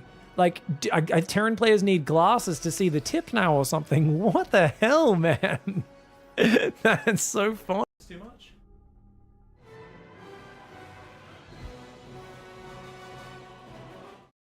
What's up? All right, gang. Guess what? It's card game time. I figured I was out of endurance, 4 hours of ladder and build planning, and I was like, you know what? I was starting to play sloppy there, getting a bit distracted, but we had some great games. We worked really well on that. So I'm looking forward to continuing working on that this week. But for now, we're going to hop over to Slay the Spire. Now, for those who don't know, we've been playing Slay the Spire 1 for about a month and a half or so. We've played a few hundred hours. We are terribly, terribly addicted. We've made it to Ascension 17 with Ironclad, the basic bitch hero. I'm actually up to about 15 with Defect, I think. 15 on my phone. I've been playing Defect on my phone a lot. Watcher, we're only up to level 5. But our favorite character, the SIlent, we've been working out for a while. It's my favorite character. She's a deadly huntress from the Foglands who eradicates foes with daggers and poisons. But we have not yet managed to reach the final level, or defeat the final level, I should say, level 20 Ascension. And I wanted to do that on stream before we hop over to Slay the Spire 2, as someone who's new to the game. So let's have a go, and let's see how far we can get along. Cyril isn't a human being. He's not really the god of nothing. He's an absolute freak. He's so good. So let's take a look, guys, and let's see what sort of level we've had. I've heard of Slay the Spire. My friend will not shut up about it. In fact, I'm trying to fight against it, and they refuse to shut up about it. Oh, so you're trying to, like you haven't bought it, but your friend keeps telling you to buy it and play 4 Prime Hybrid? Yeah, people have told me to play Slay the Spire for almost a decade, since the original game came out. And it was so funny, because I really, after most of my lifetime, people will tell me, this show's amazing, you got to watch it. And I'll nod and smile and go, oh, that sounds cool. Forget about it. And I just never make a note to go read the good books, watch the good TV shows, watch the great movies. And I've been very intentionally trying to go and hunt these things down and consume them now, right? That's been a big part of me going, hey, this is probably a smart way to enjoy life and experience different things, right? Speaking of which, you guys can't hear the game, can you? We have Diablo Immortal sound on from our sponsored stream. Okay, now you guys should be able to hear it. There we go. So yeah, I basically, when Slay the Spire 2 came out, people in my chat were like, do you play Slay the Spire? You play it? And I was like, oh, that's a game I've heard a lot about, and everyone tells me to play it, and that it's great. And all the people I trust, not just random, you know, sometimes people will be like, Captain America 13 was a great movie. And you're like, I'm sure it's okay, but like, I'm sure it's also not great. Like, you know, but then there's everyone who I trust has told me this game's amazing, and I did finally get it, and I'm absolutely hooked. Hey, Boo Boo Kitty. Yeah, I was just saying that I need to finish Ascension 20 with SIlent, and then I very well might hop straight over to Slay the Spire 2, even though I've still got so much to explore in this game. It seems very silly to keep only streaming the older version of the game when the newer one is so much more popular and there's hype around it, and I love the first one. I'm sure I'll enjoy the second one. I like co-op and stuff as well, which will be really interesting. So anyway, the first day I hopped on and played this just in the evening one night. I played for several hours, and I was like, oh, this is fucking satisfying and fun. This is such a good game. Like, this is such a good deck builder. And yeah, we're gonna get into it. So I will only determine if something is good by blindly stumbling into it and going, oh, this looks nice, or this is crap. That's what I used to be like for guys, but I think it's good. A famous Hearthstone player quit Hearthstone to play Slay the Spire. It's such a good game. It's so fun. So it's a roguelike, it's a deck builder, and it has about 50,000 different things that interact with each other to make the game really fun. I really got around to Disco Elysium. I never played Disco Elysium either, Avex. That's a really good one. I was talking about Hotline Miami the other day. I was telling my friend, I was like, you never played Hotline Miami? That soundtrack just goes hard. Such a good, fun game. Anyways, next on my list after this, I've got like Darkest Dungeon and a few other games lined up as well. But this one is just sucking up all my attention right now. So guys, we've got Hexaghost as our first act enemy. Hexaghost's not the hardest enemy by any means. You can go into the fight very low life at like, you want to be, because he does, his first big attack is based on what your life is. So you basically just want to kill him before he charges up all 6 of his orbs, gets back to the second round of attacks. So you need to do about 250 damage. About 250 damage before he does a second round of big attacks, because he buffs his strength after that. But you can go into this fight with very low life. As long as you have enough damage, I'd say it's quite fine. Hexaghost depends on your deck. All the bosses depend on your deck, but anything that's not Slime Boss is good for the end of Act 1. So this is Act 1, and we can see we've got the elites here, which are these horned mother truckers. These are the hard fights that give much better rewards, but are also very dangerous. And then we've got regular enemies, rest spots where we can upgrade cards or rest and heal 18 of our life. It's like a percentage, but it works out to 18 life on our 66 life SIlent, not the tankiest character. And we really need to preserve our hit points because you don't get many with SIlent. And there are merchants you can buy stuff from, and of course the question marks, which could be pretty much any of the other things, as well as a whole bunch of mostly special weird events that happen.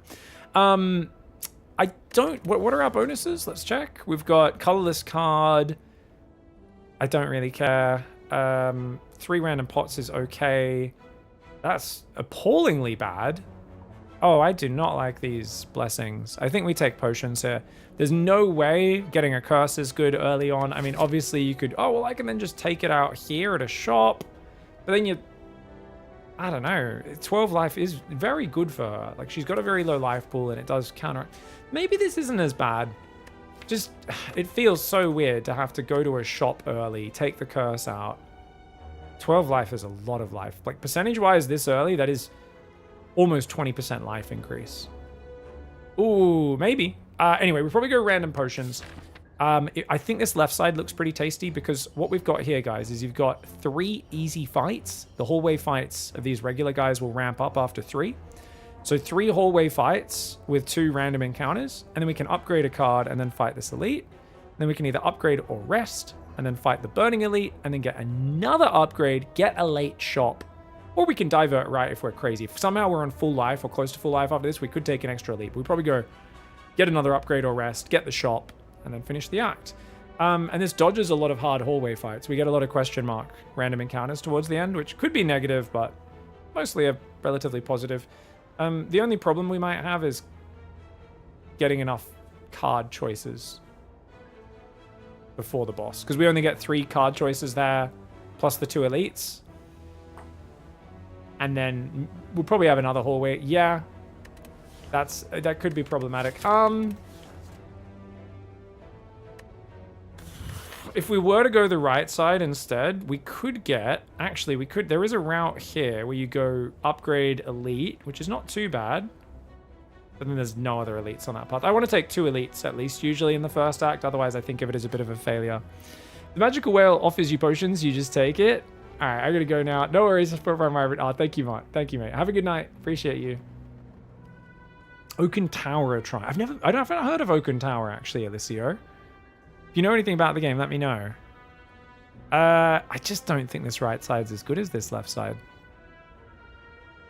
Yeah, I'm trying to convince myself into taking the 12 life, removing the curse, and then going up here. It would be 3 hallways into an elite, into a rest, into an elite. But then we have to do an elite into a burning elite with no rest in between, which is just like, we might just, the run might just end there, depending on what card rewards we get. This left side is a bit more flexible. Even though the burning elite is obviously on the path. I think we're fine with that.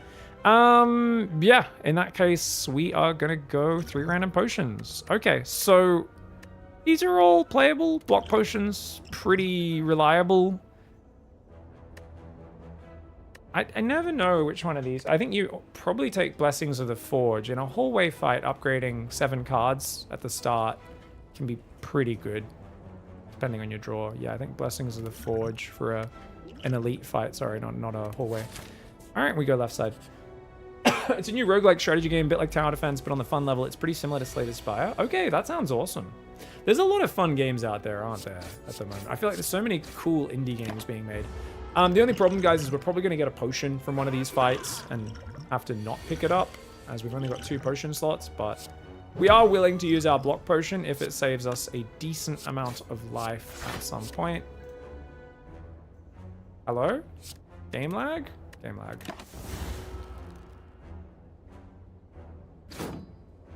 If you guys have any suggestions for the upcoming subathon, it looks like I've not contracted COVID, which is great after spending time with my my parents, or my mum specifically, who both my parents got COVID recently, and I was worried, but I think we're 6-7 days past spending time exposed to a COVID patient, so I think we're completely out of the dark now.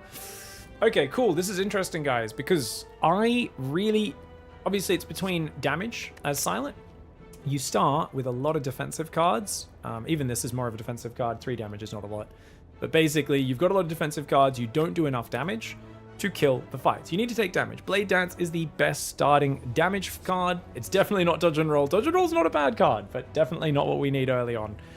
Sneaky Strike, though, is really good with discard. Now, I kind of have been tending towards being a bit more Sneaky Strike focused early on. It's way worse than Blade Dance, usually because it costs twice as much energy for the same damage. Lately, I've been trying to take it early, and I think I would take it over a lot of other good cards. I just don't think I can take it over a Blade Dance. Blade Dance is just so good. We just take Blade Dance. 12 damage is for 1 energy is insane. Who even watches COVID? My doctor said they don't... Who even watches COVID? My doctor said they don't even test for it. Yeah, everyone tests for it here in Australia. What do you mean watches COVID? Watches? You mean like who tests for it? Yeah, a lot of people still do. I mean, it still fucks up a lot of old people, especially and stuff. But it does present very much just like a flu, and a lot of people aren't that, you know. Seems like it's most people treat it like a flu, but especially if you're around either like lots of old people or something like that, you really should not be or very, you know, immunocompromised people or that sort of stuff. It's kind of crazy. Blade Dance is bad because it's a skill, so it powers up the big red elite. Yes, it's still worth using against Nob, but it is definitely a bit weaker against him, which is why you probably wouldn't want to take 2 Blade Dances earlier. Yeah, both of my kids had COVID. The doctor refused to test them because it is weak or something. What? Where's this? Bear with me, boy. That's so funny. Yeah, I don't know. I haven't tested myself for it or done anything like that, but I know my brother went to get tested because he had I think he just had the cold. He had rhinovirus recently, but yeah. 12 plus 12 is enough to kill him. We don't need to map this. What am I doing? The strain nowadays is weak. Aren't there still lots of strains? I don't know. My dad got fucked up from it. He sounded like he had like really bad flu for like 2 weeks, basically. Sounded pretty rough. Okay, guys, so Quick Slash is a garbage card. It's not a garbage card. It's not a good card. Caltrops is interesting. So a single Caltrops can fit into just about any deck, any situation. It's going to do a lot of damage back to sentries. A little bit. It stacks up enough damage against Lagavulin. It'll do 6 damage. Yeah, it's not good against Lagavulin. It's good. It's decent against Nob in that it is. If you take 3 hits, usually I want to kill Nob after 2 hits if possible.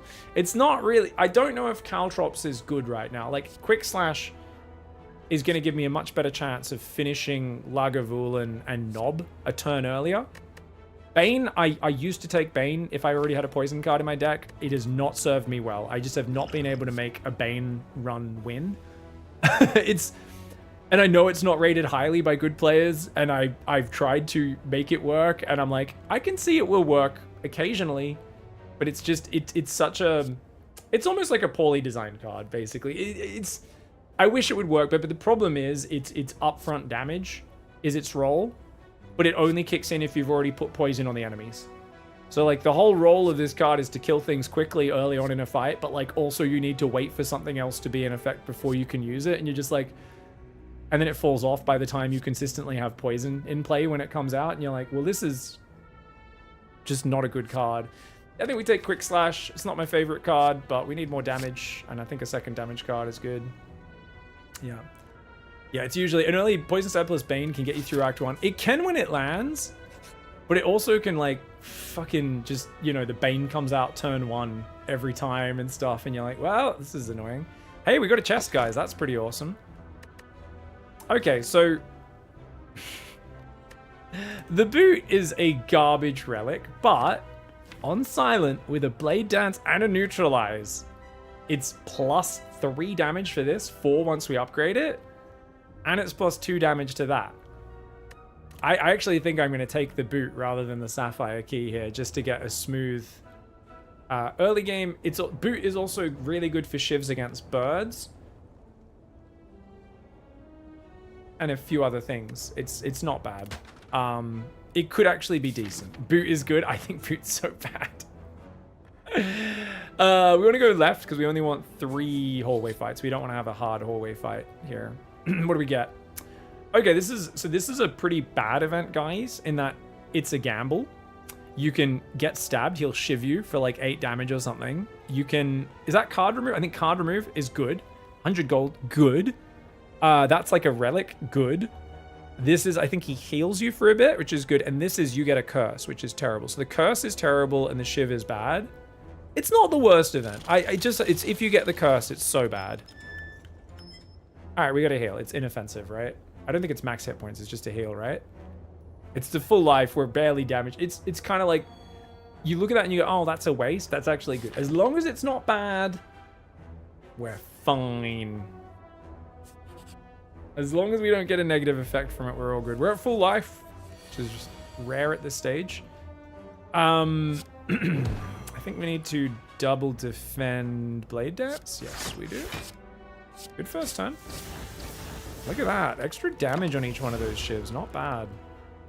Hey, it's up, Handyman Artist. How are we doing, guys? Please please backseat as much as you want. Ask questions. If you don't know what's going on, ask. Let me know. Just be like, oi, what's the friggin' eyeless friggin' jawworm thing? What's he do? Have a chat. Boot's actually decent. If you get weak, it makes your shivs immune to it, says Handyman Artist.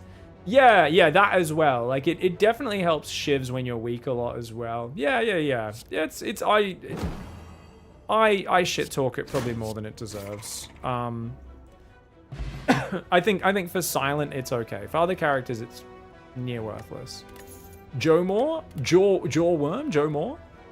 Oh, okay, guys. I think we're beating Ascension 20 today. Just kidding. We don't know what's going to happen later in the run, but Dash is a god tier Act 1 card. To get this right before an elite is amazing. This is an attack that also blocks for 10. So not only for only 2 energy are you getting the value of almost 2 strikes and 2... You are getting 2 defends and you're getting like a strike plus, almost 2 strikes. But you're getting it in the form of an attack, which means Nob hates this card because it absolutely ruins his day.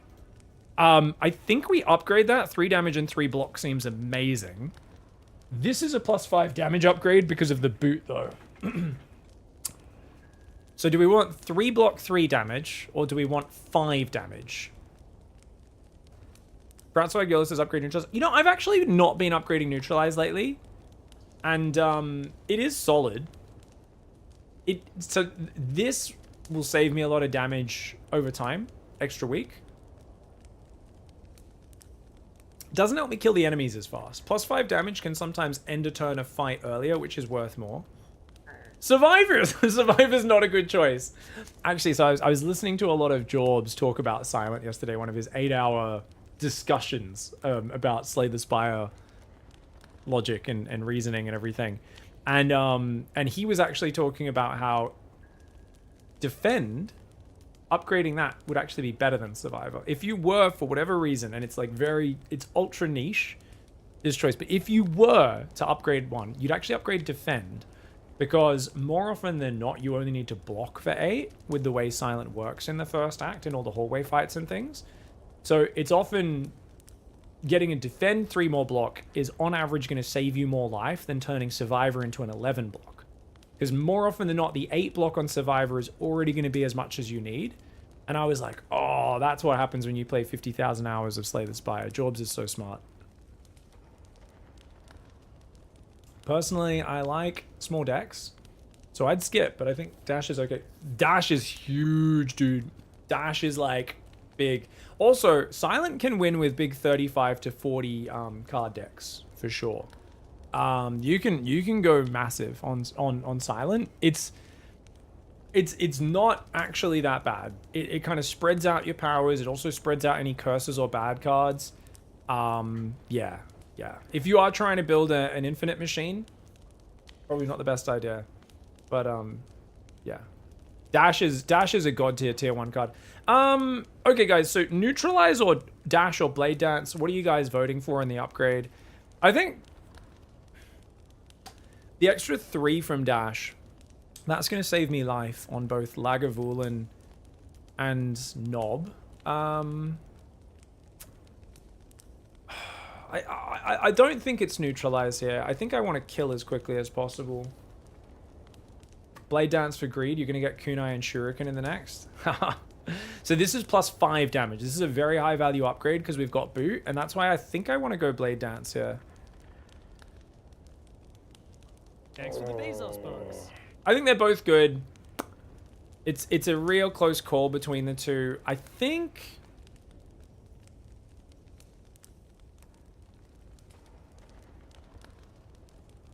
It's so even. Dash. Chat says dash. Okay, we'll do dash.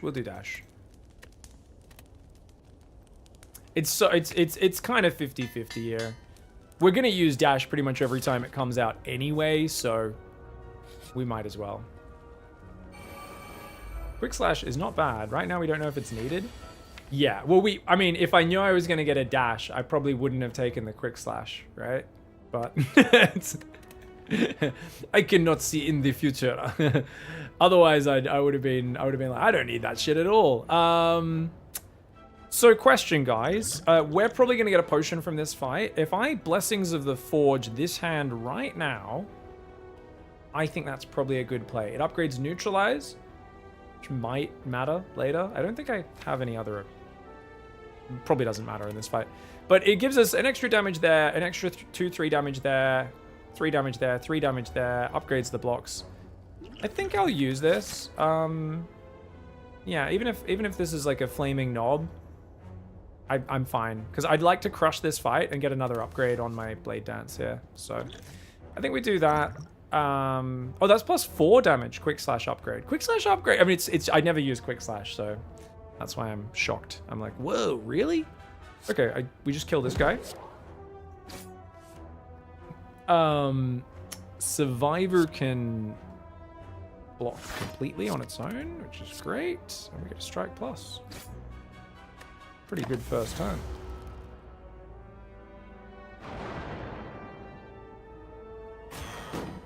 Yeah. It's just a quick slash is a little underwhelming, but I mean, it's a card draw is fine. And the fact that, yeah, 12 damage there, not too bad. Okay, guys, so this is not upgraded. We're just going to take 5 damage this turn. That's totally fine. This has been a pretty good start to the run. I think this relic, if we get a good relic like here, that synergizes with something we've got already, this could be launching pad to a Ascension 20 win. Yeah, 13 block is pretty nice, isn't it? Gosh darn, man. I guess I could have shivved that to be more efficient with my damage, actually. Nah, sloppy. Is what it is. But, extra damage from the boot. Working out pretty well. My man. Potato Salad, thank you so much for the love. Where's the Eddie key? I appreciate the sub so much, guys. Thank you for your love and support. Not worth using a block potion for 5 damage. Not when we're so healthy. And we already have a free potion slot. Would this be my first A20 win? Yeah, I've not won A20 at all. I haven't even made it to the 3rd boss. I've made it to the 3rd act and died like early in the 3rd act, basically. I think this is like my 5th A20 run with SIlent. Gosh, how many freaking dazes are we gonna draw here? Gosh, this is annoying. Okay, another 5 damage. It is what it is. So yeah, we're looking for both. Obviously, I always go heart as well. I always try to go both. For me, that's the real win, right? Getting both. Oh, 12 damage. Clean kill. And we draw a block. I would have liked to block there. That's okay. And we're only taking 20 damage this fight, right? 20 damage so far. Hopefully we don't take any more. Oh, don't draw all your blocks on the wrong... Dickhead. Okay, hopefully we draw dash on the next turn. That's annoying, that is.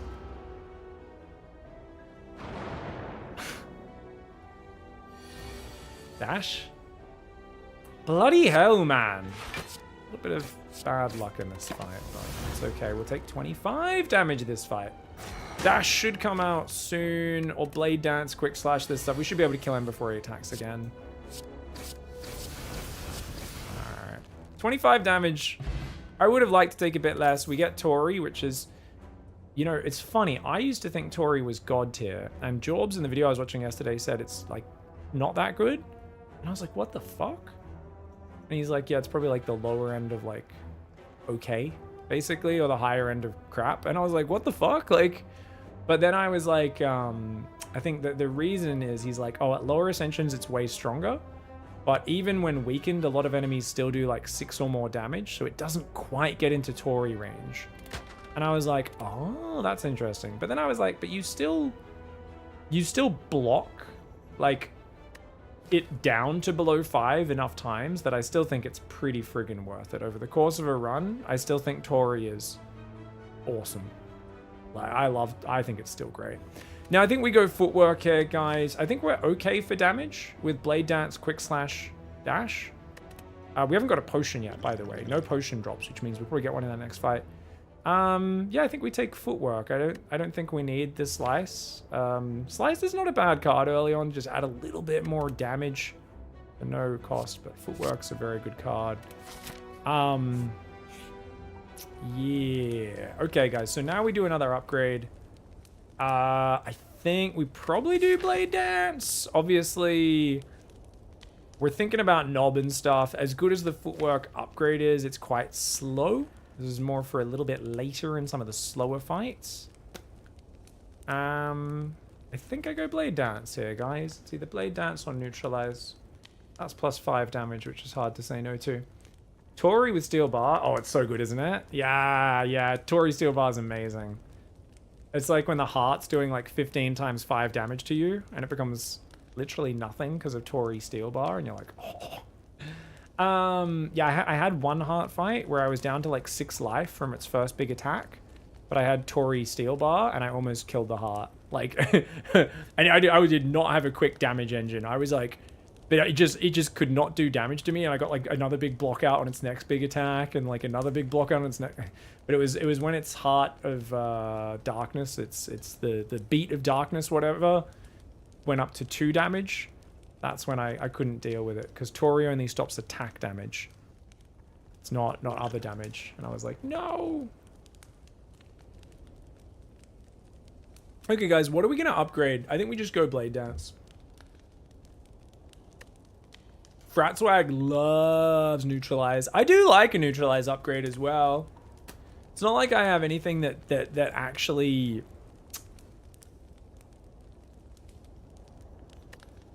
Yeah, it's not like I have anything that, I don't know, they're both good. They're both good. I've definitely been away from Neutralize. I think part of the reason I don't upgrade Neutralize as much is because I've been trying to take, is it Crippling Weakness? The Poison Weak AoE card and a few other weak, like that one mainly. I'm anti-Blade Dance. Blade Dance, it's good just for damage right now. It's not necessarily going to be amazing long term, but having the more damage also helps us into Act 2. So I don't know. I think that giving +5 damage is such a juicy upgrade, man.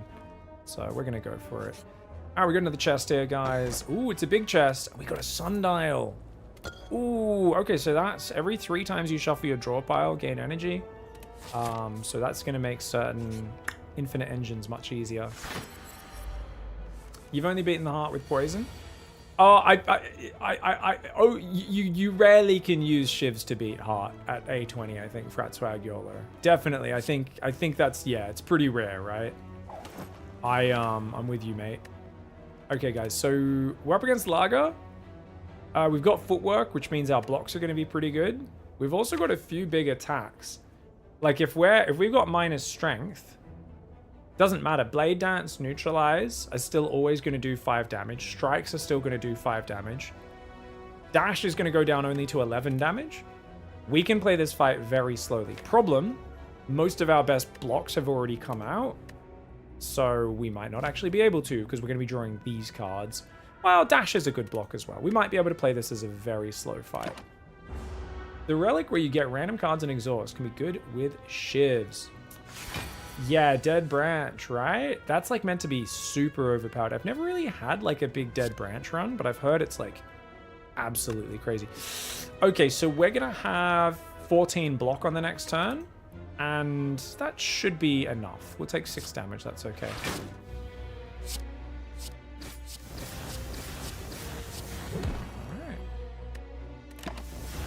Unfortunately, 6 is not 5. If it was 5, Tori would kick in. Oh, actually, we've got Quick Slash. Maybe we... Yeah. Maybe we draw something better? No. It's okay. We just block for 14 is totally fine. We can play this slow. Yeah, Dead Branch is crazy, man. Okay, guys, so we're gonna... Oh, hello. Full block. Easy peasy. Dude. Upgraded Dash. What a card, man. Full block, don't even need Tori to come in. And now he's going to waste time debuffing me, which, like I said, is not as effective. I mean, it'll help. It'll mostly cock block my block cards.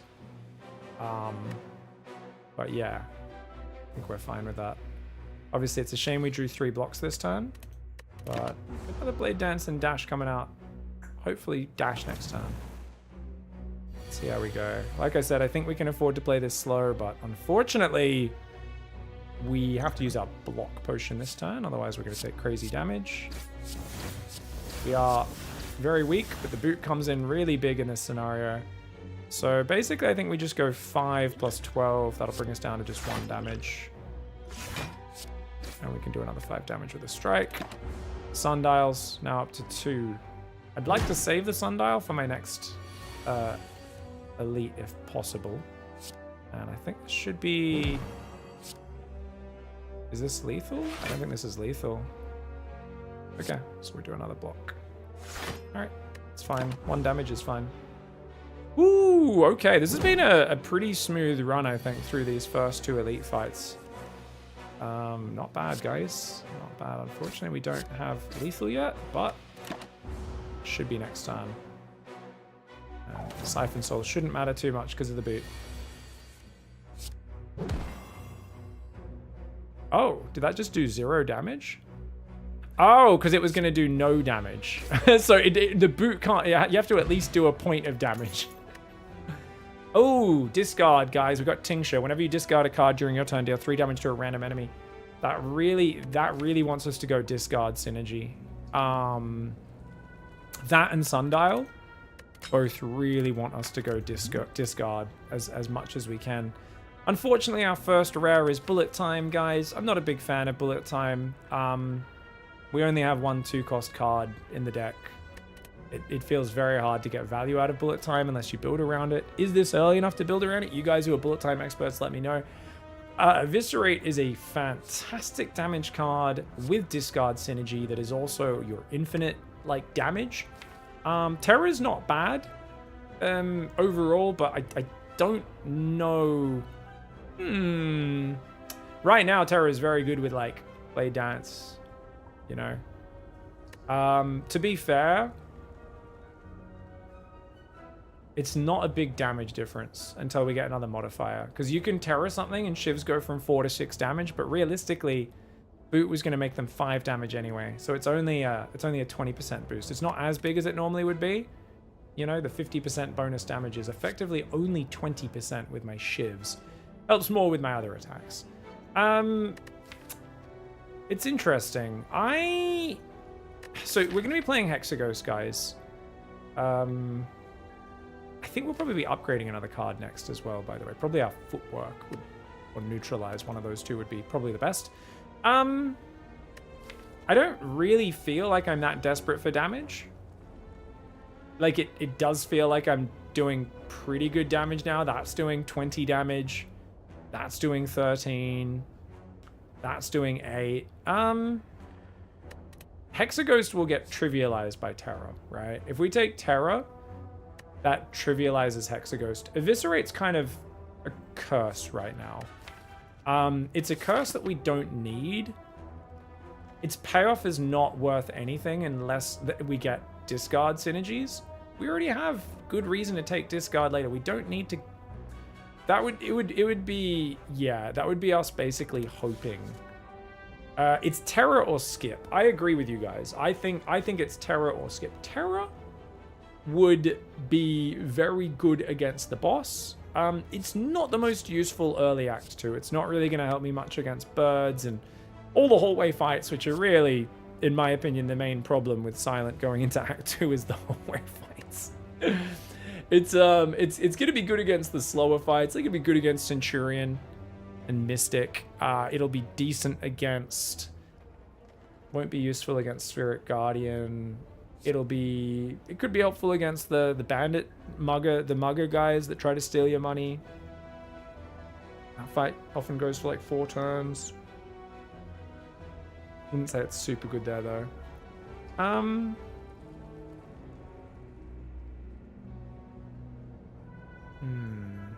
So we could still end up as a Shiv deck. A Shiv deck does enjoy a Terra. But mostly we're going to be doing discard synergies. You can do discard synergies and Shivs. Because it's exhausted, doesn't affect the size of the deck. I think I take Terra here. Terra makes Hexaghost kind of trivial. It's going to give so much damage. I'd skip, upgrade the Footwork, and see what the shop has. I'm going to take Terra. It's okay. We don't need any extra hit points, so I think we go into Hexaghost on pretty low life. I think I want the upgrade over the Elite fight, though. Definitely. And then we can hit the shop with 277 gold. Pretty good amount of gold. We can either get a good relic, some good cards, see what gets offered to us. I think that's the upgrade. Obviously, that's nice because this allows us to just throw Terra out in Act 2.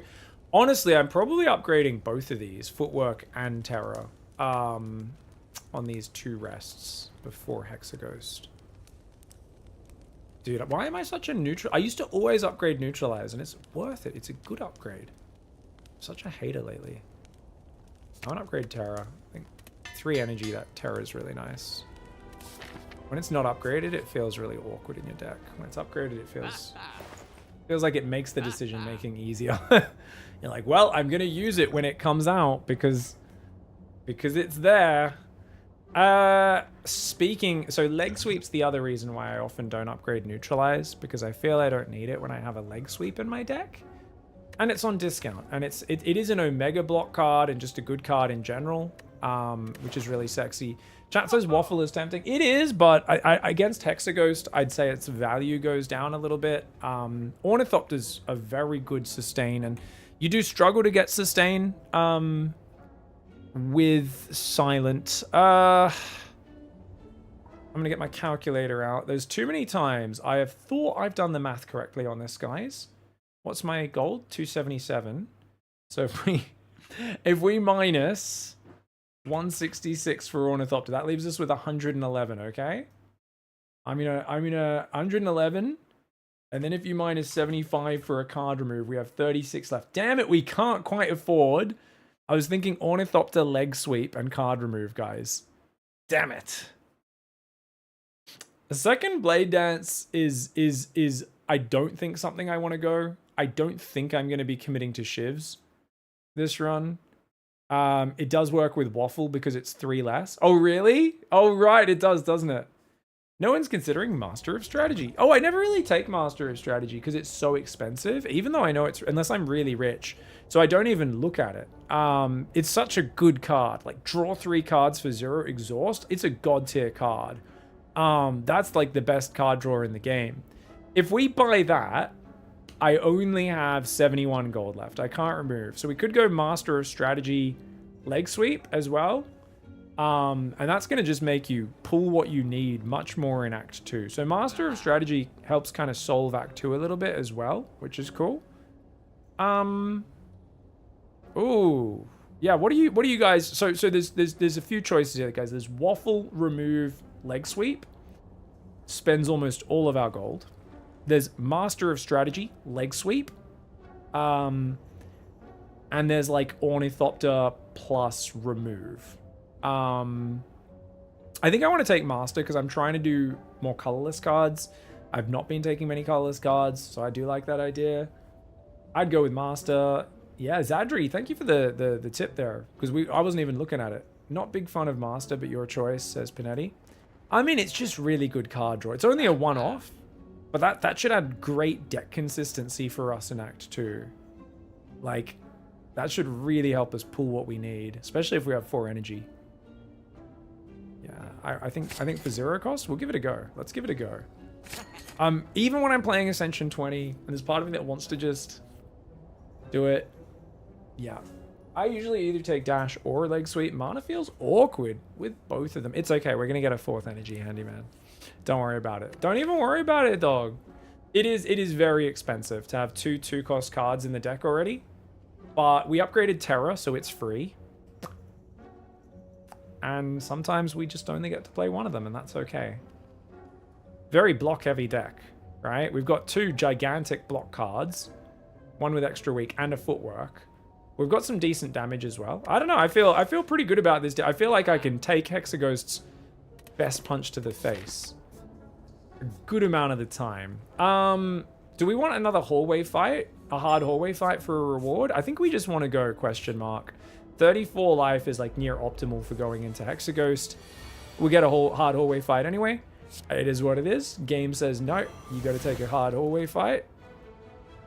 How do you guys feel about me skipping Ornithopter, guys? Because I honestly feel like Ornithopter is such good sustain for a character who struggles with healing. Yeah. I would have removed over leg sweep. I didn't have the money for it, handyman. Yeah, I was like 3 or 5 gold short if I wanted to do master. Yeah. That's what I could have done. I could have done remove and bought Ornithopter instead or something like that, which would have been, I think, I think those were both like really good choices for sure. Yeah. It's also like when it's discounted and it's like an uncommon or a rare, you have to buy it. That's actually, I don't know if you guys know that that's actually a rule. It's not like you don't, it's not like forced in the game, but if you don't buy the on sale uncommons and rares, you're naughty. You're naughty. That's a rule. Okay, guys. So how much do we want to block for? I think we can... Yeah, I think maybe we just take 3 damage here. Get the footwork out is probably fine. I think that's fine. Oh, discard! Discard does damage now. I forgot about that. That's nice. I think we have to do damage as well. We Blade Dance. 3 damage. Oh, it's going to be 1 damage because of Tori. Haha. Tori! Let's go. Tori giving us value already. I wouldn't buy an Ornithopter unless I was quite rich. It might buy you an upgrade over resting once or twice, but I wouldn't pay 150 to 200 for 1 to 2 upgrades in most cases. Yeah, I mean, I guess if you already have White Beast statue or Alchemize, I think it's a no-brainer. You should always buy it in that situation. But if without those, yeah, it's kind of a niche buy, I guess. I don't know. I've just been getting worn down so much with silent decks that are kind of like okay, but not that great. So like healing is like more attractive to me right now because I've been playing a lot of decks that are losing decks basically recently. So my brain is like, hey, that would be good. That solves that, you know? You could heal. But it's like, yeah, well, we could just win harder. We could just win harder as well as another choice. Okay, guys, I think Dodge and Roll is a 6 block this turn and 6 block the next with my footwork. 7 once we upgrade it, which we're about to do. 14 block for 1 cost is very nice. Likewise, having a backflip to have 1 extra bit of card draw beyond the Master of Strategy. It's not bad as well. I think I probably just click backflip here. It feels to me like I just always want a backflip. Like often 2 in pretty much every silent deck I make. Yeah, I already have a lot of blocks. So obviously, we are getting a bit block heavy and a little bit light on the damage. But I think with the footwork, we're allowed to do that. I think we're allowed to do that. We do really need to remove these strikes, though. That's the worst part of this deck right now. I like dodge too, especially if you can get a blur at some point. Yeah, I mean, we're definitely building towards a blur deck with like leg sweep, dash, footwork. This could be a very good option for blur. Let's do dodge and roll. Let's do dodge and roll. Let's do that with the footwork. Synergy is really nice. We'll go left here, get the random encounter. Oh my god, dude, guys, that's my 3rd chest this floor.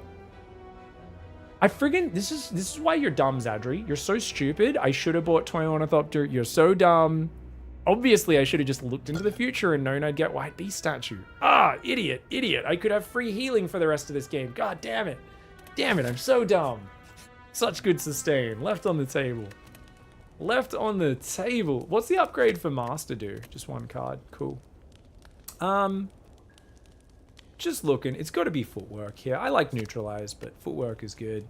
Le idiot. Why'd you convince me not to buy Ornithopter? What the fuck, guys? What the fudge?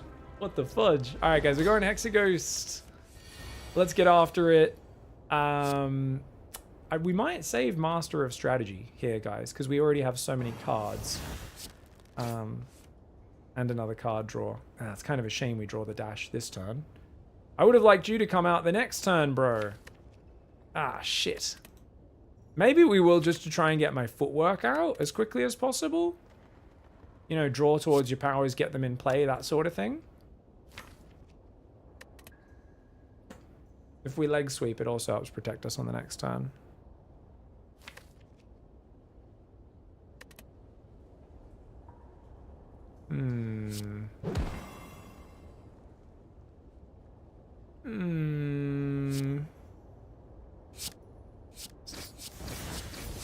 No, we'll just do damage.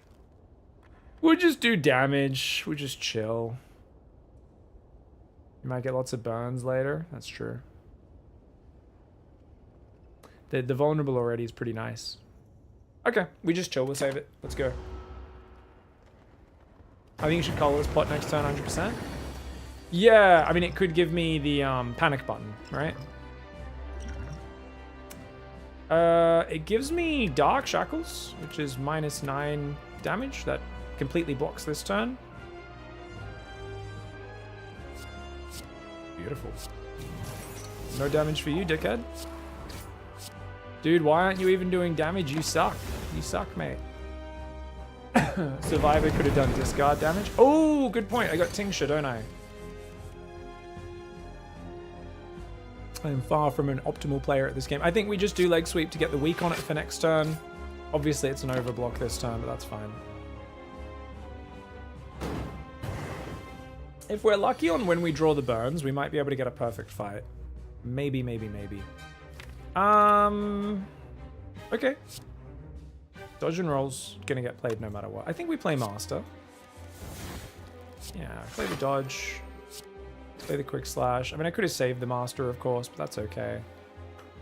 Do we want to take 1 damage? I don't care about taking 1 damage. Let's kill this guy before he gets to the second wave. Probably could have saved the Master there, but, you know, it is what it is. You need about 30 damage a turn versus Hexer on A20. Oh, is it that much? Does he power up faster than on the other ones, or? I didn't know it was that much.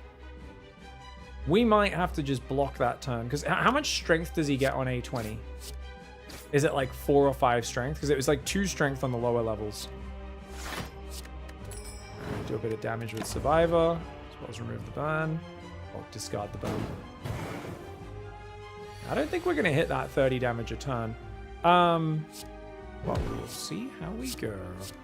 The boot helps us out. 20 damage each time we do the shivs is fantastic. Yeah, no, I think we'll make it. I think we'll make it. Turns like that and Terror helps the strikes. Pull their weight for sure. Okay, dash. 19 damage, 16 block is absolutely stunning, isn't it? That will make us take no damage, but we give up 9 damage on you. 18 plus 4 is 22. I think we take 6 damage to do 9 more. I think taking 6 damage is correct here, just to be safe, because I'd rather take 6 damage for sure right now and not get hit by his big second attack. Obviously, if we get hit by the big second attack anyway, we'll regret this decision, but that is acceptable. Alright, these guys all doing 6, and I think we do block that one. Should be fine. Probably? What are we going to draw? Oh, shit. Ah, shit. Okay. I think he gets his second attack in, guys. We can leg sweep and dodge and roll, though, hopefully to minimize the damage we take from it. Oh, God. What's the strength bonus? Oh, God. Are we going to die? Hexaghost. Sorry, let me just quickly check what the A20 strength bonus is. Or has he already done it to himself? He's already done it +3. So he's not going to get another buff in before the attack, right? So it's just basically that it's going to be...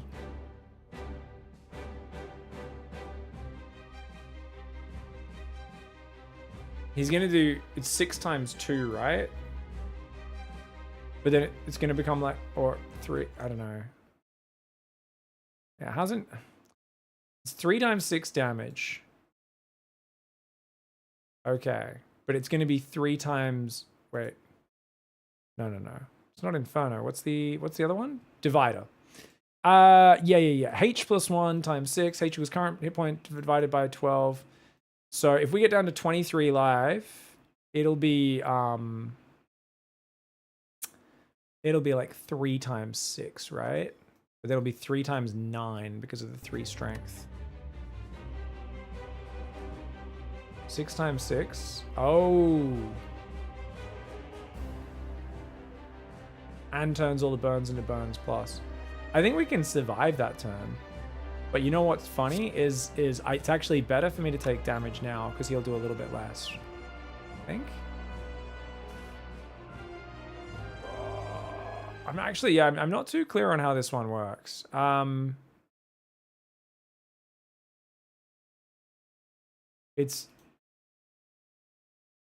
don't think it'll be...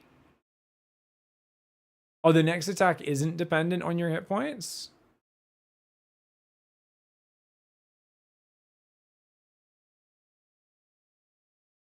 Is it not?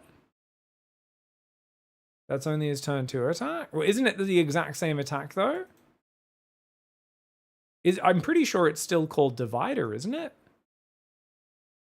Because then... Or it says Inferno. Oh, no, he does Inferno. Ah, okay, so he's going to do 3 times 6 damage.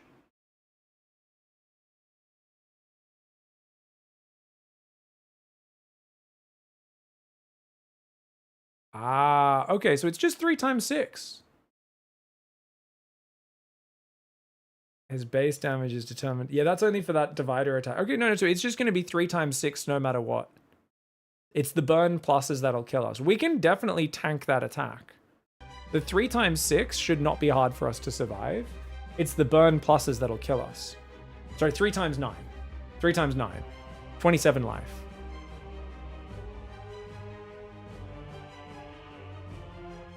Oh, 3 is the damage. It's 6 individual attacks. Sorry, I always get the numbers the wrong way around. It's 6 times 6, not 3 times 9. Right. 36. Sorry, I always get the numbers the wrong way around.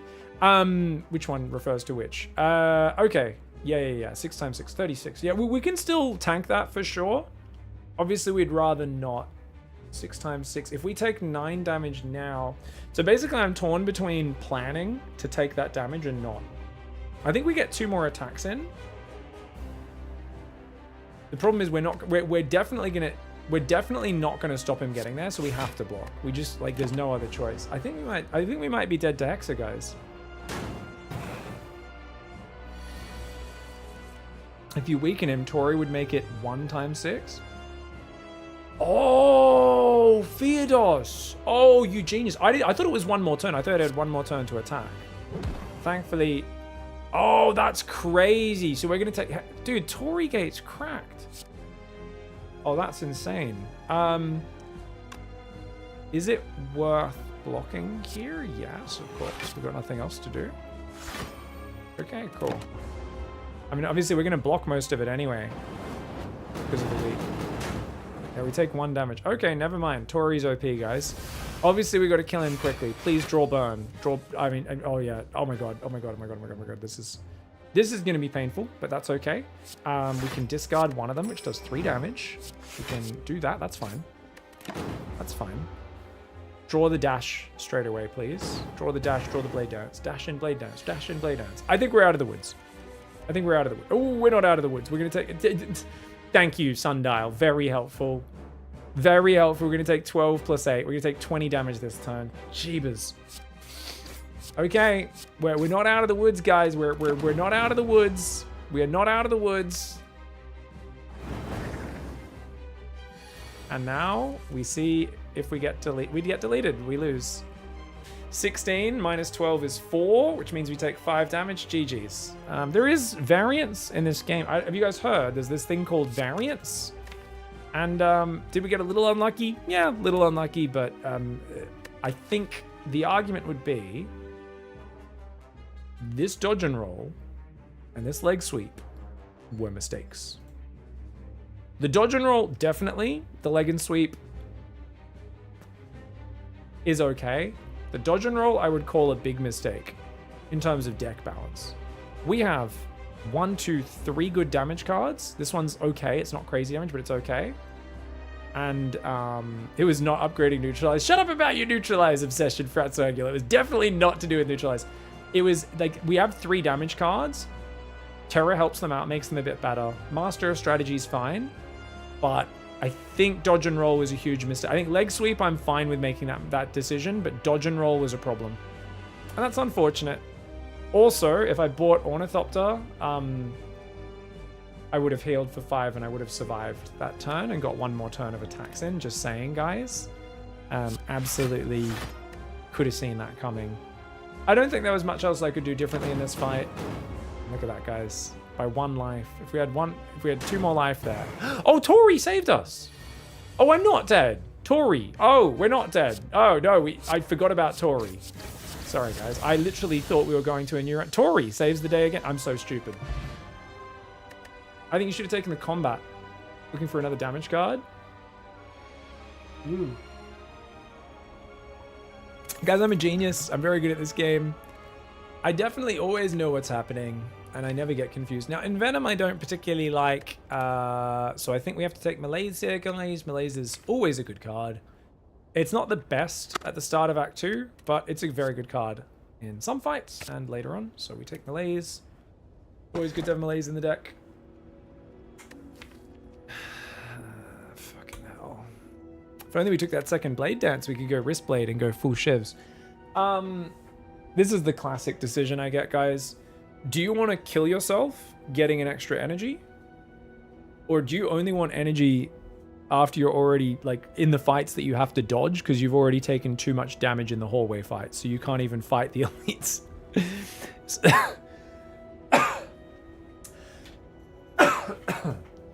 I think Philosopher's Stone actually here. The reason I think Philosopher's Stone's okay is I have so much block in my deck. I have a footwork, a dash, a leg sweep. I think I can actually tank my way through the downside of Philosopher's Stone, guys. Even with things like birds getting massively buffed by it, Tori will help. I'd probably still go Slaves. Slaver's Collar has no downside, it's just the upside is very muted. I think I'm going to go Philosopher's Stone. You guys bet. Which one should we go? No, I don't play many deck builders IRL. I like drafting in Magic, though I'm not particularly good at it. I like Dominion. I like Terraforming Mars. You know, I've enjoyed a lot of these. I played a few deck builder video games recently. I'm definitely getting much more into them now. I do really enjoy deck builder mechanics. I just think it's a very satisfying style of game. You guys let me know which one you guys want me to pick. I will be back in 3 minutes. We got to play a very quick break. Yeah, the first time I played Dominion, I was like, ooh, this is like so satisfying. I was like, I think Dominion was the first deck builder I played, and I was like, oh. And yet I've played very little. I was like, why is this so satisfying? It was like, it tickled a part of my brain. I was like, I didn't know that was a thing. See you guys in a minute. Play some ads. Sorry, the ads were going to autoplay. BRB.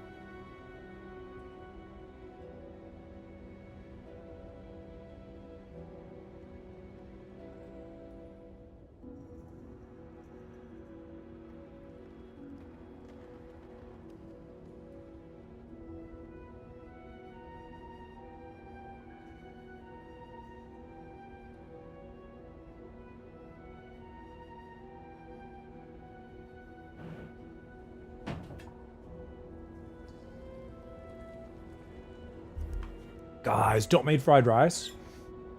And it's got like these... We had this packet of Chinese sausage, like fully shrink wrapped and stuff. You know, like in the vacuum seal packaging. It's off by like a year and a half. Past its best before date. But yeah, we looked it up. And everyone's just like, yeah, that stuff's pure fat. And it's like, it does not go off as long as it's still in the original packaging. So good. Succulent Chinese sausage. Mmm. Collar is energy, but only in boss and elite fights. Mm-hmm. I really need cards. Yeah, I could use some AoE. I wouldn't mind like a die, an adrenaline. I need some damage for sure. We will need some damage. Some of these fights are going to be a problem, but let's go Philosopher's Stone. I think more often than not, that's going to be an advantage.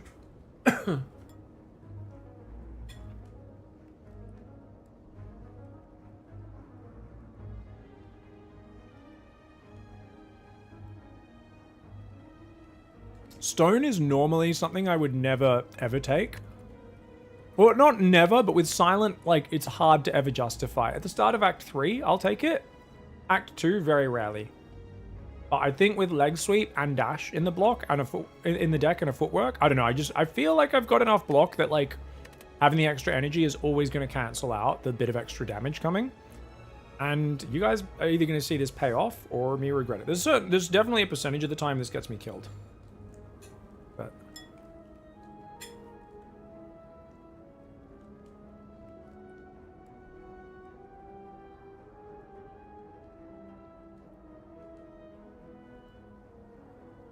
So we're up against Collector, guys. There's a lot of elites. There are a lot of elites. Yeah, I wonder, how do I do against elites? Right now, quite poorly, I think. Book of Stabbing will murder me. Oh, Malaise. Malaise might save me against Book of Stabbing, actually. Yeah, Malaise might make Book of Stabbing okay. Slavers, I'm going to struggle with. I'm just going to struggle to get the friggin' Red Slaver dead as quickly as I'd like. We definitely want to try and get some damage early. So I think I might not dodge hallway fights. Often I dodge early hallway fights. I think we're going to take all early hallway fights. Hopefully get like birds and stuff, which Tori will cover. We'll see.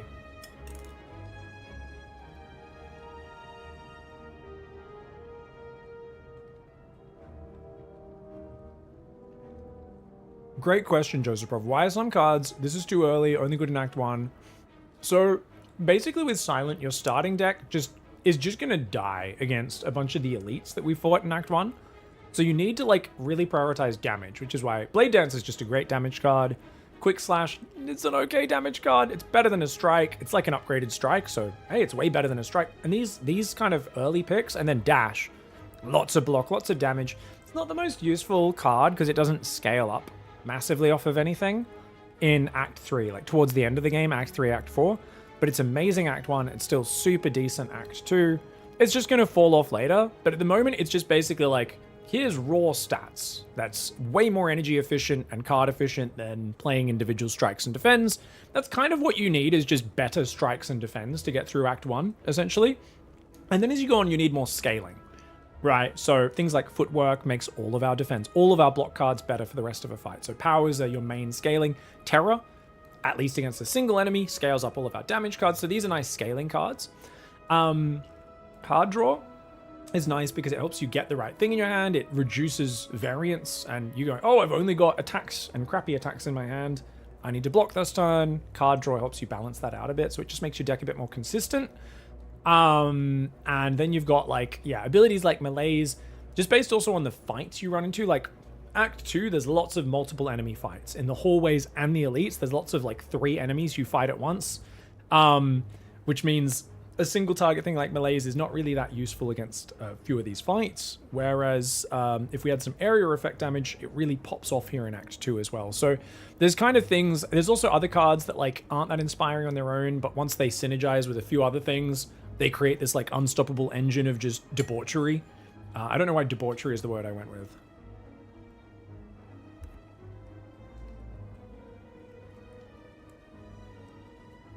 Yeah, and each character's a little bit different, Joseph Rov. But basically, like, we got a few damage cards to help us out, and then we've kind of grabbed a few, like, this is just a good long-term card that helps us throughout the whole game, kind of. It's playable early. Terra helps us scale our damage. We're going to need to be a little bit more specific from here, and as you learn what you need at each stage of the game, you get more specific with it. But yeah, definitely getting a bit of extra damage, and then balancing your damage in your block and trying to get card draw and stuff is good. I do think whenever you're really struggling, because these games are so complex, it's really nice to look at Reddit and look at a tier list. I used to use a lot as a reference when I was learning the characters, but I more importantly look up individual cards and I go, is this card good or bad? And I just love reading people's discussions about it, because like you read people debating about a card being good or bad, and you learn so much about different like synergies and things. Oh yeah, in that situation it's good, this situation it's bad.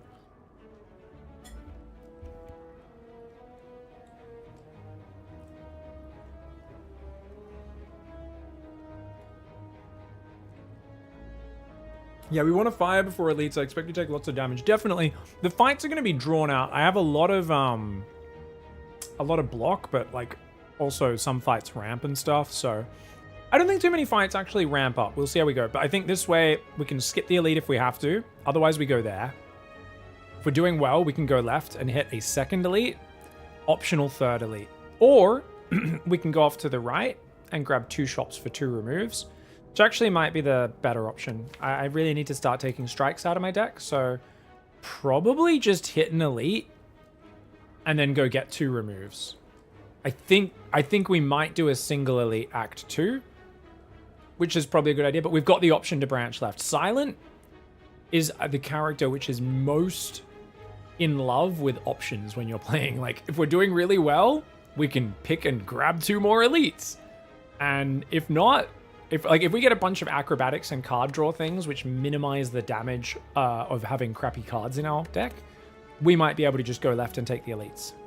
It means we'll be light on removes going into the end game, but might be an option. I think we probably almost certainly take the remove, but it's an option to get 2 more relics that could be game changing. Anyways, how do we get to this fire is the question. Do we take as many hallways as possible, 4 hallway fights into it, or do we kind of mix and match and grab some question marks as well? We could take like 3 hallways, two question marks. I think I need cards, which is why I'm thinking I take 4 hallways into a question mark. What do you guys think? I just hope I don't die on that path. Which could happen.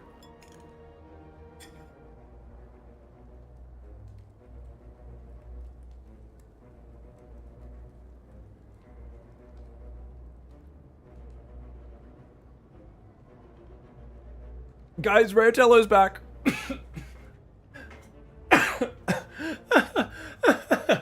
Those who don't know, Rayatello has an unhealthy obsession with corn dogs.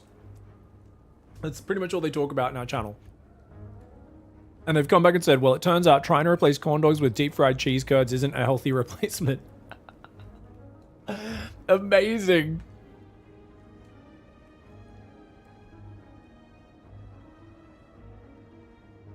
It's one of your main interests. We appreciate it. I like the corn dog saga, Rayatello. It's great. Yeah, we could just take 3 hallways here. Maybe 3 hallways is a bit safer. We still get good card rewards.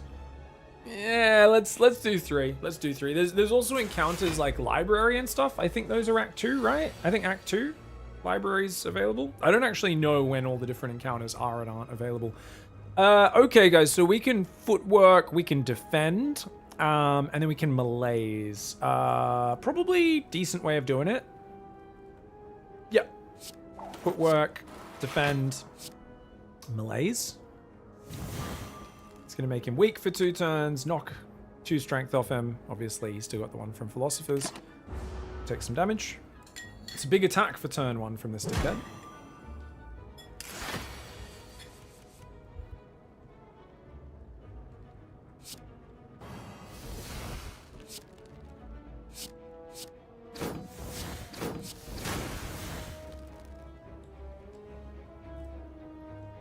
I should have used the strike first there. Shit.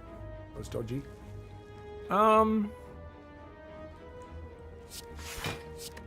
That's poorly done.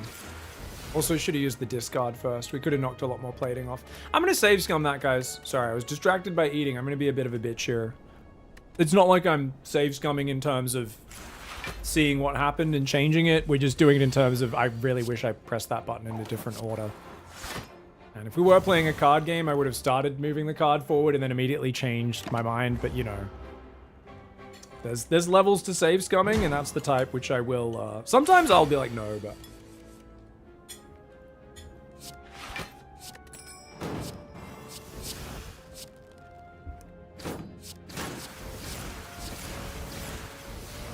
It's a slight optimization thing, just knocks a bit more off his plating, does a little bit more damage to him.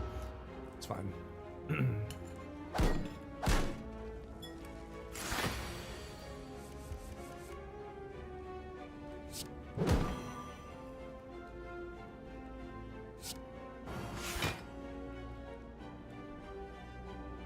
You can see we have a pretty massive amount of block, which is what it's so, like, I'm so used to taking so much more damage against this guy. But other than the big hit on the first turn, it's actually not too bad. It's kind of just like, okay. It's not so bad. This one first, because that'll break his shield. We go like that. We go like that. Almost got him down. He's only down to 6 plating left, which is good.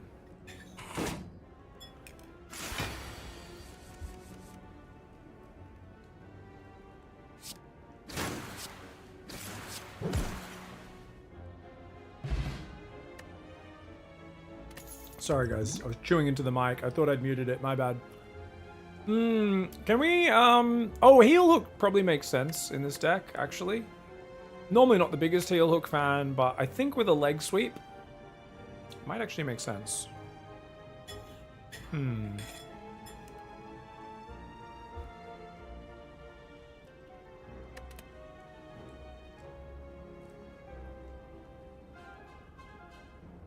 Runic Pyramid is probably the best relic, your skill. I find the Runic Pyramid is probably the best for SIlent. Just talking about SIlent specifically. Ironclad really wants energy if he can get it. And he's okay to take Philosopher's Stone because he heals a lot and does good damage.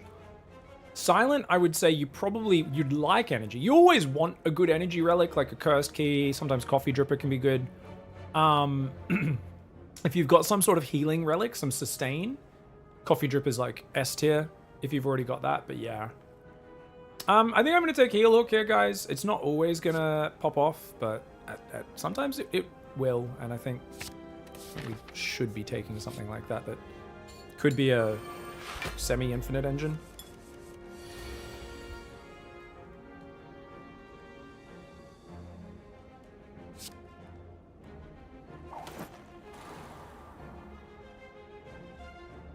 So we can't make him weak with melees because he's got artifact charges. If you cast this with 0 energy, does it still knock those off? Surely not. Oh, these are only doing 4 damage because of his block. It's annoying. Fine. There's nothing else we can do here. Swing, swing, swing. Runic's really good, except when you play shivs, your hand gets a bit too full.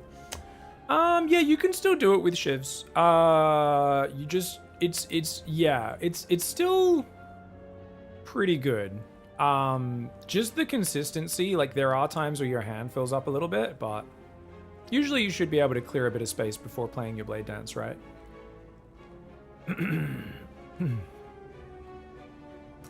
It might have been worth burning 1 energy or 2 artifact. Yeah. It might have been. I think we're going to burn it.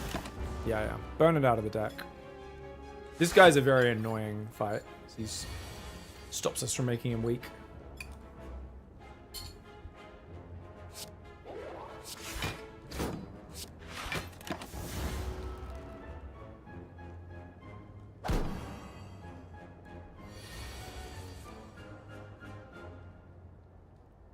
All right, now Terra gets cock blocked. That's a shame.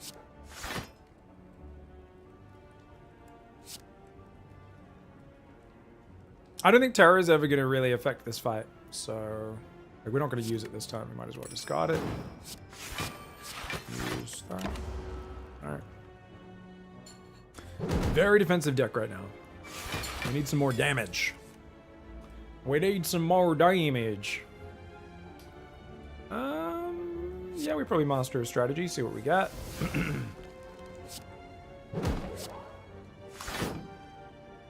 Okay, quick slash and another strike. He's gonna block another, what, 20 block? How much does he add? 20? 15. Is that 18? Some crazy amount.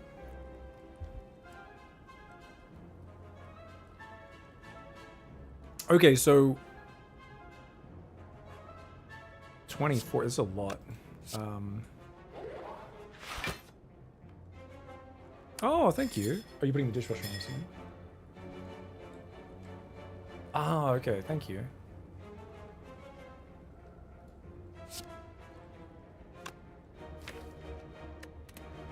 No worries. I can basically full block this. I think I'm just gonna full block it, guys. Yeah. That's fine. Do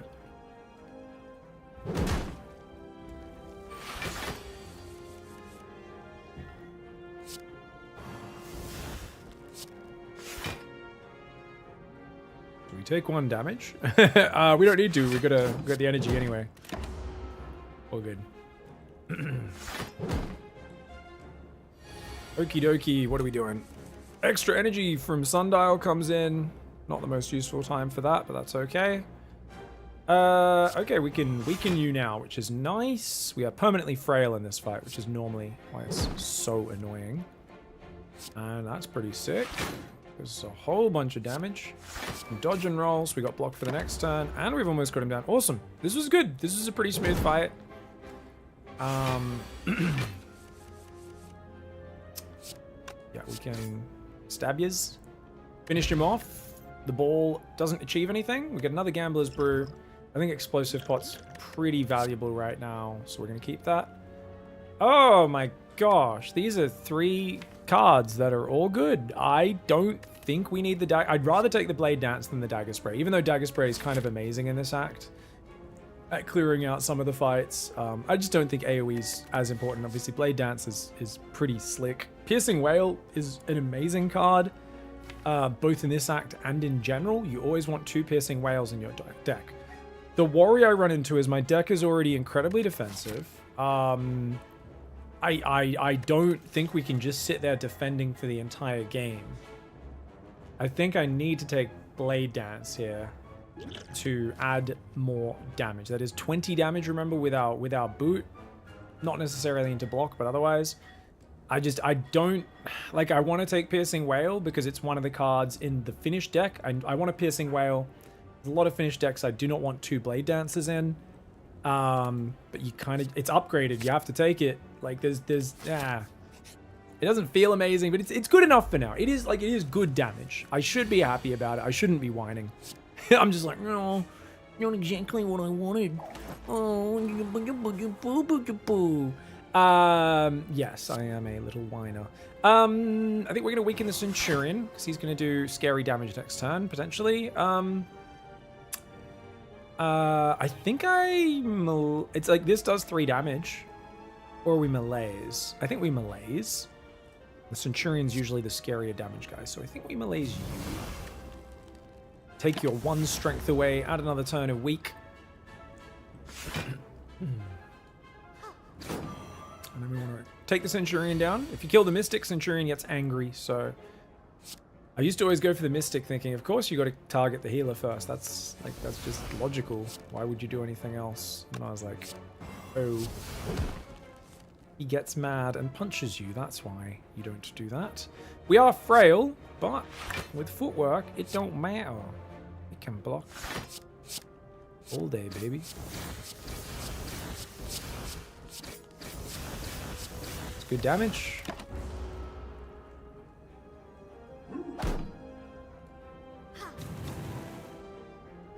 Took so much damage in my runs going for the Mystic. I did it for so long until Twitch chat told me your skill. I was just like, sometimes this fight's so easy and sometimes so hard. I don't know why. And then I was like, oh, the Centurion randomly starts hitting me for like way more. Ah, okay. I hadn't noticed. I'm a dum-dum. He's gonna heal up to 20 life. Okay. Alright, alright. Okay.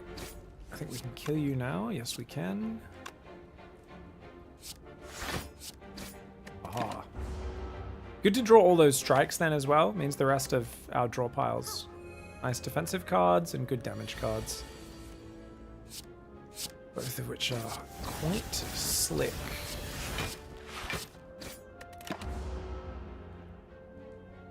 You need Twitch chat to beat these games as well. Twitch chat massively scales the learning process. Obviously, I don't like people telling me like too much and giving everything away. It does get tiresome.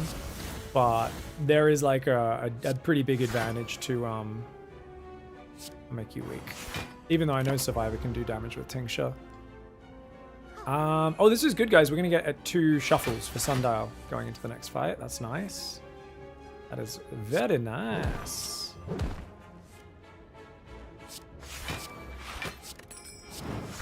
Okay.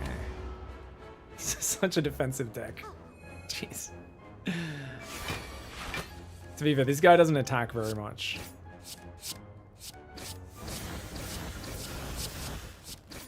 Alright, we got him. Alright, no damage on those guys. Fairy in a Bottle is an excellent potion. I think I throw away... Oh, Gambler's Brew does heaps of damage with Tincture as well. Oh, shit. That's actually probably better damage even than the explosive part. It could be on the first turn, right? You can do the Gambler's Brew to just do 3 times like 7 damage. 21 damage. Not as much as 30 damage to 3. Okay, but it allows you to, yeah, yeah, I kind of think Explosive Pot's better. I think we throw away Gambler's Brew, even though the Tincture synergy is really nice. I think I have to take Blur here, guys. My deck benefits from a Blur. A Blur allows the footwork, all these defensive cards, all these big block cards, and the dodge and roll to all become better. It is a no-brainer here. Oh my god, throwing away Gamblers feels wrong here. Fairy in a Bottle keeps you alive when you'd otherwise die, though, which is more important. Oh, okay, we can transform. I was saying we're really struggling for our discards, guys. We don't want to damage ourselves for strength, as cute as that is. We don't have ways of healing ourselves. And this one just basically gives you 3 strength on the first turn only, which is not that worth it for us. But transform 2 cards. Gonna take 2 strikes. We get a Glass Knife and an Expertise. Fantastic. Way better than a strike. Potentially worth an upgrade sometimes. Might not be with how deep we are in this run already when we get it. Really amazing upgrade Act 1, but we'll see. And Expertise, just a good card draw card. Yeah, after you use a few cards, if you got some energy or whatever, you can draw a few more cards. Awesome. We're gonna go left.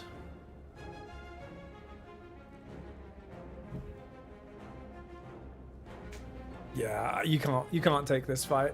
That's 167 gold down the drain, but like you cannot take this fight. There's no way with the shit damage I have. Because he literally, I think he minuses like a bunch of, what does he do on A20? He does something crazy. I think it's Red Mask Gang. Mask Bandits, that's what they're called. So the bear debuff is absolutely insane on A20, right? This is the fat guy on the first turn. What he does is he does -4 dex.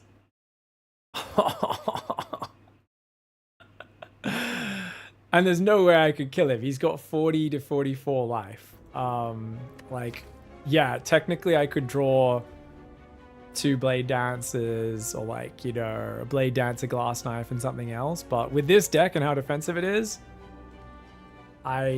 yeah, it's basically like it more than counteracts my footwork.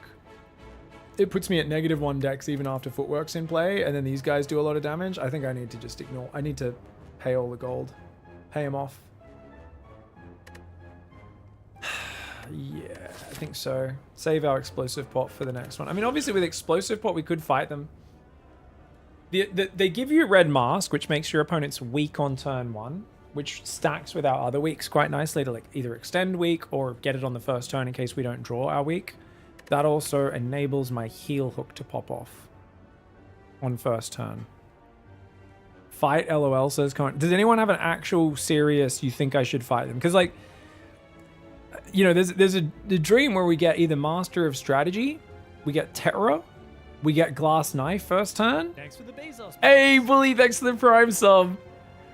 We got a sick defensive deck, but I always fight them. Yeah, it's about the principle. Dude, I used to always fight them, and then I got like above Ascension 17, and I lost like 4 runs trying to fight them.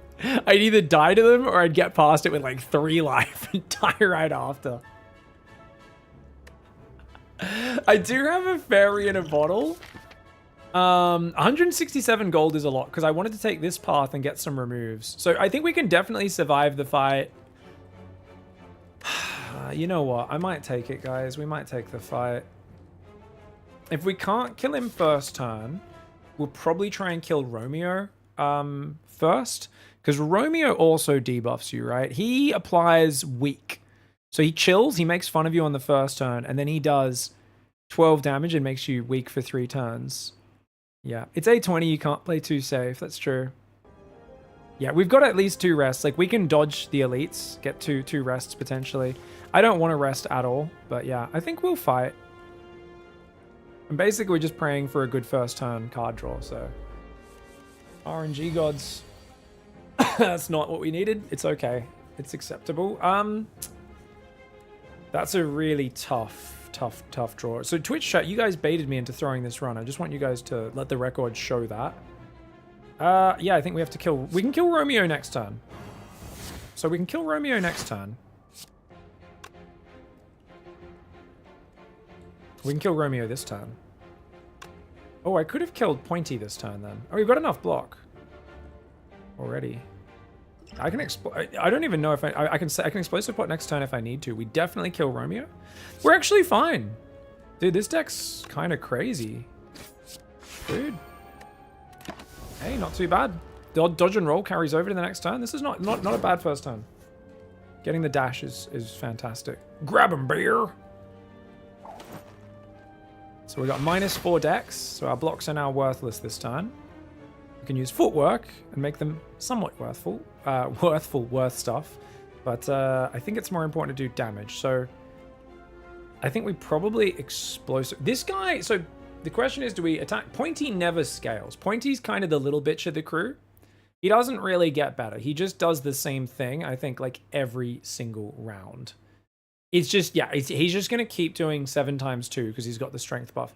Whereas this guy will do 20 damage, right? So he starts with Bear Hug and then he alternates Lunge and Maul. He's doing Lunge first. We kind of want to stop him before he does 20 damage, or it'll be 21 with the strength. So we want to try and kill him. 32 life. We can do 16 plus. Yeah, we can kill you with these Glass Knife, Blade Dance, Explosive Pot. And we'll take a little bit of damage. This is actually a perfectly fine fight. This is crazy. Can't believe this is working for me. Oh, I didn't need to do that much, did I? No, I did.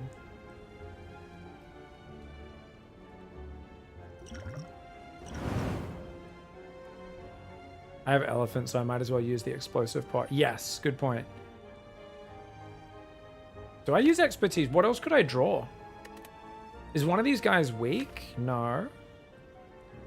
We could draw Master of Strategy, would be great. So I'm thinking we might Glass Knife, Shiv, Expertise. We still have 2 energy left. It's kind of sick. Let's go. Shiv, Bear's dead. Because footwork does nothing on its own. We're just going to kill you next turn, right? That's expertise. See what we get. Or we could quick slash and then we get to use something else. That's expertise. Higher chance of getting good things. Master of Strategy. I was hoping for heal hook. We can get 1 block from Blur. We can get 4 from Survivor. Or we can do 8 damage. I think we get the 4 block. Good chance of killing him next turn anyway. Still gets 3 damage out from the discard tincture. Alright, we take a little bit of damage, but not too much, actually. The block plus Tori. Did we just take 1 damage? Holy crap, we just took 1 damage. Did I just cuck these guys? These guys have killed me so many times recently that I'm so afraid of them. Did we just take almost no damage? Holy crap, that was a sick fight, guys. We got an ancient pot. I'm getting a lot of upgraded cards offered to me for A20. A lot of basic attack type cards, but I think, you know, all-out attack is not great long term. I'm running the numbers here, and it says right here that we are sick as fuck. Thank you, bully. Thank you, chat, for pressuring me into taking that fight. Thank you. Yeah, I think all-out attack would be really nice, because even though I'm probably going to go right, because I really want to start removing these strikes, guys. I think removing the strikes is kind of everything. I think all-out attack 14 damage is kind of amazing. It'll help us here if we get slavers or gremlin gang, gremlin leader, whatever he's called. I think we just take all-out attack here is fine. It also does 17 damage because of tincture, assuming I have another card in hand that gets discarded. 17 AoE is... Well, 14 AoE plus 3 to someone. Okay, so this is where you get greedy, you upgrade another card, and the reason you do that is you have Fairy in a bottle. I was actually memeing when I started saying that, and then I realized, oh, I do have Fairy, so actually I do upgrade a card here rather than doing it. The problem is... no, because we get a rest afterwards as well, if we need to. Yeah. What do we upgrade, guys? Do we want one more card from Master of Strategy? Do we want one more card from Expertise? Do we want Glass Knife to do a shit ton of damage? So the cool thing about Glass Knife, guys, is if you upgrade this bad boy, it is plus 8 damage the first time you use it, which is crazy. Now, Malaise, upgrading it, chat says they like that. I don't upgrade this nearly enough, but I actually think it's a very good upgrade, right? Because it means even if you use it as a zero-cost card, like YOLO's saying, you get -1 strength, -1 weak on them, or it knocks 2 artifacts off for 0 cost.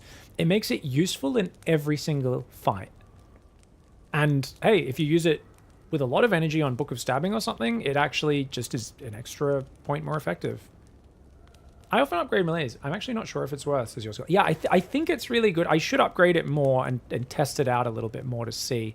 There's nothing else that's like screaming for an upgrade other than Glass Knife's damage output would, you know, getting an extra 8 damage is crazy. I think Malaise is the best upgrade. Glass Knife second. Expertise is probably third. Chat says Glass Knife or Neutralize says Penalty. I think I'm going to go Malaise for this one. Because we do have 2 weak sources, and this is a 3rd weak source. So definitely not Neutralize at this point, Panetti. Because we have Malaise and Leg Sweep, we have 3 sources of weak. So the bonus turn actually has dropped off. The Neutralize, I think, was a very competitive upgrade Act 1. And I think it's dropped off a cliff now, the Neutralize. Glass Knife, still a good upgrade. Is still a good upgrade, but Neutralize, not so much. Thank you for the sub, Bully. Appreciate you, dude. All right, guys, we got the Slaver Gang, the Taskmaster, the 2 slavers. I always go for the red one first. I don't even know if there's a great reason, because it's actually the blue one who does more damage on the second turn. I think it's generally because this guy can throw a net on you, which stops you from attacking. I haven't really thought about why I attack this guy. I just do it, and I guess it's... You know, did you know he can entangle you on the second turn, by the way, Frat Swag YOLO? I think because I kill him so often, I forgot he could do that. I couldn't kill him on the second turn recently, one run, and he threw a net on me. I was like, you can do that on turn 2. I thought he only did it like turn 3 onwards. I was like, what? I was like, that's not fair. Well, I think we're gonna like leg sweep. Leg sweep's just a block. It's not anything else in this fight. I mean, obviously we have to blade dance.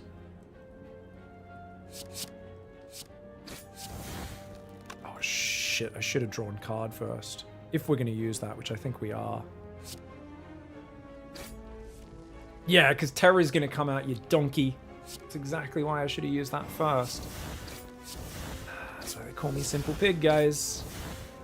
Could have got 2 more damage there. Hopefully it doesn't change the time to kill. I think Leg Sweep's the best block. So I think we just leg sweep. You're going to die next turn, so we want to leg sweep you because you're going to do like 14 next turn. And likewise, I think we melees this guy as well. None of them do multi-attacks, and the Taskmaster's the last one I'll kill. Therefore, putting more turns of weak on him, as well as minus strength, is going to give me the biggest long-term effect, I think.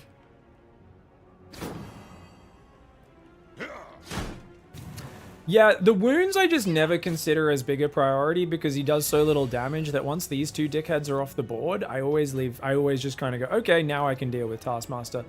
I think we draw the cards first because we don't want to lose that. And then we all out attack. Unfortunately, we are weak, which sucks. And yeah, I guess we just do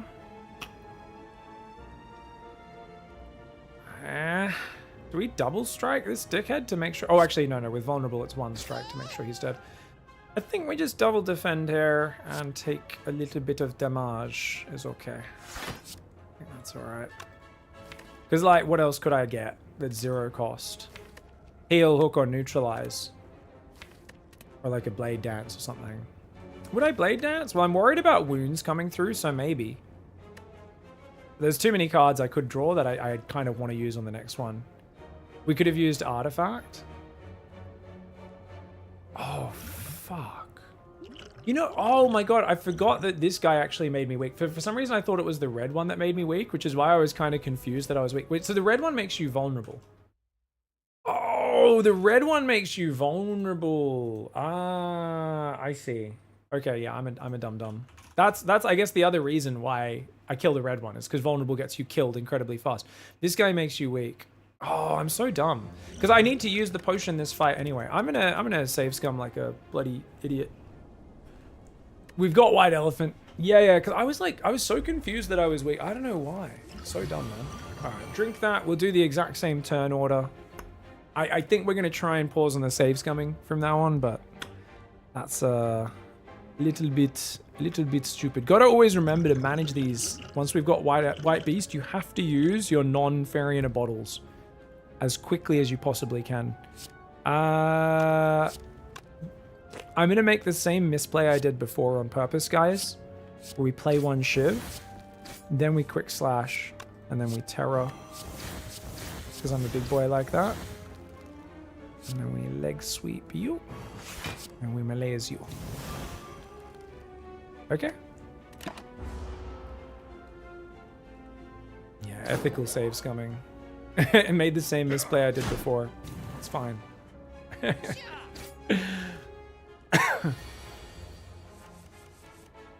Because I truly believe, like, for me, save scumming is like when I'm playing card games, because I'm not that good at card games, and like if you play Magic against me, you'd fucking hate me.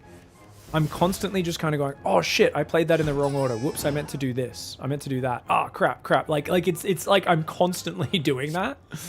Just because I'm not very good at card games. So I'm kind of constantly misplaying and whatnot. I think maybe we play one defend and then the expertise, see what we get. And that would be good. Okay, so we can heal hook. Draws footwork. I don't think we want to play footwork this fight. I think we want to just use the dodge and roll or the defend. I think you're going to die next turn. Probably. So I think we wanted to then do that on you. Keep you weak. Interesting choice to make. I think we'll take the extra damage is fine. You're going to do... It doesn't really matter how much we block, because either way, he's going to do the full 6. Tori's not going to kick in with either of them. So this is the better card. And we take 1 more damage. It's not a big deal. Better to get the 4 block next time. All right, what's up? What do we got? Okay, not bad, not bad. Dash does 13 damage. Plus 20. That's not enough to kill him. That's unfortunate. Or is it with boot it is? Aha.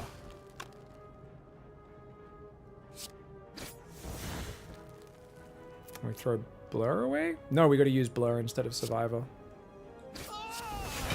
And that means we're blocked for the next 3 turns, which is huge, or 2 turns at least. Alright, so we took, I think it was like 18 damage this fight, which is not too bad. Admittedly, save scummed a little bit there because I, oh, we got another, the extra blur, so we're blocked. Even if we draw wounds now for 2 turns, we're fine. This is good. This is very good. Oh, so he gains strength every time he attacks, is it? Holy moly. Can we stop drawing wounds now, please? The amount of these saves come and retrace my steps when playing board games or Magic makes it really hard for me if there is someone at the table who doesn't allow it. 100% your skill. When you're below a certain level at games like that, it's actually like necessary to kind of like learn the game, right? Like it just, you kind of like, there's just a lot of things to keep track of, right? It takes a lot of experience playing these sort of complicated card games with many different interactive or things interacting to really get super good at them. Adrenaline! We got the adrenaline, dirty casuals. Yeah, and that's what we are. Obviously, if you show up to a Magic tournament and you're doing that, that's a no-no. But if you're playing with friends fucking around, it's all good. Obviously, there's a line, like some people will push it as well, where you're like, okay, you're not just, like, you're actually seeing the outcome and then not. You got the day off? Dude, why you got the day off? I thought you were just back to work yesterday for, like, the first time in a month, Activillain. How you doing, man? Want to play Age of Darkness with Wendy? She asked me to play with her, but I've got to rest my wrist. Are you outsourcing your husbandly, you know, boyfriend duties? You're like... No, Dot's gonna kill me if I told her I'd finish streaming at 2, which is in 24 minutes. So I got to try and finish this run in like 25-30 minutes and then get off the computer and get my other stuff done. But if Wendy's playing tonight, I might I have been thinking of hopping back on the Age of Darkness train, but I'm bad at it, so I can't carry like you do because I'm very noob at it as well. So we'd have to lower the difficulty a bit. I think this is automatically a rest, guys. And then we go right and we get 2 removes on these 2 strikes. I think the deck is not terrible. That being said, we don't have poison. And we don't really have a way of, like, winning the final act just yet. Which is awkward. Now, Pillow's really nice. We're back to full life here, guys. Oh, you're only 3 days a week? So you get Tuesdays and Thursdays off? Oh, that's pretty legendary. Do you guys think we should go left and just get some more relics from these guys? Or do we go right and hit 2 shops for at least 1, probably 2 removes? Age of Darkness is like... Yeah, it's a They Are Billions like. I think I have to go right for these, but because I got the double transform, it's not like I'm as necessary needing to remove these strikes. Like, I can do that in Act 3. It feels like our deck's powerful enough. I think we're getting to the deck size at 27. We need a bit more card draw. All we've got is Expertise and Master of Strategy. We do need like a backflip or something. Oh, Adrenaline helps. Adrenaline gives me 2 cards as well. Okay, that's really nice, actually. Adrenaline is more card draw. Right when we need it. Elites, farm the elites, 50-50. Elites are very good, but you need Envenom or something. I don't think Envenom's going to be enough for A20 for Atswagiolo. I could be wrong. I've only got 1 Blade Dance from it. Oh, no, I've got 2 Blade Dances. Oh, yeah, we could try and shiv the late game, couldn't we? We have to fight 2 bosses at the end of Act 3. I haven't made it to the end of Act 3 yet in A20. That's going to be tough. Yeah, it's co-op. Age of Darkness is good. I think both directions are good here, guys. You only need enough to make Catalyst work. Yeah, normally the way you win with Silent is you do whatever, and then around this point, you're like, oh, a Catalyst. Oh, you know, a Bouncing Flask. Cool. That's my win condition, you know.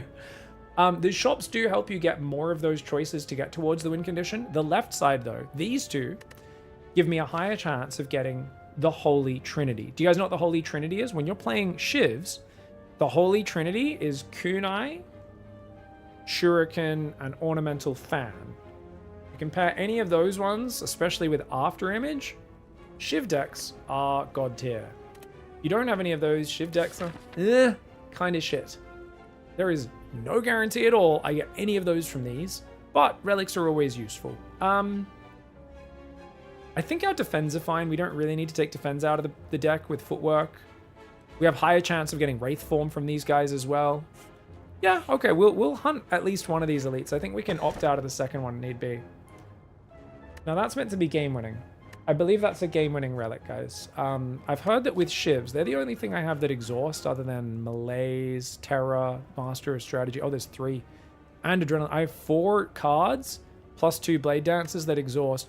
Now this does fill your deck with garbage, random stuff. Basically what happens, every time you exhaust a card, you add a random card into your hand, but it stays in your deck and goes around. Now, I've heard that Dead Branch is like an auto win. I've never used Dead Branch with Silent, even once. I've used it with Ironclad to great effect. I think I got it once towards the end of a Silent run, picked it up without knowing what it did, and then it basically put garbage in my deck. My deck was so powerful that it did not need a Dead Branch. It was like, it diluted my deck and made it worse. But a lot of people will say if you get Dead Branch with Shivs, it's like game winning. And I haven't actually watched a better player than me use it. I don't really know how it works and stuff. Like, obviously it's going to help the early turns, but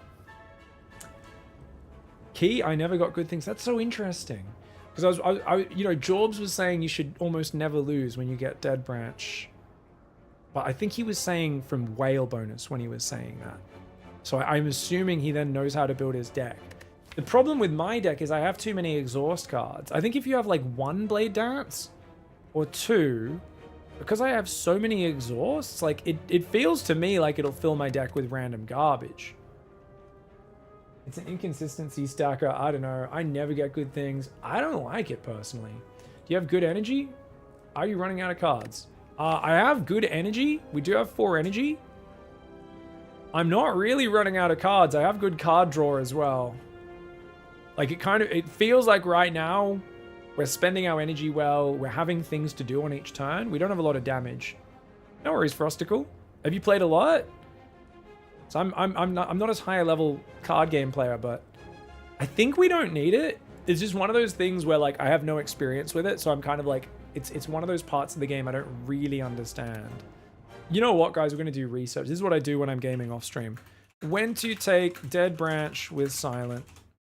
Okay, let's go read what people say on Reddit. Oh, what is this person's deck? They've got Storm of Steel? What is this deck? Oh, that's a pretty nice deck. Oh, that's a good one. Not bad, not bad. Yeah, how do I get out of this?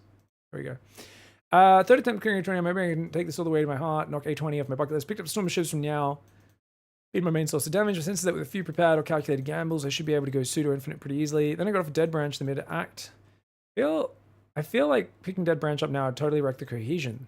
Regular room followed by a shop, so I think I should be safe. As a general rule, unless you're already infinite or have Runic Pyramid, just take the branch. Sometimes even if you have Runic Pyramid, it is amazing with Storm of Steel too.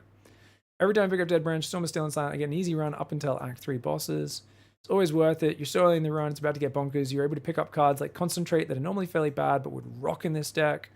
Right, so Dead Branch is amazing with Concentrate because you discard cards for energy. I'd also be picking up every Shiv card possible. Yeah, I feel like... Yeah, Silent with Dead Branch is still worth it. It's kind of janky and weird, but it works. I would take a Dead Branch with any class because it can't give you potential cards for any... It can give you potential cards for any situation. If you don't have Pyramid, and Infinite seems unlikely, Dead Branch time it is. It's so good with Storm of Steel. Well, I don't have a Storm of Steel. I don't like picking it up because it doesn't feel nearly as fun. Bit of a heads up. You're not very close to Pseudo Infinite here. You have 22 cards, blah, blah, blah. 18, which... Okay. It's always a good pick as a streamer because it leads to really funny clips which can go viral on YouTube and shorts, etc. Okay, so Dead Branch is fun. It's probably better if your deck doesn't have a plan or win condition and you always play the optimal turn. Well, I don't have a win condition at all. I have nothing even approaching a win condition. Like, I have good card draw. I have really good block. I have a bunch of weak. I have a single heal hook. Like, I go to Malaise. I go to Terror. I've got 2 upgraded Blade Dancers, but nothing other than the Terror to buff it. I think this is a Dead Branch. Yeah. I think Dead Branch is what we have to do.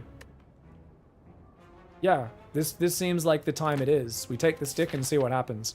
And like I said, it's a new experience for me, so yeah. Dead Brain Branch.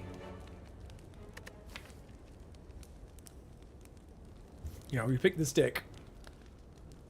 Ad break's always sneaking up on me today. Let me just hit that snooze button a few times, guys.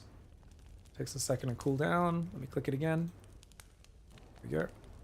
Okay, I think we probably upgraded Adrenaline here for the extra energy, guys.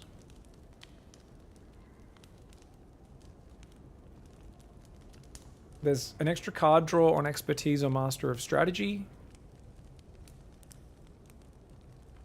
I think we just upgrade Adrenaline. Don't think there's too much to debate there. Adrenaline's an amazing card. We're going to use it a lot. Alright guys, Book of Stabbing. Now he starts weak. I do love that we've got Red Mask. This really helps just pop off our weak. And oh my god, we got to concentrate. Oh my god. It's already so good. It's already so good. That's like, that's literally it. Don't forget to use the potion. Oh, good call, good call. We'll use our strength pot here so we can get a new potion. Let's Master of Strategy, draw 3 cards. Okay, all right, fantastic. Yeah, I think we'll throw like 2 strikes and a defend away probably. Or maybe not because we don't have a blur, right? Maybe throw like that away. I just want to make sure I have enough block left over, but that can basically block the whole thing on its own. So I think we can just do that because we don't have a blur. Throw away through 3 defends. Oh, and that does damage as well because yeah, whenever we exhaust. Oh yeah. Whenever you discard a card. So that's another reason why Concentrate's amazing. Okay, so you hit you, we get another card draw, and then we can make you weak forever. And then we make you weak at the knees with a flying knee to the face. Let me play 1 more defend. Okay, yeah, this is going to be OP. I think we're going to win A20, guys. Tincture sounds so satisfying. It's a good sound effect, isn't it? Thanks for the Bezos. Yeah, I really like it. Okay. Hard draw. And that's going to give us another. Get slice. This is kind of crazy, isn't it? Yep. Oh, right. Yeah. Okay. Yeah, this is stupid. Well, this is dumb, guys. And that's going to exhaust us. Oh my god, this is so dumb. Obviously, we could get screwed by it, especially if a fight drags on. I think we do this, and then we do this. That threw away bullet time, that's fine. Dude, we already killed this guy.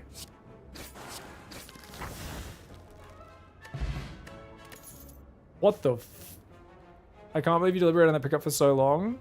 Dude, I know! What the fudge? It's broken as shit. Yeah, because we have 2 upgraded Blade Dancers, I don't think we can lose this run anymore, guys. And then we get a Wraith form. That was the other reason for going for these elites. I said there's a good chance of getting a Wraith form. I felt yesterday when I was doing my final day, guys, I did 26 kilometers running yesterday. It was the final day of my 300 kilometers in 30 days challenge. Really proud of myself.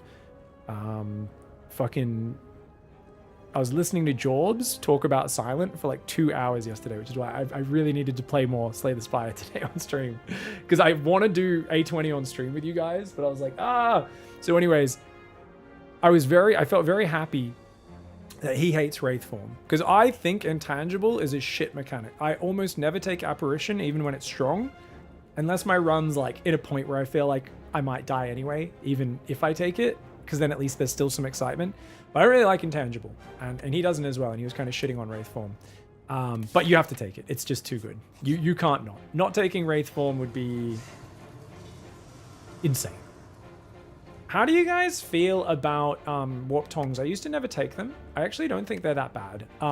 In this case, I don't think we're going to take them because we don't have a shop soon.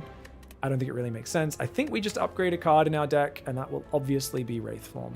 There's no other choice there. All right, the machine is whirring. We've also got another energy on turn one from Lantern, which is really nice. So this is really good, guys. All right, guys, Gremlin Leader and his 2 little fat gremlin bitches. Pig, why are you so aggressive? You don't need to call them bitches. It's not their fault that they're like Holding a stupid hammer above there. Is it a hammer or a sign? Some people are telling me they think it's a sign. I'm pretty sure it's meant to be like a hammer or an axe or something, right? Pot gives strength. That's true, and we're not going to save it because we want better potions. So, there's 18. We can punch you in the face. We can punch you. Guess we can finish you with strike, probably. Let's see what Master of Strategy draws. Oh my god. I don't think I need to Wraith form, guys. I don't think I need to Wraith form. I think I'll just strike you to finish you off.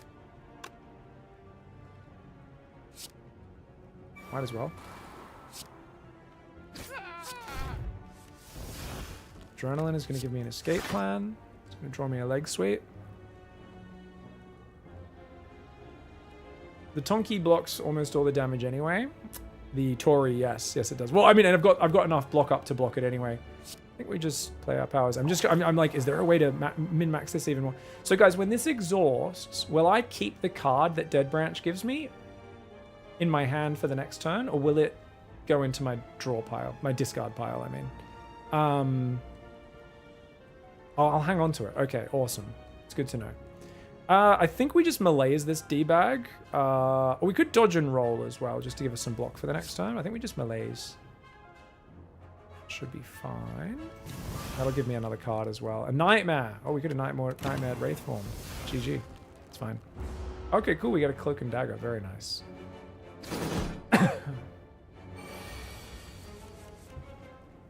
Oh, okay. We get to discard a card.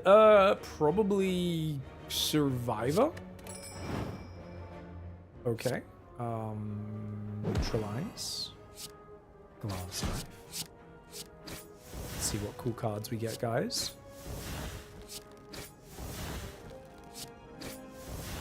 It's ridiculous.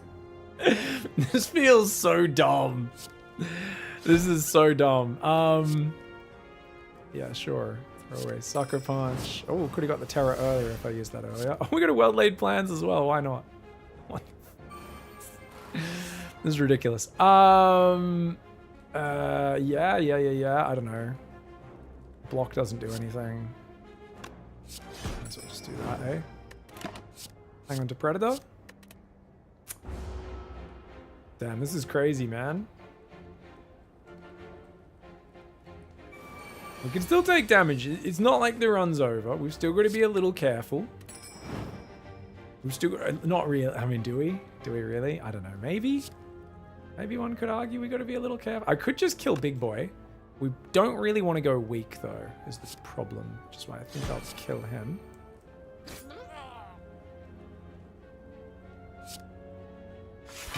We'll do that. Just blur for the next turn. Hang on to expertise or defend. Probably expertise. Could have saved all out for the minions. Oh yeah, with the well-laid plans. That is true.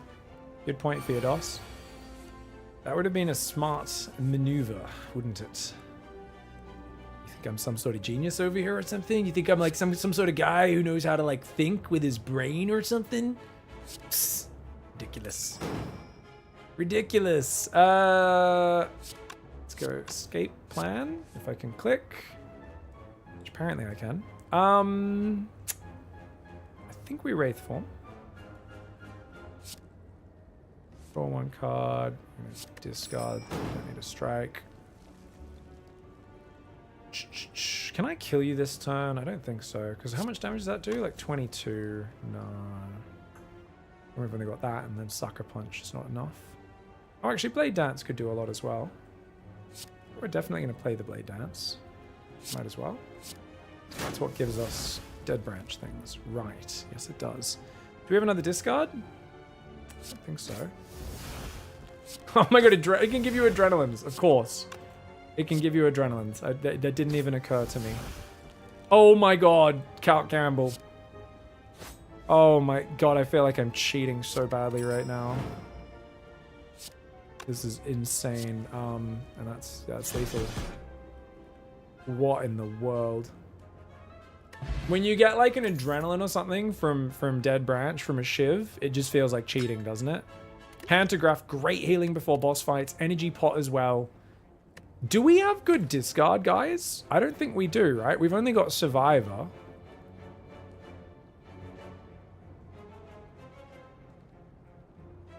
Survivor and all-out attack are my only discards.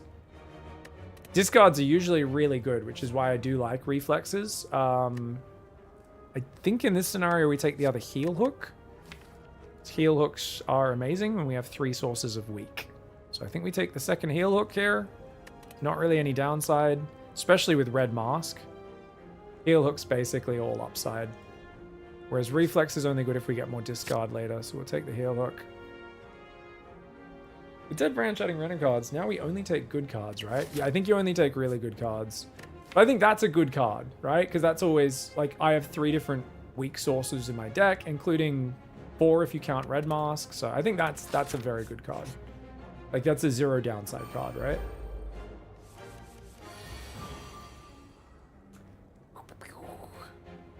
All right, guys, what do we got? Ooh, I think we Omega Malaise it. I think we Omega Malaise, guys. Yeah. Very nice. Oh, we got Storm of Steel. Apparently that's good with this, guys. We'll find out. 2 times 3 damage. That's going to be very hard to block, guys. I don't know how I'm possibly going to do it. Work. Quick slash for card draw. Throw a neutralize out. He's got 7 weak on him. And obviously we just blur and block here. Should be fine. Chill. I mean, just take cards that are good in a vacuum. Don't need to overthink our deck synergies anymore.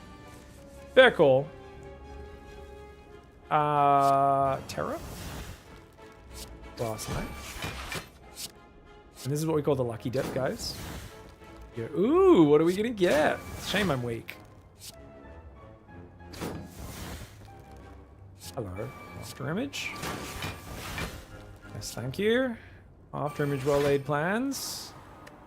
I will partake, thank you very much. I don't think he could do a big single attack, so we should hang on to Wraith form. Just to be safe. Time Eater and Heart now? Yeah, pretty much. We would like a catalyst. Alright. Alright.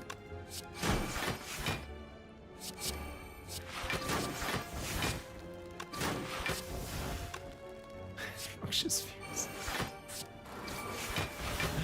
Why not?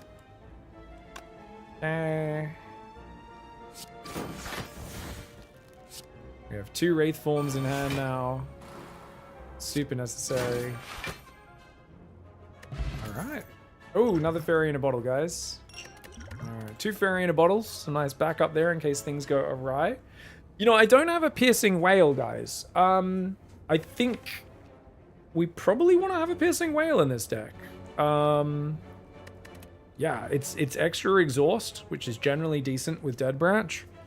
And I think a Malaise plus that for the heart gets us through 2 rounds of the heart fight. I think we take a piercing whale. Being this deep without a piercing whale is very rare. Pissing whale? Fuck yeah, dog. You don't like having a pissing whale, man? Pissing whale. So the great thing about Australian accent pronunciation is we don't believe in overpronouncing words. So we will there are a lot of different words we will say if you listen to them contextlessly, like without context, it sounds almost exactly the same, if not exactly the same. And we purely rely on context for understanding what the fuck people are saying half the time. It's great. It's a good time. I think we want card draw, guys. So I think we make Master of Strategy give me another card. Could do Expertise as well.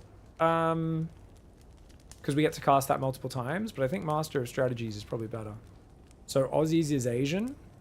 Do Asian people pronounce words the same? Is that a thing?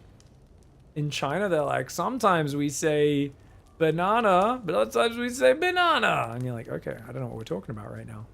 I don't think there's any super high value upgrades here, guys. Should I recall? I think I'm going to recall. I think I'm going to get my piece of the key. Yeah, nothing's jumping out at us. Yeah, we take the key. We'll probably have a better upgrade later, right? All right, bring it on, Collector. You dead, boy. Dude, I had the craziest fight with this guy the other day. It was so hard to kill. So hard to kill. Okay, it looks like we don't have any exhaust. Is what it is. I could have used leg sweep there. Might have been advisable to put more weak on him. Almost certainly was. Kind of thinking of replaying that. I will suck it up. We're far enough ahead in this run. We probably doesn't matter. Still only at 66 life. We haven't got any more max life, but that's okay. He's gonna buff. That's okay. All right. Let's see what we get, guys. Now you want to kill one of these guys first, usually, so that he wastes his time. Okay, resummoning it. Oh, dude, I'd love some discard right now. Ooh, we get a burst. Okay, burst can be used on skills.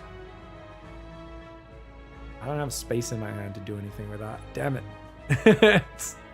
Maybe I should have used Master of Strategy first. We're on 8 cards. That should be fine. We use that now.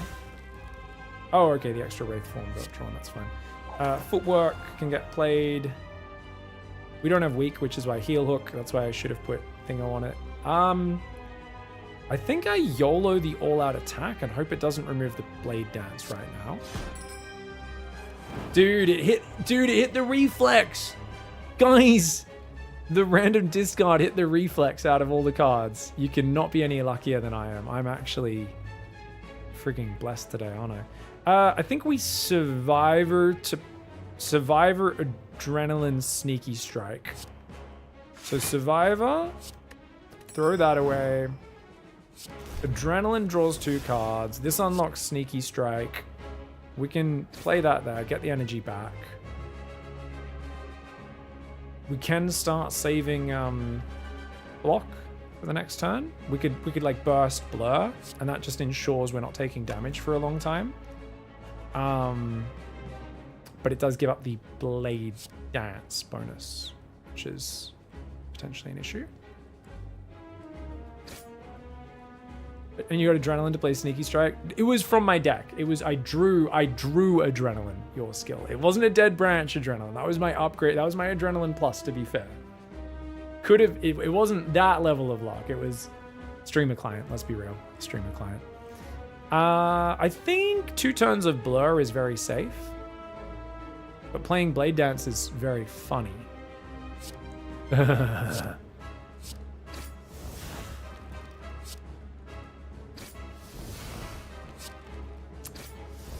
See what we get. Oh, we got a Tactician. Oh, that's ridiculous. I think we have to aggro the Tactician, even though it doesn't do anything really for us except pay for itself, so maybe not. I mean, there's... Yeah, I don't know.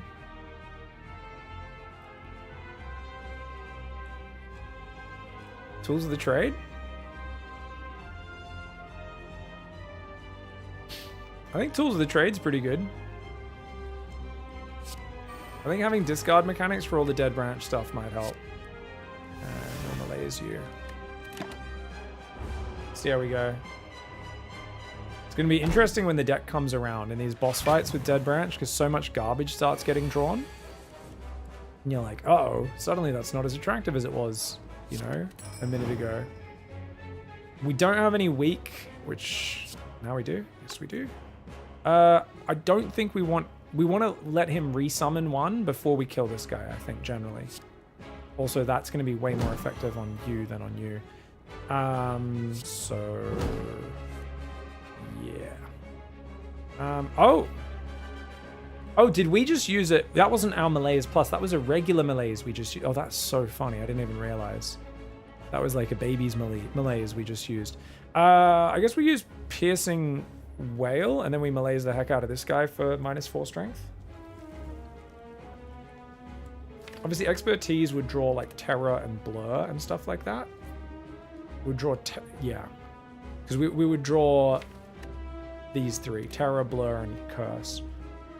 I just don't think. I think we can just play those next turn. Yeah, we're just piercing whale.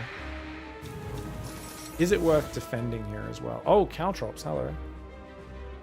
Yeah, we can't use these. These are fairies. Active villain. We need to let our life get down. These are basically a couple of insurance statements that we've got up there. So they're both passive. So we're probably going to keep them because they're very good. They only trigger when we die. They bring us back to 30% max hit points. Fairy in a bottle. Yeah, they look like energy pots. Like they would be, right? I think we get caltrops. Why not? We'll grab caltrops. Get it out of the deck as well. I don't think we need to care about losing hit points as much. So let's do that for the long-term negative strength. So we'll take 20 damage this time. That's okay.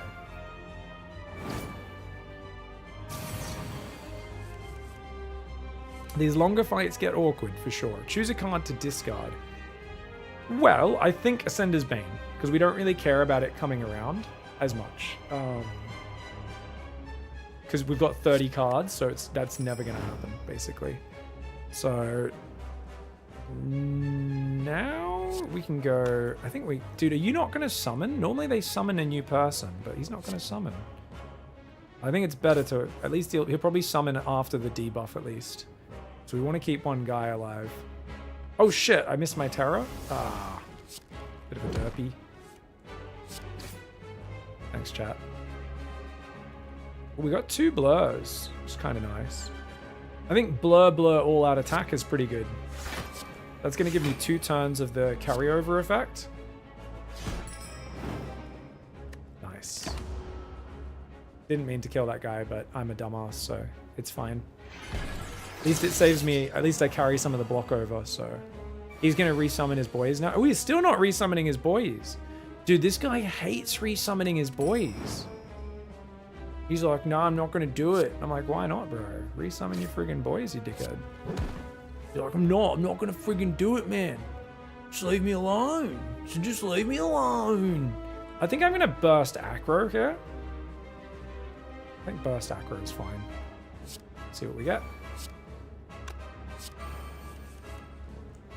Choose a card to discard. I don't care about infinite blades. That seems like crap. Oh, reflex, nice. Don't have energy for Wraith Form, unfortunately, guys. So in this scenario, I could just double block. We'd be up to 28. We'd full block. Or I could be a man, do the right thing, and play Blade Dance and see what Dead Branch gives us. You guys, which one should I do? We can also dash, which gives us 12 block as well. Could give us a little bit of damage. I kind of want to see what the shivs do, though. I want to see what they do. Yeah, this is the right call. Fine. We won't see what the Dead Branch does. Fine. Dude, when's he gonna summon his boys? I guess he only has a percentage chance, but still. Throw away the strike and throw out the Wraith Form. It is time. It's time. And we Blade Dance. Probably could have Blade Danced first to see if there was like some cool energy thing we could do.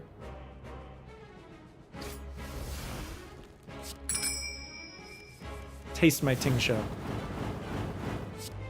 Nice. Nice. Nice, nice, nice, nice, nice.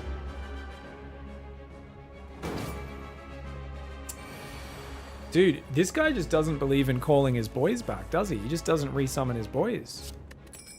It's crazy. Yes, accurate. I was like, dude, we really need some card draw right now. And out it comes. Streamer client.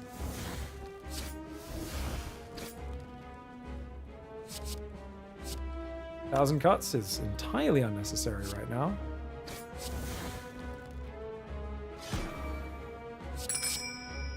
Tincture. Very nice. Alright, guys. Firepot, we don't need you. Do we grab another adrenaline?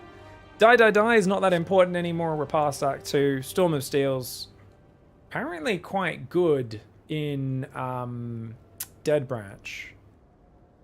Because when I fill up my hand with garbage, what I can do, guys, is I get to discard my whole hand, which does 30 damage. Let's say it's only 9. So let's say it's 9 cards, 27 damage. And it gives me like 8, 9 shivs. So you basically save Storm of Steel for the end of some of these hands. And this is just like... This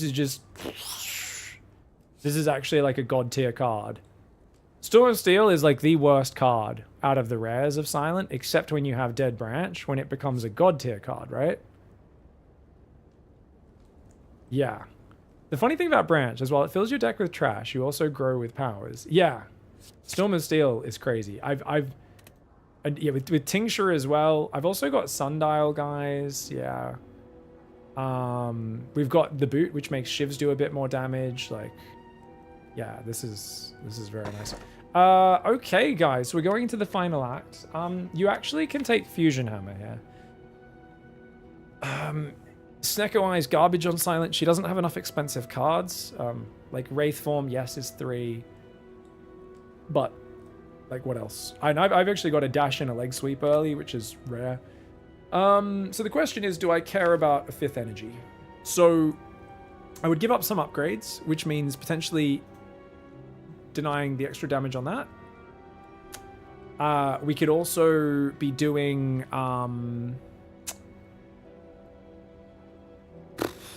I mean, the shivs normally, because they get added to your hand rather than drawn, usually Snecko doesn't affect them, right? But it's still... it's still crap. I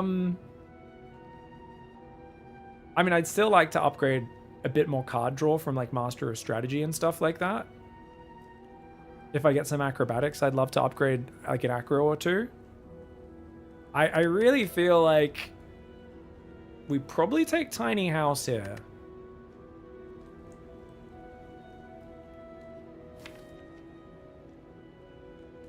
That being said, as Fratzweg says, the more trash you can play, the better. So Hammer, that's true. I am playing a lot of crap. I'm playing a lot of crap. Sorry, guys, an ad break just auto-played. Like, I don't really need to upgrade these cards necessarily. Yeah, maybe we just take the 5th Fusion Hammer. Yeah, deck's massive. Massive is not bad with Silent, though. This sort of deck, I think it's perfectly fine to have a big boy deck. Lots of block cards, quite a defensive deck. Storm of Steel might only come out once per fight. You actually have 0 reason to Smith. Right, okay. Yeah, I guess that makes sense. Very cool. All right, we'll go Fusion Hammer. I don't think we really need the 5th energy, but it does help. Okay, cool. I think we probably go shop here. We start removing garbage from the deck, guys. And yeah, we go left side. We grab rest spot elite or elite rest spot. We can get either a second one there or we can go to the second shop. Probably the second one there. Probably hit 3 elites on this left side. I don't think there's any potential 4 elite paths on this. No, there's no way you can do 4 elites. 3 elites is the most we can do. Cool. Okay, let's go, guys. I think we might finally be about to finish A20. I'm excited, guys. We have a chance. We will get extra energy if we do Storm of Steel. None of these cards exhaust, do they? They do not. Okay. Okay, we don't have a blur, so... Do you all-out attack? Or Storm of Steel? I think we all-out attack. Hope it doesn't hit the Storm of Steel. It hits the Storm of Steel, shit happens. I was really hoping that wouldn't happen.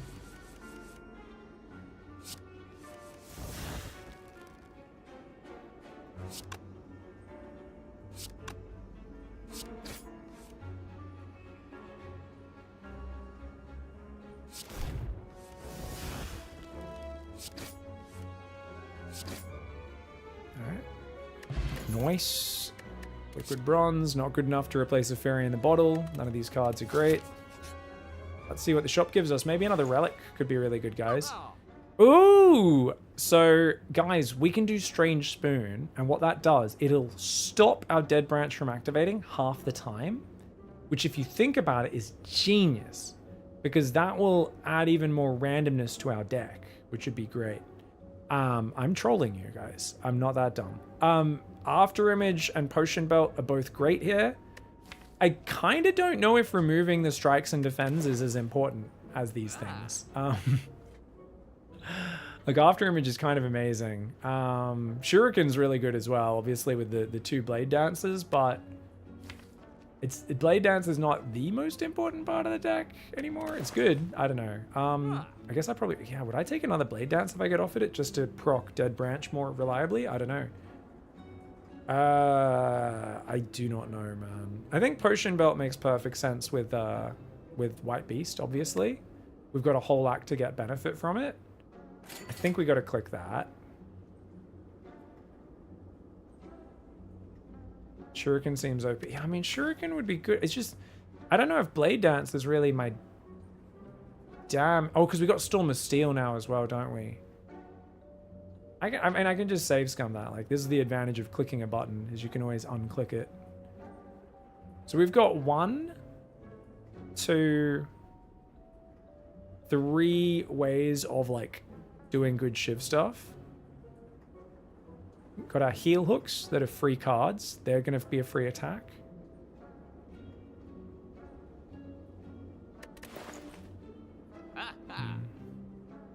After Image is actually too expensive. I don't think I'm going to take it. You guys are like super keen on Shuriken, eh? You think that's going to be like enough to like kill the heart or whatever? Because you have 5 mana, you can hit 3 attacks every turn guaranteed. Right, because like my dash, glass knife, heal hooks, the all-out attack. Yeah, that's true. And that will give me the win condition, potentially, eventually against the heart. And I will get other Blade Dances and Cloak and Daggers thrown into my thing. Okay, yeah, we can go Shuriken. If I go Shuriken though, is it just Shuriken card remove? Yeah, probably. All right, chat's saying Shuriken for sure. It just seems... I literally thought I could afford both, to be fair. Potion and thing. But that's because I'm not good with numbers. That's like a ton of money. This is a crazy amount of money. That's so much. Alright. But it gives me scaling. Scaling is what we need now.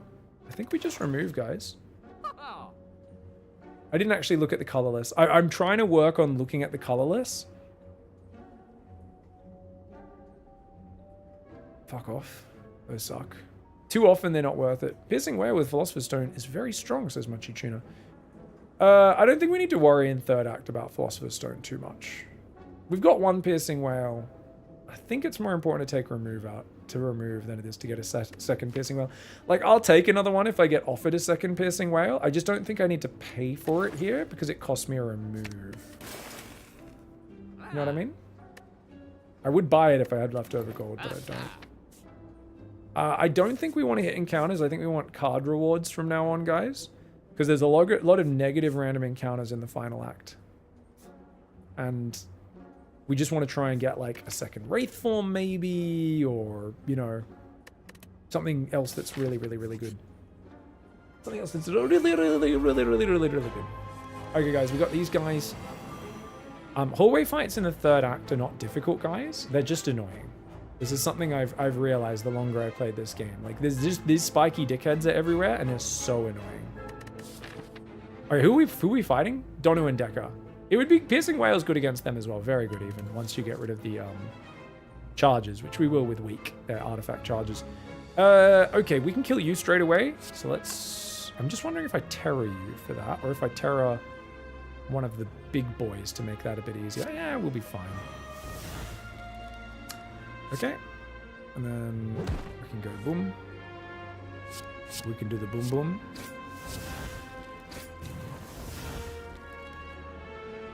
Ooh, choke, choke, choke, choke. Okay, choke, choke, choke. Choke, choke, choke, choke, choke. Okay, I kind of want to choke the spiker. So I'm just looking at if I have a way of getting it. I could defend, blur, choke, and then start throwing all these other cards at the other ones. Problem is then I wouldn't have enough block left over to stop him doing damage to me. So maybe that's overthinking it. Maybe I just choker this guy. Maybe I choker this guy. The repulsor, try and get less poopy cards in my deck.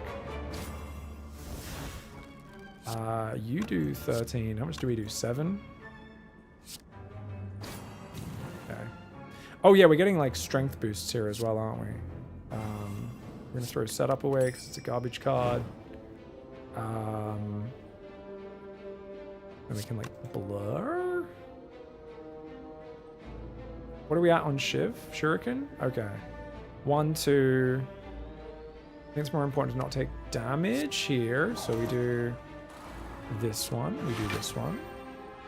And then we basically don't stab you because we don't want to take damage. I gotta reflex that. That's fine. It's all good. Donut is the weakest Act 3 boss. Dono and Deca scale consistently and are reasonably tanky. They just don't counter you the way the other two do. It feels like they're kind of the most generic, right? Whereas like Awakened one is like so good against powers, and Time Eater is so good against card spam and like playing lots and lots of free cards and lots of card draw. So I feel like it's just kind of like, it's such a, it kind of, you know, it's just different, right? Oh yeah, that took double, didn't it? That's fine. Might as well see what we get. Nope. Don't want to hurt myself.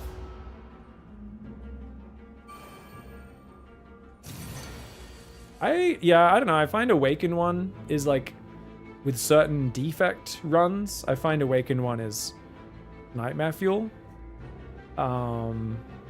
Yeah, I don't know. Dono and Decker I've actually died to a fair bit when my deck just doesn't scale fast enough, you know? It's just too slow of a deck. Dono and Decker can get out of control.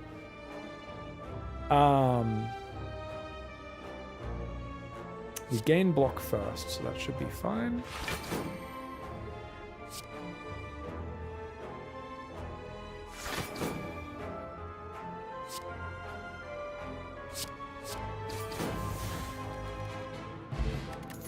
Yeah, Shuriken's gonna be insane, guys. Not gonna lie. You guys were onto something there. Outmaneuver seems cute. Too cute to be good. Alright, let's go, go, go, go, go. Jaw worms. Triple jaw worm, guys. We're gonna get triple worm.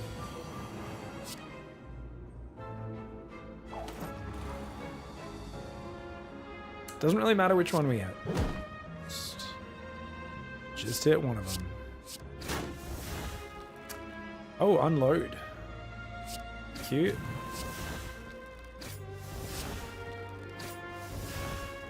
Okay, Master Stab can come in. Adrenaline can come in. Oh my god. We have so many cards coming. Deflect can go up. Quick Slash can finish you off. Neutralize you. Don't have enough space for Blade Dance yet. Now we do. Okay, we can Terror this last one, I think.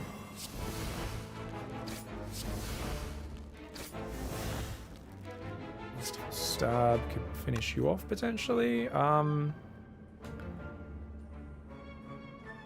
Dude, can I kill all of them this turn? How much damage does that do? 27. What's 27 plus 24? That 27 plus 24 is 51. This guy's 53 life. That's not quite enough. But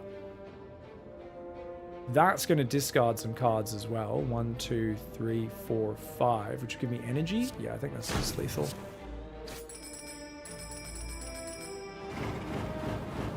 Yep, nice. Unload goes really nicely with Tincture. Don't need any of that. Did we just get +5 strength in one turn? Oh, no way, did I? I didn't realize it would go that hard. Okay. See, lack of experience with Dead Branch. I did not realize it would do that, guys. It's just... Okie doke. Alright, we just need to make sure we don't give ourselves a curse in this fight, guys. That's the main concern, yeah. Always try not to curse yourself. As long as we've got a bit of energy, we don't need to stress too much. Probably could have used different attacks there in different orders to think about. I usually don't think about that. I just click them in a random order and then I regret it afterwards. I think we can blur. We can defend. I think we can adrenaline. Adrenaline. That's how you pronounce that. I think we can footy worky. I love a good footy worky. We can piercing whale if we want to tap another exhaust. I still don't have any discard here. Discard would be nice.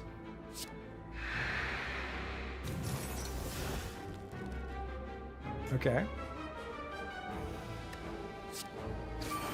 Okay, we've got our first strength.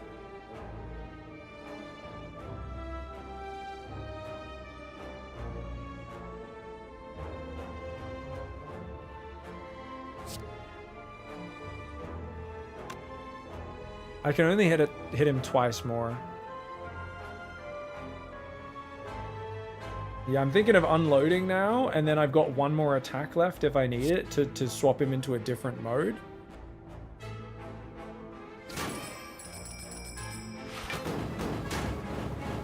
Two more attacks, actually, because I get an extra energy. So we can also glass knife. Does he swap things in a predictable order, by the way, or is it random which one he swaps to, guys? Can you predict what you'll move him onto? Does it like go around a carousel wheel? Or does it just randomly hop to a next one? I've never actually known if you can predict what you're going to push him into doing.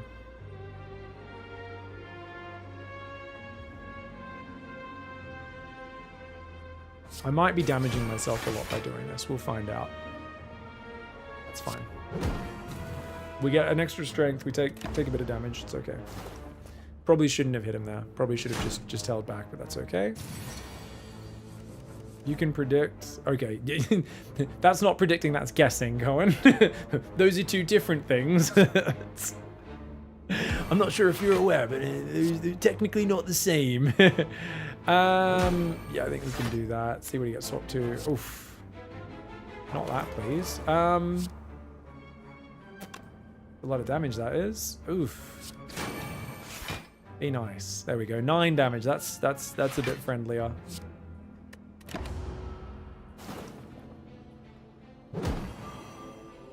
Yeah, I feel like the Act 3 fights are like very annoying, right, guys?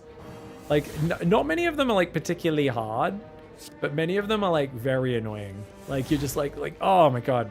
The spiky guy I can't just headbutt into. The writhing mass I just can't headbutt into. Even when the fight's not like threatening, you're just like, oh, I gotta pay a little bit of attention here. I have to pay a little bit of attention here. Make sure I don't mess this up too badly. I think I don't have many attacks available, which is kind of, I guess, what I'm a little worried about right now. 19 damage and block is perfectly fine, because then we can just melees him. I think that's okay. Cool. If I go to the casino and I predict red and the rail is red, then it was a prediction. Oh, right. I see you're part of the prediction market crew, right? Just a prediction. That's all it is. Yeah. Punch you in the chin. Ooh, we get a backstab. Ooh, 1,000 cuts. Should we play 1,000 cuts? Probably not. I don't think I care. It takes too long to kick in.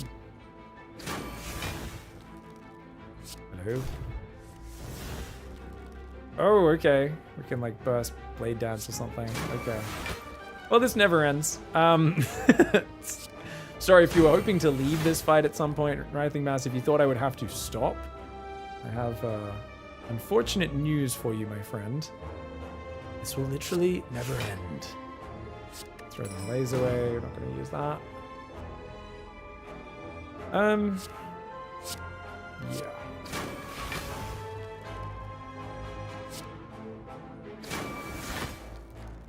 I do have to be careful at this point. I've only got 2 more of these left, and a Bane.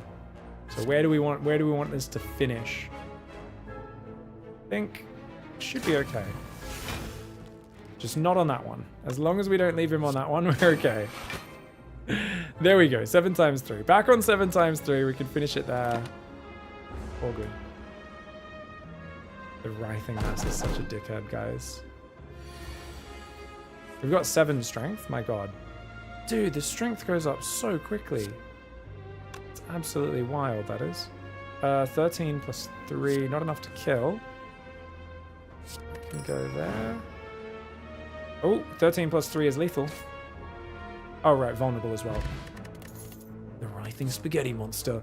Ooh, guys, do we take Catalyst? Purely because we're probably going to get poisoned from Dead Branch. No, I think Strength wins us the game. So I think maybe even a 3rd Blade Dance is correct here. Because now that we have Shuriken Strength, like basically having a bigger deck is actually good. I think having a 3rd Blade Dance, 1 in 10 cards, a Blade Dance is good. The earlier we hit the Blade Dance, the stronger we are, yeah? Ooh, you guys let me know. I kind of feel like, yeah, it's one of those things where it's just making sure we don't have the 2 Blade Dances in the bottom of our deck. But I guess we have enough other exhausts in like Terra, Malaise, Master of Strategy. We have a bit of card draw. Branch won't allow you to play too many shivs, says Panetti. You mean because your deck will fill up? Like your hand will fill up? Yeah, I mean, but that's the thing is, I think 3 Blade Dances across 30 cards is like just to pocket, right? I'm curious anyone else who's played with Dead Branch before, because I really have no experience with it. It's either Blade Dance or skip. I think you skip unless there's a God tier card, says Frat Swag. Fair enough. I'd go Blade Dance. We want to keep adding good cards to dilute against our bad card strikes and defends as well. Yeah, well that's the thing about the Blade Dance is like it just makes the first run through our deck as well before we start redrawing all the random Dead Branch stuff quite nice. That's what I really like about it. And then it means even if we do redraw it, we're getting more nice stuff from it. I don't know. I think one more Blade. I'm going to take one more Blade Dance. It just feels correct to me. I could be wrong. I just needed one person in chat to agree so I wouldn't have to like fight the resistance so hard. I appreciate that. I was like, oh, do I believe it? I'm like, I do want to do this, but yeah, I don't know. Choke. Oh, baby. Chokes. This is going to be lethal first turn, guys. Yeah, lethal first turn.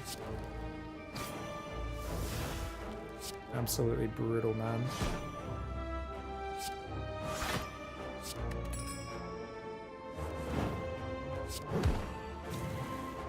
Absolutely brutal.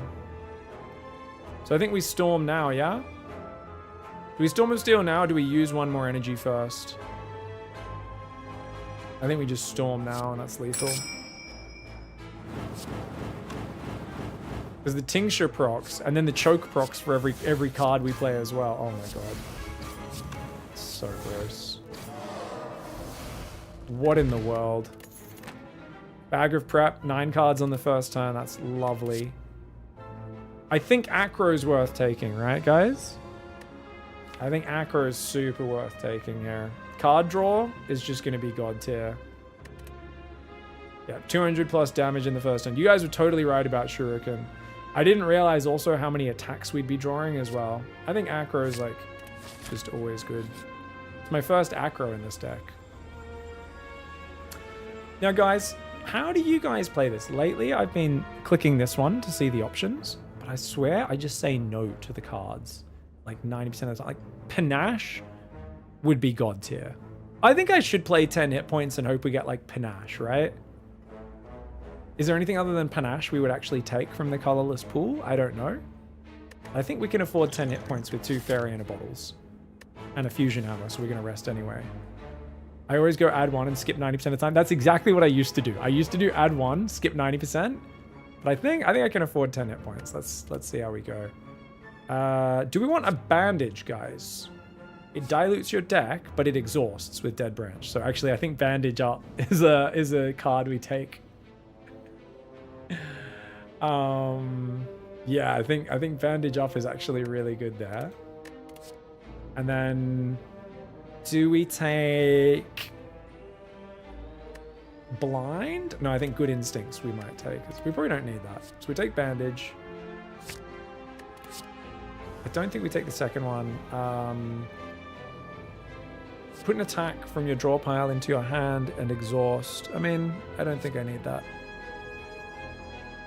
I don't think any of these are amazing. I mean, these do exhaust, so they're not terrible, but...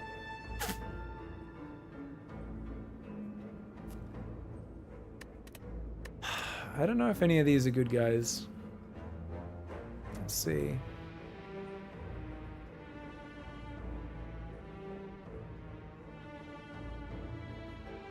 I don't think we want any of these. I always loved Discovery. Feels good. When a 3 random cards add into your hand, it costs 0 this turn. Not terrible.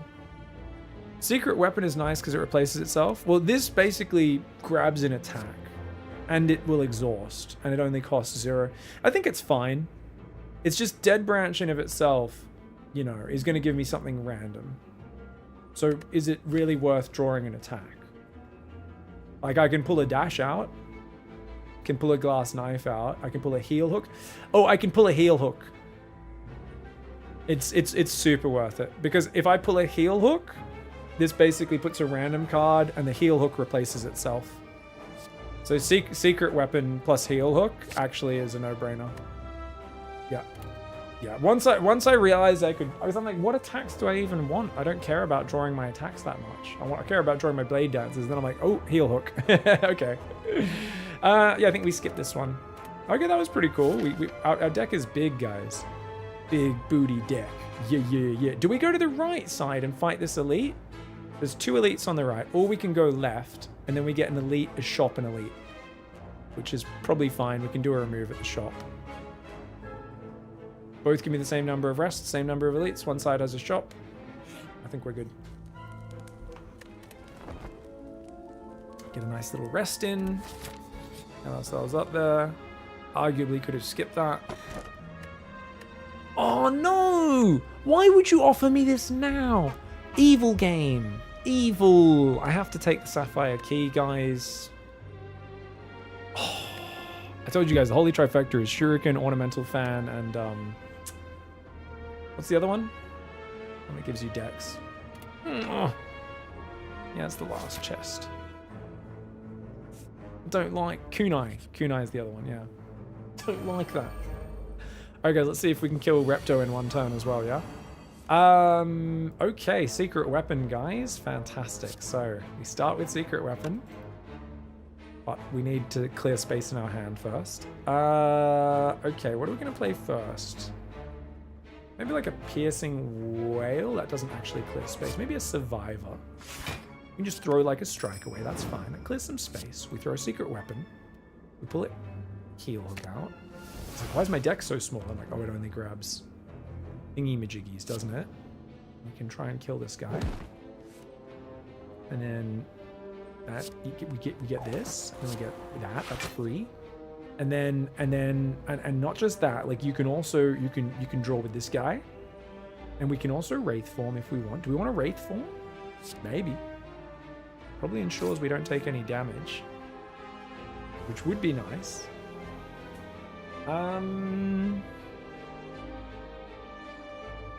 Wraith Form's probably a good choice, right?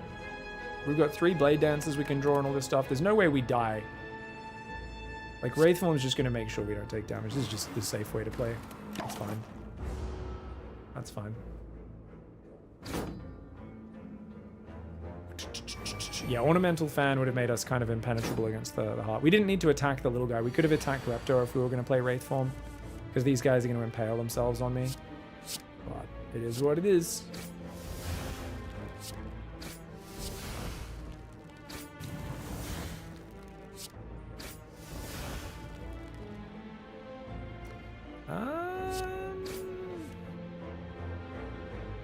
Cool.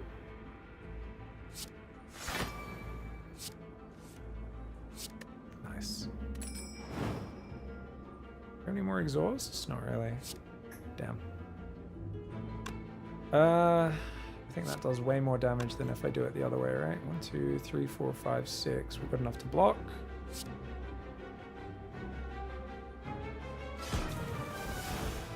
Oh, after image, hello. Do we play after image?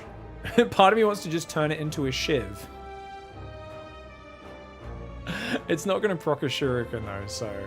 Oh, actually, this is more shivs anyway, first of all. Alright, after image should get played.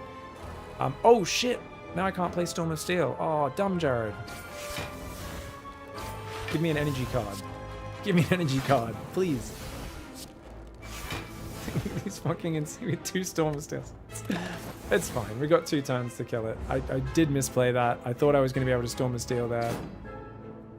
Why after image with intangible? It's so I don't take like the 3 or 4 damage per turn. Yeah, it's unnecessary. Should have just turned it into a shiv. Okay, Terror is going to help us a lot. Do we burst our Master of Strategy? Yes, we do. Yes, we do. We don't even have space for it. We're so stupid. Okay, do we throw away? I think we unload. And then we unload, like, Blade Dance? I think? It's so stupid. Oh, Blade Dance is not an attack, it's a skill. Well, I am a simpleton, guys. Intangible's gonna wear off after this turn. I need to actually play properly now. I'm fucking around way too much. And Repto's only at half-life. Hopefully Repto spends time summoning rather than killing me. Oh god. Oh god. Just give me some weak. I went past my leg sweep without using it. Oh no. Oh Jesus Christ, I'm gonna take a ton of damage this turn.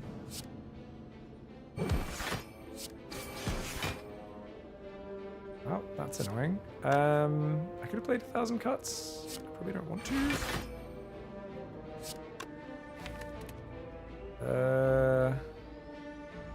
Probably do what I should have actually. Strike.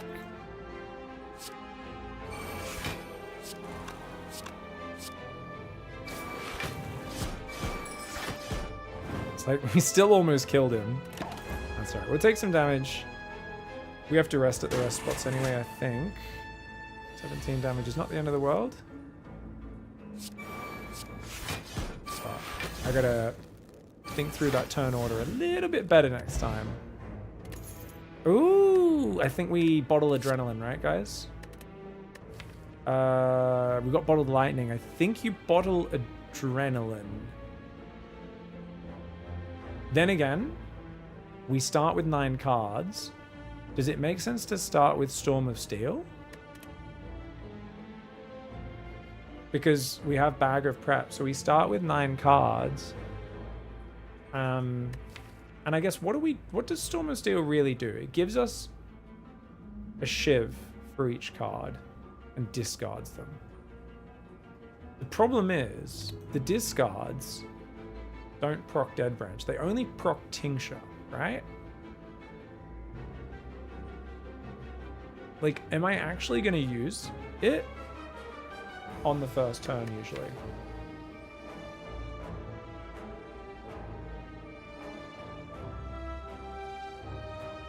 Oh, and then because then when you use all the shivs, that activates the Dead Branch. That's how it works. Right. Sorry. Still wrapping my head around the Storm of Steel. Right. And then you end up with a full hand of random cards that you can still use.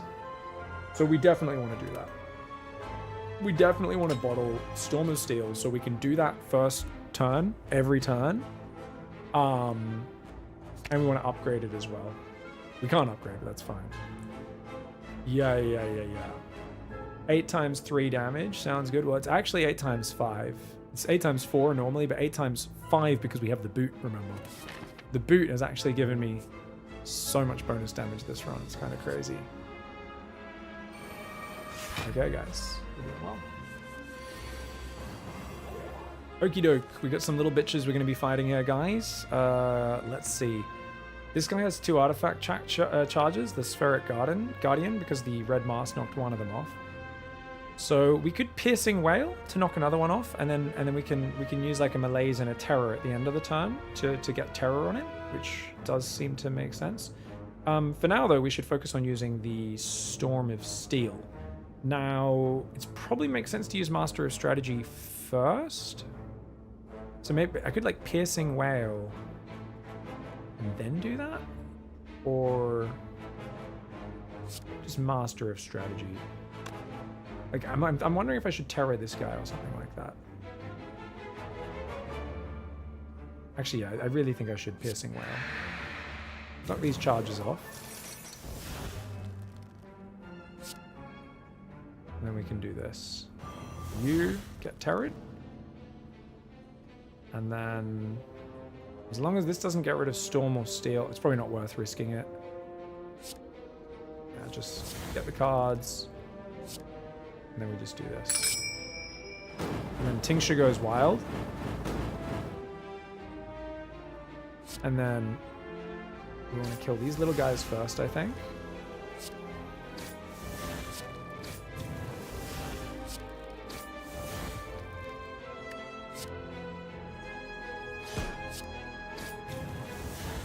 Oh, finisher. Guys, we got a finisher. Ah. Well, that's ridiculous.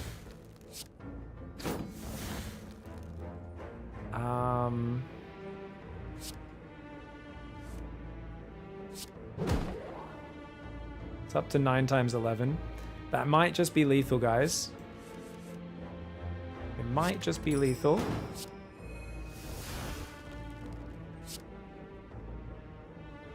I know I've got lethal, but I'm clicking buttons because it's fun.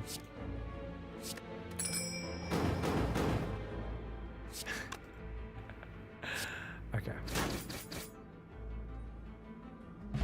Bottled Storm of Steel also loads up your Shuriken. Oh, I didn't even think about that. That's insane. Oh my god. Dude, this deck is so far out of my like pay grade. It's actually, I mean, Dead Branch is broken, but yeah. That's crazy. No. Oh, no. Yes? I think that's a yes. I think that's definitely a yes. Right, guys? It's like not necessary, but it's definitely a yes. It's like, yeah. Okay, guys, we lose 4 life. Oh, 3 max life. That's not too bad. We have to retrace our steps. That's okay. Back to 63 life. And here we go for a move, most likely. And then it'll be rare, but it will hit like a truck. Yeah, exactly.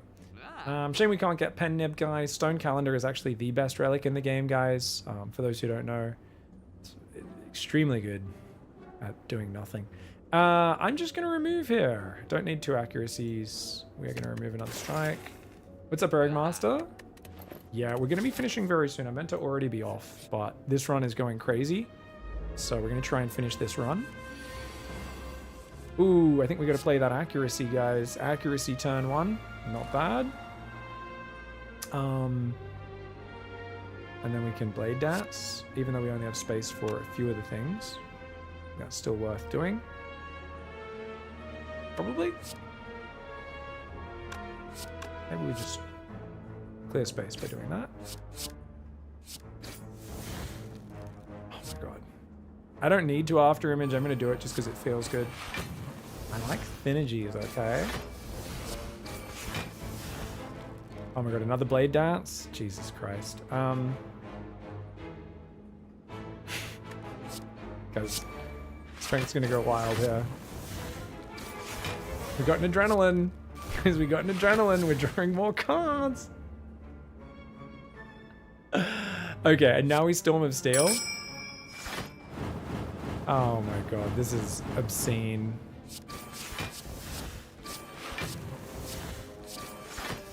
And I know I should play on fast mode, but this is actually good, guys, because it stops me from... My Shuriken just goes crazy on this first one. It stops me from missing some of the plays. We could have got like 10 strength that turn if it kept going. Turnip, you can no longer become frail. So it's going to be worth continuing to attack the heart, even when it's not taking damage, just to buff our strength. None of these are necessary. As cool as Blur is, I really don't think we need another Blur in our deck. Is it just me or Tincture Deafening Loud? I think it might be a little poorly balanced. Sorry about that. Anyone with headphones get wrecked, I guess. What a deck. Dead Branch is crazy, guys. Oh, we also had Pantograph as well, if we needed it. Okay, I think we saved Terra potentially. Well, I think we're going to save everything, aren't we? We don't have any card draw here, other than Expertise, which can't be used. So this is just going to be a straight Storm of Steel on this one. Hey pig, your mommy's hot. Like really sexy. She would do well on Vans. Oh, thank you, Lilyhammer. Stalking my mom. That's lovely. Thank you. Thank you for the kind words. Oh, how many Blade Dancers are we going to get? Quite a few. Okay. Escape plan? What's that going to do? Dash. That's an exhaust as well. Oh, we've got a bullet time. Hello. Okay. Guys, are we gonna kill Dono and Deca on the first turn?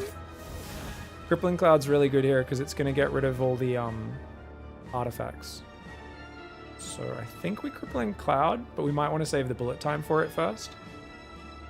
Hey, what's up, Blue Hammer? Did you run 15k? No, I ran 26k yesterday. That was the last day. The challenge is over. Over. Only went 460 meters beyond the challenge, but we did it. Very proud. Very happy with myself. Okay, guys. Do we... I kind of want to... Yeah, like, part of me... The thing is, I think I need to clear my hand up either way. I mean, we play Deflect. This is only 3 cards, so that's fine. We can just do that straight away. Oh, Corpse Explosion as well, guys. Oh my god. This is absolutely insane. 26k in a single day, that's awesome. Thank you, mate. Yeah, I took the day before off, so I had a bit more energy because of that, I think. Which was good. I think we just bullet time now. This is crazy, guys. This is actual insanity. So that knocks the artifacts off. And then we can, like, Corpse Explosion you. And then we can Deadly Poison you.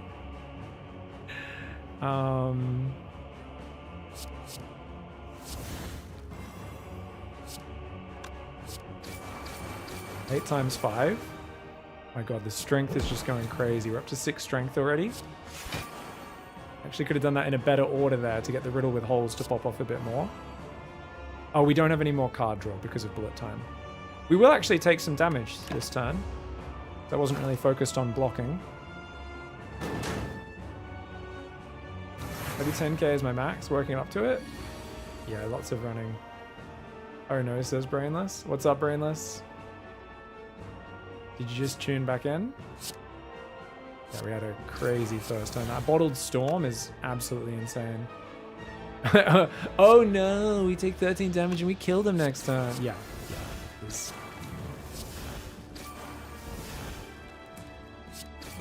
actually wild. Oh, we can Nightmare some stuff as well. Alright guys, we're up to 8 strength there in 2 turns against Dono and Deca. HP is a resource. Indeed. Oh, we have to play 2. I totally forgot we had to play 2, guys. This is my first time getting to the second boss. Oh, how exciting. How fun is that? Okay, so we're gonna accuracy. I think we'll footwork as well. And then we can Blade Dance. Ooh. So Blade Dance is a problem. This whole fight is a problem for us. But we've got accuracy, so I think Blade Dance is still going to be... Shivs is still going to be what wins us the game eventually. Yeah, it's not a great deck versus Timekeeper, but I think we beat him. Question is just if we use Wraith Form straight away. And I think we do, because we've got another Wraith Form in the deck. So I think we'll probably use this Wraith Form.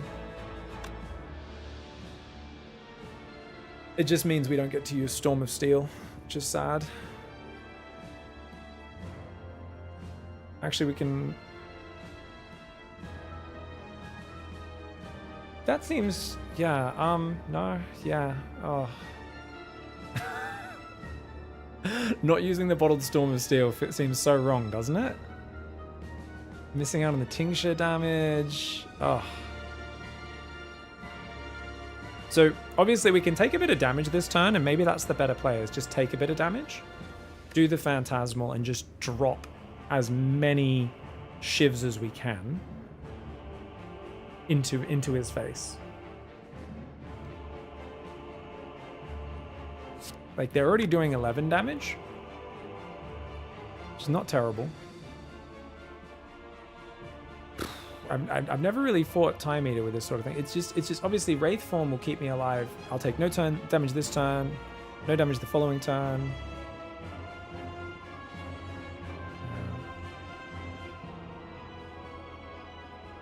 I mean, we could, yeah. You're saying, yeah, like Ari says, we got to make sure we full block and then play 12 cards. I mean, I want to play 12 cards, which I definitely can. But like, I think I can scale way better with the strength and everything if I just take 24 damage. It puts me on 39 life, right? Which is, it's not great, but I have 2 Fairy and a Bottles for backup. Yeah, we heal before Heart.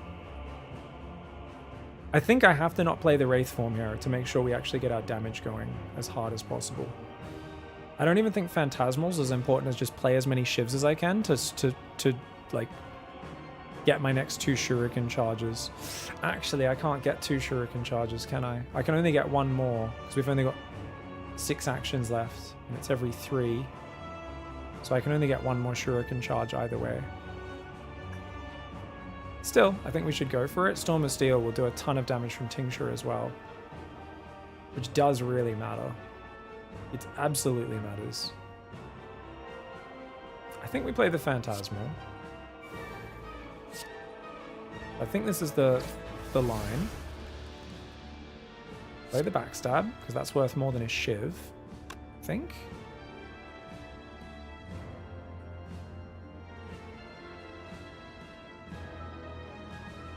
Tincture doesn't do anything, right? Because of accuracy?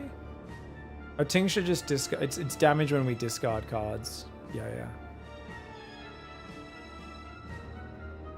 So obviously we can attack with the Backstab. But I think the Shivs do more damage. Because we get the discard damage as well, right? Because that does 12. So I think it's better for me to just discard right now with Storm of Steel. Then again, what do we need? We only need 2 more attacks to proc the last one. We could literally just do all out attack, Backstab, all out attack, Piercing Wail, 1, 2, 3. We could mix an Acro in here as well.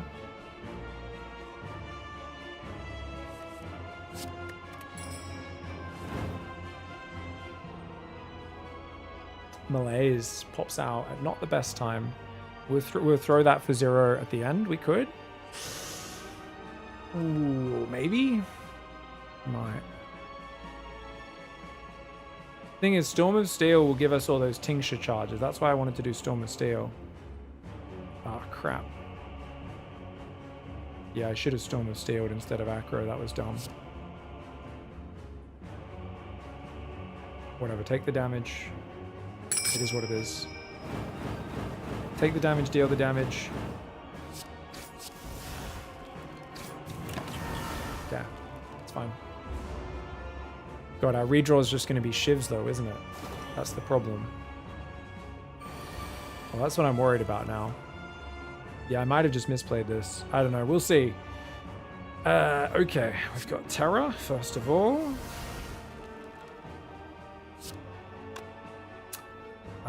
Well, we need to not draw a heal hook. We need to actually draw our dash, so then the heal hook can activate.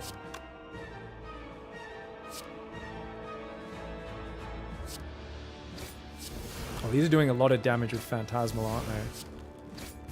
Wow, that's kind of wild. I think we want the dash here? Or do we want glass because it gets double strength modifier? I think... Ooh, dash doesn't give weak. It would be neutralize. Sorry, neutralize is what the weak would do.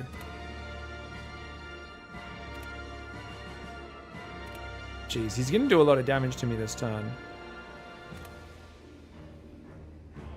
I think neutralize is good.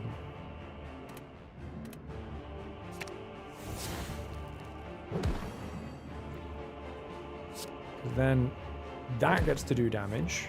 Our shuriken's going up, guys. We get a dodge and roll we can use, which is nice.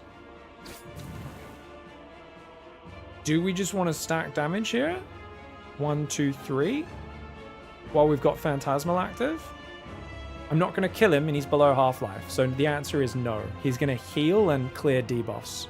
We are going to lose Terror. We need to throw this and block as much as we can. We need to block as much as we can. We get another Phantasmal for the next turn, which is not useful unless we can kill him on the next turn. Oh, which, I mean, if we can kill him with this turn's damage and then next turn's damage, we could kill him before he heals, actually. That's like a very real possibility. There is a oh, yeah. Shit. He's not poisoned at all. We only get one more card here. I think we go for the Cloak and Dagger for the maximum block. Or, if we just don't block at all, we get down to 13 life.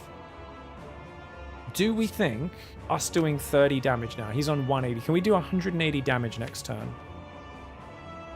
We have a Master of Strategy. We have an Adrenaline. We have a Blade Dance for card draws. We also have the Wraith Form. I think we're fine either way to get through this fight. It's going to be hard. Hey, when's the next chapter of Legacy of the Void Nightmare? Probably in about a week. Probably in about a week, Phoenix. Sorry, I'm a bit behind on it. Yeah, took a little bit of a break from it.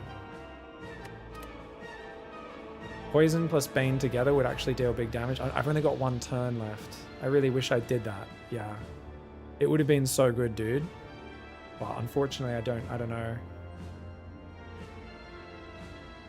With Blade Dance, everything is possible. Yeah, exactly. I know, right?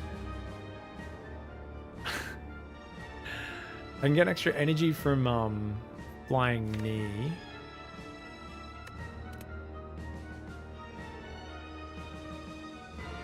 Thank you for dropping by, dude. Oh my god, we're deep in this run and it's stressful. I think I have Flying Knee, guys, to get the extra energy for the next turn. Take the damage and we're kind of going go hard or go home. We destroyed Dono and Decker super hard, didn't take much damage. We get really weak here. Can I do 174 damage this turn, guys? We draw the Blade Dance, which is the most important part of the dream. We have Phantasmal active. Come on, no, draw more attacks. Come on. Fuck off. You gotta be kidding me. If I played the Poison Stab Bane, he'd be dead. There's so many things you need to keep in your brain when you're playing. Oh! Tincture. Survivor for the 3 damage. Survivor for the 3 damage. How often do you see Survivor finish off a boss? Hey, Tincture's carrying us. Oh my god. Dude, what a crazy run this is. Dead Branch is actually insane. Dead Branch is a wild relic. I think I'm understanding. Jorb said that you should have an almost 100%. He said 100% and then he was like, well, technically 100%. No, but almost 100% if you get Dead Branch with Silent early. I didn't get it that early, but I don't think it matters. Just overpowered. We rest because we've got the Fusion Hammer, guys. So we can't do anything else. We go to the shop, which we can't do anything at almost certainly. We have 50 gold. Like, we could buy a Reflex, which I don't think makes any sense. Don't think we need a Reflex. I don't have much discard. I have a little bit, obviously, with like, you know, Storm of Steel and stuff, but yeah. All right. I think we just go. All right. Let's hope Spear and Shield treat me friendly. Treat me well.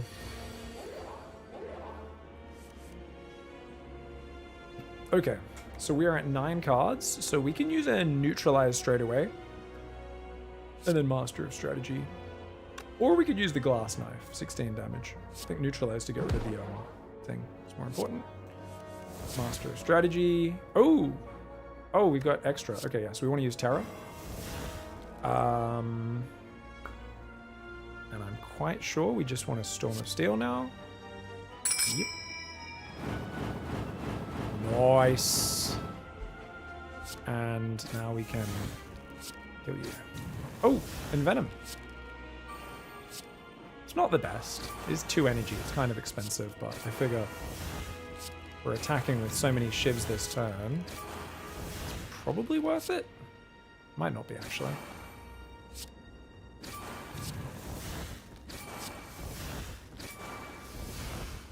Oh my god. Okay, we have decisions to make right now, guys. We riddle with holes. We can wait until we get another strength before we do. We can leg sweep, heel hook, which will leave us with 1 energy, and then we can bane, or we can riddle with holes after doing another attack. So we could like bane, riddle with holes, would be pretty fantastic. Which I think is lethal or close to it at least. Is that lethal, guys? So we'd be doing 30 damage, which brings you down to 41. 41 minus 8 from the poison is 33, and then you'd be taking like 1 billion damage from that. Yeah. Does this proc tincture every time, or shuriken every time it does damage? Doesn't, right? No, it just gives 1. Otherwise, that would be absolutely insane. That procs shuriken, even though we didn't use energy on it. All right, very nice. So first round we killed the spear, now it's just the shield. Much easier to deal with one at a time. You are not weak, so I'm not sure what we would want to draw in secret weapon. But it exhausts as well. So probably dash. Yeah, dash should be good. It's a big block. Terror. We'll let just do that. Then we can just kind of go, aha, exhaust the endless agony. Do we want to riddle with holes? 7 times 5? Could we block after that? Probably not.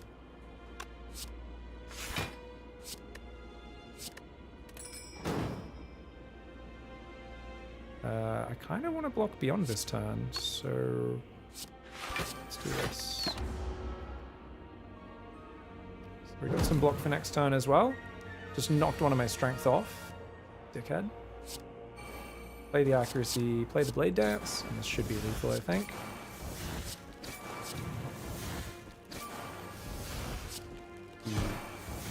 Stand, get the Bane. And another Storm of Steel comes out. Alright, Spear and Shield go down very easily. We've got Mercury Hourglass. Start of your turn, deal 3 damage. Not very high value, but it does something.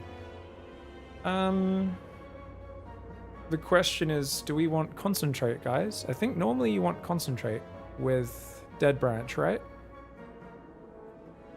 Because we're always kind of running out of energy. So that seems like the thing you take.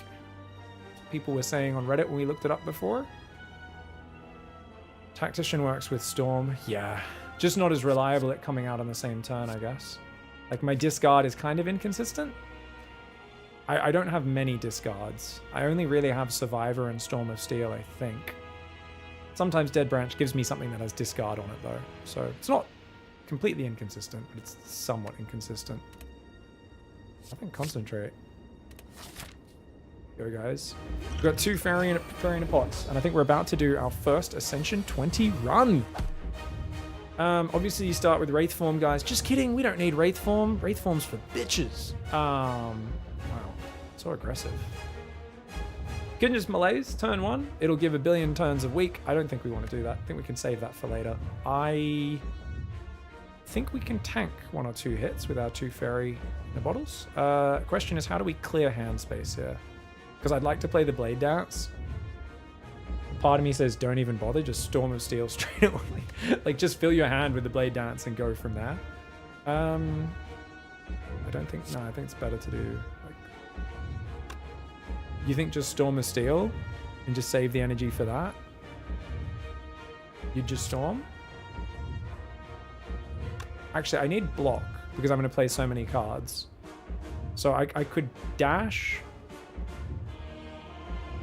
or leg. I could like leg sweep or dash first.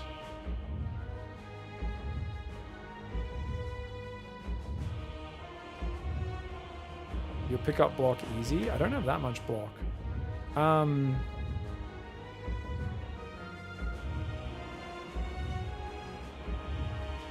Well, just because I'm going to play like 15 cards this turn, I don't want to take 15 damage for free just because of Heartbeat. Whenever you play a card, take 2 damage. Oh, fuck. This is Ascension 20. It does 2 damage straight away? Oh my god, I forgot that Ascension 20 automatic. What else is different in this fight? Oh, it can only take 200 damage a turn as well. Oh my god, this fight's much harder, guys. How much damage is it going to do to me? I don't even know. I think I lost to the heart or died before it on like Ascension 18 and 19. I like got the bosses and then died to like Spear and Shield and stuff. So I actually don't know if I've played against. I think we leg sweep. Blade Dance, and then just start shivving away. Do we Storm of Steel it? Do we Storm of Steel? No, we just play these. They replace themselves. After Image is a godsend. A very lucky first pull. Tools of the Trade is really good as well. Most of these cards I wasn't planning to play. There we go. Okay. Now I don't have any energy left, but that's okay.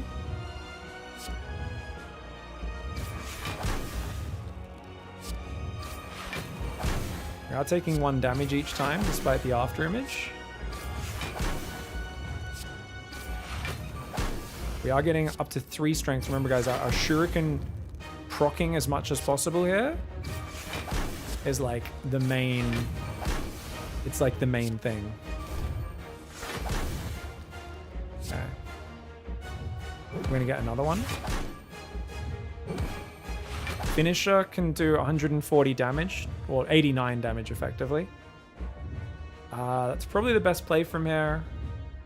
I can't really imagine much else we should do. I think 90 more damage is fine.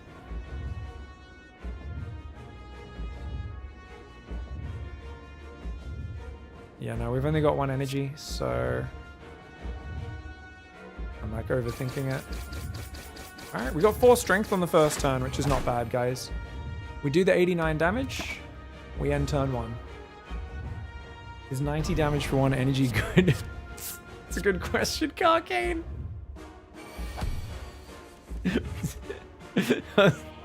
I'm making sure I don't make a terrible misplay, okay, guys? I think Dazed we just put straight into our other draw pile, probably. Oh no, we've got to concentrate, so probably don't need to with that. He's going to do 45 damage. She. I don't know why. The heart, to me, it's like a queen. It's a she.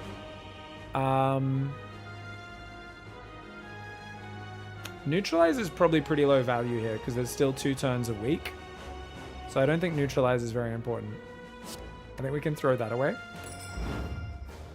Does 3 damage as well, which is good. So we can, yeah, okay, do this. I think I throw away the Dazed. Do I? Just means my redraw later is going to be really crap, which I'm worried about. I think maybe I shouldn't do that. I shouldn't. Yeah, I think we can take a little bit of damage now. It's not the end of the world. 1 defend going down is not that bad. Okay, so what we're going to do, I'm going to play Footwork. You're going to play your Defend. You're going to play your Master of Strategy. We get a Well-Laid Plans, which is cute. I don't know if it's worth playing the Well-Laid just for a single retain. Maybe, maybe not. I think we can pull out a Leg Sweep. Oh no, we already got both Leg Sweeps. So are there any attacks that are worth pulling out using our thing? We can pull out our Glass Knife using Secret Weapon. Kind of takes us a bit of damage though. It's not super worth it. Let's just see what we get. With our shivs.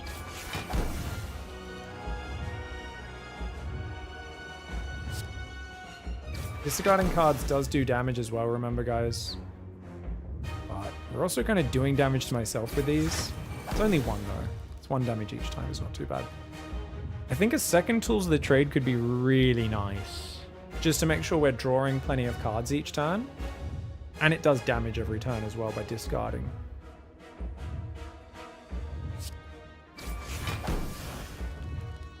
Guys, we just drew a Storm of Steel. We just got a second Storm of Steel. Sorry, I'm covering the rightmost card. Okay, so what do we do before? I think we're going to concentrate some cards. And then we're going to Blade Dance, and then we're going to Storm of Steel them. This is actual insanity. So I do want another Tools of the Trade active, so we have double tools. I do also want to discard 2 cards and gain energy. We can get rid of, I don't know, the other Concentrate and like Secret Weapon. I don't really care too much about, I guess. Oh.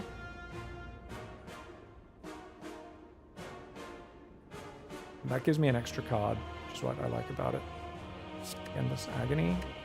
Just a bit of damage. Not that important.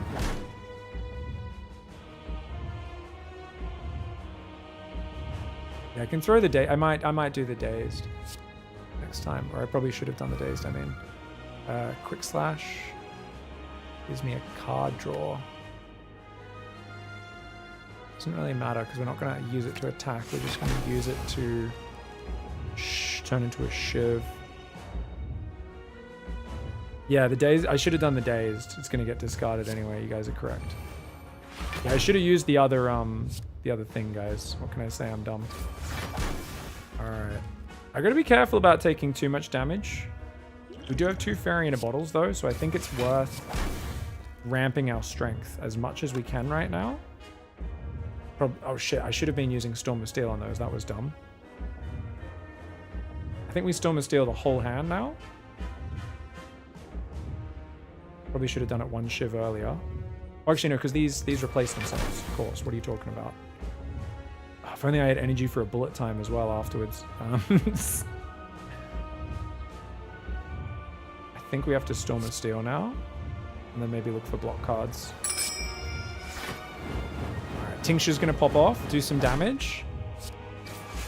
I gotta be careful because I'm getting myself dangerously low.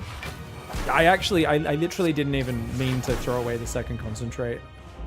I'm such a dum-dum. Ah, it's unupgraded. Doesn't do anything. Oh, Piercing Whale would have been amazing as well. Draw me another Concentrate. Give me another Concentrate. Make up for my stupid mistake. Make up for my stupid mistake. Make up for my stupid mistake. Damn it! Oh my god, imagine if I had energy for Finisher. I mean, to be fair, it wouldn't do any damage anyway. Alright, we're going to take 45 damage, which means 1 Fairy will pop.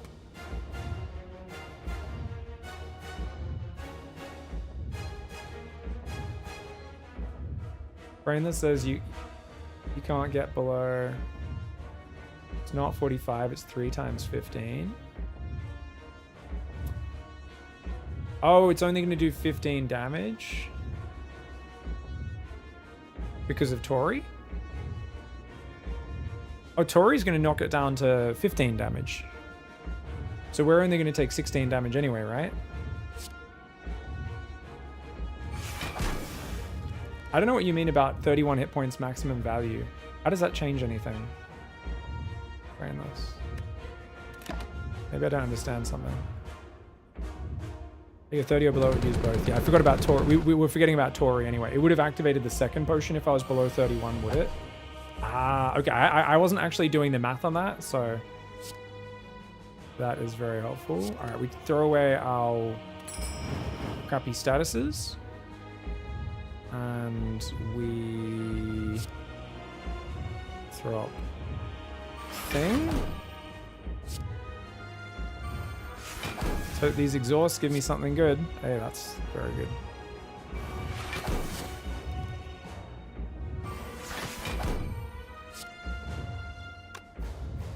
Guess we draw, see what we get.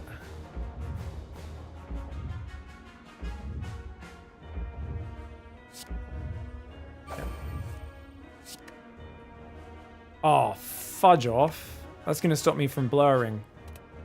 Well, at least it... I mean, I'm not dead, right? I've got 36 life. I'm going to take 14 over. That's not dead. Yeah. Yeah. Fairy in a bottle. We'll pop. We've got 1 left. It's going to take us at least 2 more turns to kill him, though, because of the damage cap, which is annoying. So we can throw that one away. We can throw this one away. We have 54 cards, so we don't really care about our deck coming around. Guys, we got accuracy. at the very bottom of our 35 card deck. Little annoyed. Little annoyed at that.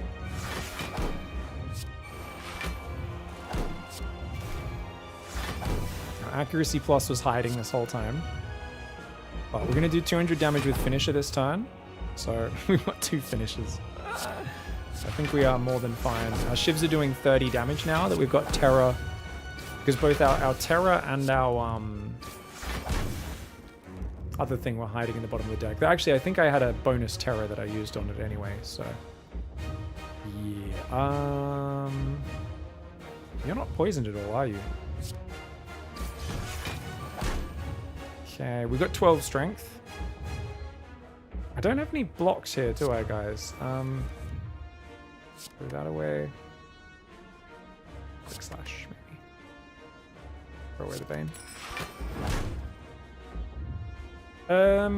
Malaise won't do anything other than weak because it's going to clear any strength debuffs. She's going to clear any strength debuffs. I can double well-laid plans and drop a finisher. Finisher's going to, of course, do the rest of the damage. 6 times 18 is like 60 plus 24, 84. Oh, actually, that's not enough to cap out the damage just yet. I should throw like a dagger throw or something as well. Or a blade dance. Blade dance can do stuff as well.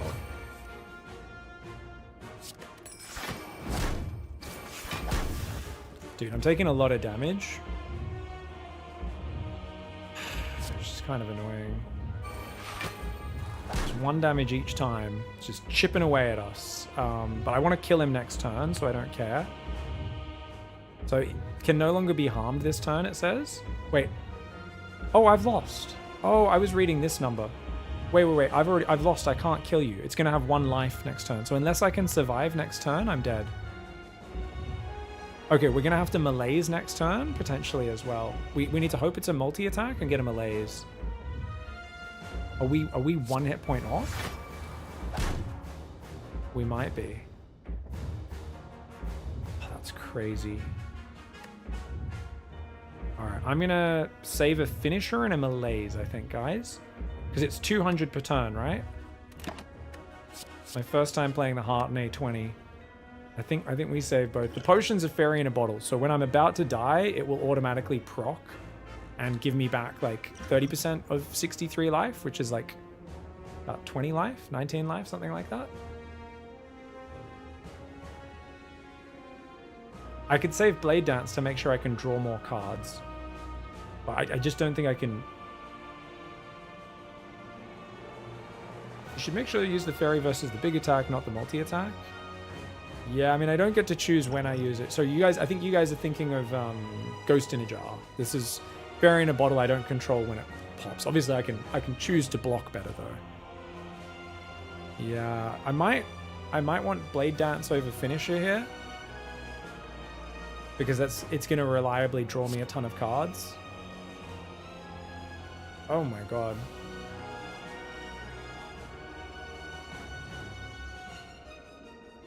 The reason I want multi-hit is because Tori, guys. Tori can block the multi.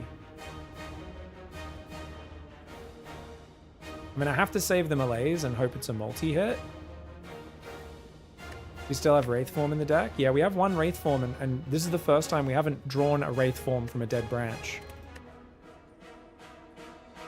Finisher will guarantee kill in 2 moves. He's got 201 life, and I can do a max of 200 per turn Brainless. This is why this just got so much more complicated. Yeah, also we don't know what we're going to draw next turn. I have a 47 card draw pile thanks to Dead Branch, so God knows not what we grab. Look at this, there's 3 Storm of Steels, 2 bullet times in here. This deck is a mess. I don't even know if I can survive, yeah. Without Finisher, you'll need to deal 100 plus 101. Yeah, Blade Dance is going to draw me all the other cards though, so it's still going to give me good damage. And the Shivs are doing like 30 damage in attack at the moment, so this actually does like 90 damage in of itself. But it also draws me 3 extra cards, which could save me, so that's it. It's got to be the play. Oh, fucking crazy, guys. It's a crazy run. Beat might kill me? Yeah, it might. Throw that away. We don't need a 3rd well-laid plans. think we can throw that away as well. Oh! Wait. Why is it down below 200, guys? Wait. Did the Mercury Hourglass do damage before the thing kicked in? I can kill it this... Oh, no. It's still got one... Sorry, it's still one off. Never mind. I'm dumb. Okay, so it's doing its big hit, guys. The question is, can we defend the big hit? We have Blur. We have Defend. We have Potion. I think we're good. I think we are good. So we go Blur. We'll go Defend. Oh, we maybe should have used those after. Oh, because Oh, fuck. Oh, shit. Yeah. Because the way it works is you got to play... That doesn't affect the beat now. So, okay, so let's see if we can survive. I may have just missed... That's so annoying. All right, so we can kill it next turn for sure. Can we survive this turn? 14 plus 11 plus 19. Maybe. I can't play too many cards this turn. Or I'm just going to die, right? I'm hoping we draw more block or Wraith Form or something. So we kind of need to just hope we get things. Come on, give me block cards. Give me block cards. Give me block cards. Give me block cards. Give me block cards. Okay, there's a block card. That's a block card. That is a block card. We'll save it. Save it for now. Give me more block cards. That's not a block card. Please give me more.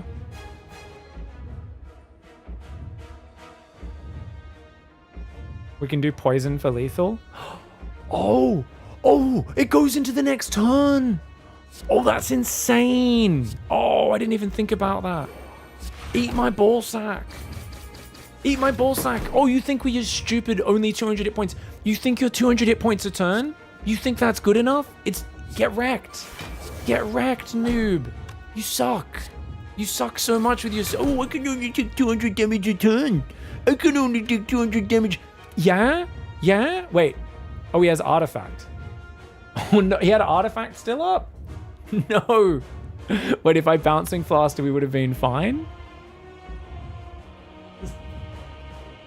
No, I'm dead. I'm dead because I just spammed the buttons. Oh, I didn't know he had artifact up. There's too many symbols. No, Fairy doesn't save me here, guys. Fairy doesn't save me enough because you still take the extra damage. I think I need to save scum this fight. So I still haven't really beaten Ascension 20, sadly. Multiple save scums on this run. Because, what's 63 times 0.3? It's 19 life, right? So we only... Is it 18 or 19 life? It does save you? But I'm pretty sure the extra damage goes through. What? You get it for 1,000 and Fairy saves. Wait. Really? Does Lizard Tail work the same way? Because I thought Lizard Tail and Fairy work the exact same way. And I thought the damage spills over. Hold on a second.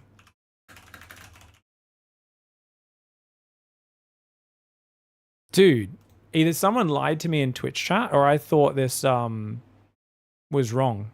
I thought it spilled over. Oh, someone told me it did that. Only multi-hits. Oh, where that comes... Oh, okay. Bouncing Flask. Flip.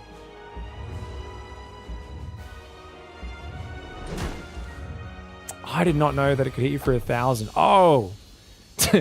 Mercury Hourglass just killed it. Okay. Dude, that's crazy. That is like... super overpowered. We got our first Ascension 20 win. We didn't really deserve it. But that's the first time I've ever used Dead Branch with SIlent, and it's very powerful. I thought we were doing pretty good before Dead Branch came along. It came along, what, about here? Wraith Form? Somewhere around Wraith Form or just before Wraith Form. But the Bottled Storm of Steel was very cool. I do like finding the actual use for Storm of Steel. Tori saved us 50,000 life. The boot did a ton of damage in Act 1 and Act 2. Tingsha did an insane amount of damage. I forgot about Sundial, honestly. White Beast statue was great. Philosopher's Stone was the perfect pick. It was worth way more than the drawback.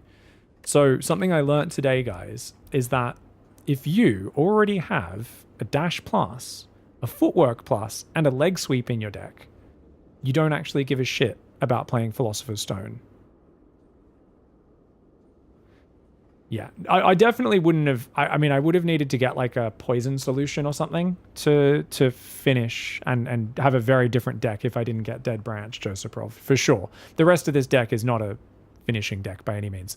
But yeah, so that's an interesting thing, guys. Philosopher's Stone is so dangerous on Silent, but if you happen to have like this really defensive chunky start, especially with 2/2 drops that need the energy, Philosopher's Stone had almost no drawback, right? There was the Red Mask crew, the Masked Bandits, fucking ruined them. They did like 1 damage to me.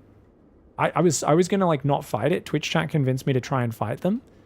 And then I was like, I took 1 damage from those 3 cucks. Like, what the hell? We also had to survive a discard kill and a Mercury Hourglass kill. That is true, Joseph. This is a fun... The Dead Branch does create some chaos, doesn't it, man? Does create some freaking chaos. I never really... I think I've only bought Master of Strategy once when I had like 800 gold off of like Golden Idol, Moorbank. I had like 2 or 3 like, you know, gold relics. And then I was like, oh, and I was just buying everything at the shop. But I actually spent an important amount of money on it. And I do think it was really good. I think Master of Strategy was a very nice card. So definitely sold me on that. Obviously, it's expensive as shit, but very cool card. Very nice card. Yeah, I think the Malaise was good. Having that upgraded was nice. So I could just pop it off for like a little mini artifact remove sometimes. Knock a single strength or a single turn a week on things. The double heel hook obviously made sense because we had so many weak sources in our deck. Paper Crane would have been amazing. You still should have upgraded Neutralize. I absolutely should not have. That would have been a wasted upgrade. But I love that you're sticking with it, Fratswagular. And that is Ascension 20, guys. First time ever completing it. Dead Branch kind of makes me feel a bit like it wasn't fully my you know, I still absolutely feel like I need to finish it with a deck that I build myself, as opposed to the Dead Branch throwing crazy shit in. We just got the Steam achievement, guys, just popped up there. What do we get? We got 2 elites tier 1 on the first act, 3 in the second, 3 in the third. We beat 5 bosses. I don't know what enemies slain mean. Do you guys know what that means? Is that like there were 13 battles that we went throughout all the floors? Is that just what that means? I guess I never really look at that number. Is it only 13? I feel like it would be more than that. Oh, it's the normal combats, not including the elites and the others. That's a pretty low number, right? 13, or is that normal? We had Librarian, deck size of at least 35 cards. Fuck yeah, I get that a lot. I play with chunky decks a fair bit. Defeat an elite without taking damage 5 times. We beat elites without taking damage. Obviously, once Dead Branch came in, we were 1 turn killing a lot of stuff. Overkilling, we got dealing 99 damage with a single attack. That was the finisher. Combo, play 20 cards in a turn. And a bunch of other stuff. So awesome.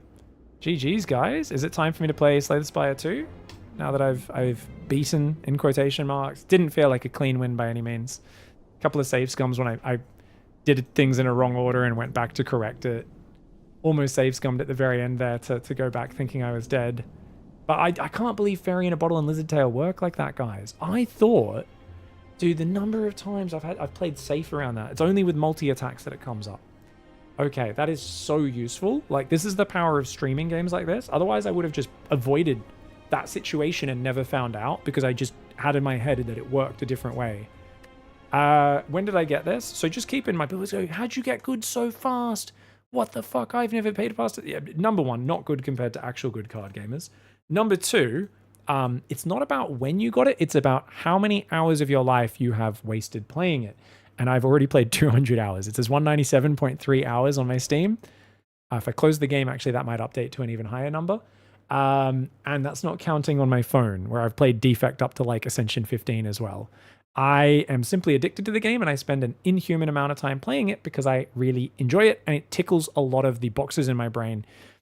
Games like Against the Storm, a lot of roguelikes and complex strategy games that have basically many different mechanics all interacting in a complex tapestry, and where 1 or 2 changes kind of sets off this ripple effect that affects everything else, is like, for me, it's like crack to my brain. It is like, oh. And then you add randomness in there, so there's a bit of gambling as well. So I'm getting this like complex problem solving, but also I'm getting the gambling thing, like, oh, what do I get? Oh, look what I got. Ooh, And it's like it's 100% lighting up the part of my brain that goes on if I'm like in a casino winning a ton of money. Except I'm not wasting money in a casino. I'm playing a game, and that's fucking awesome. And I'm problem solving at a pretty high level at the same time, and learning all these interactions, and you're kind of recognizing all these patterns and things. And yeah, no, I mean, I also, like I said yesterday, I ran 26 kilometers, guys. We finished our running goal. That was 2 hours and 17 minutes of me listening to Jorbs spend. I'm not through. It's an 8-hour video of him talking about SIlent. I think I'm about halfway through now.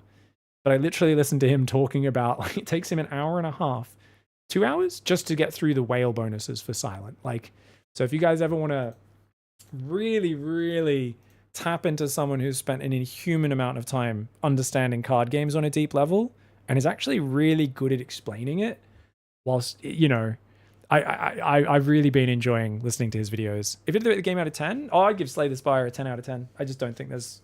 When I immediately opened the game, and the first fucking bird cultist, I was the first fight I fought in the very game. I had no idea what Slay the Spire even was. I didn't even know it was a deck builder. People just told me it was a good game and that I had to play it. And I was like, sure. Opened it at night one day after my stream.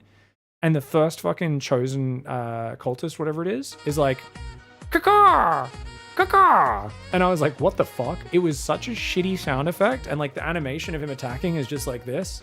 And I was like, oh, this game's amazing.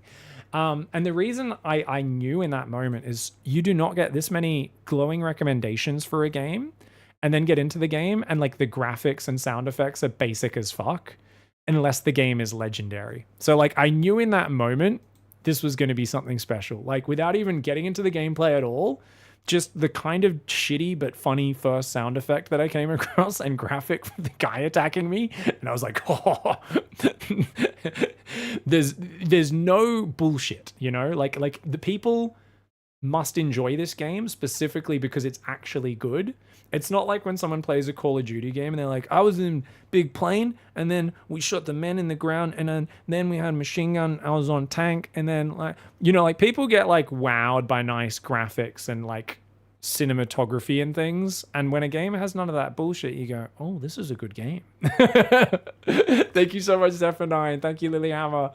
Thank you, Frosting Velocity as well.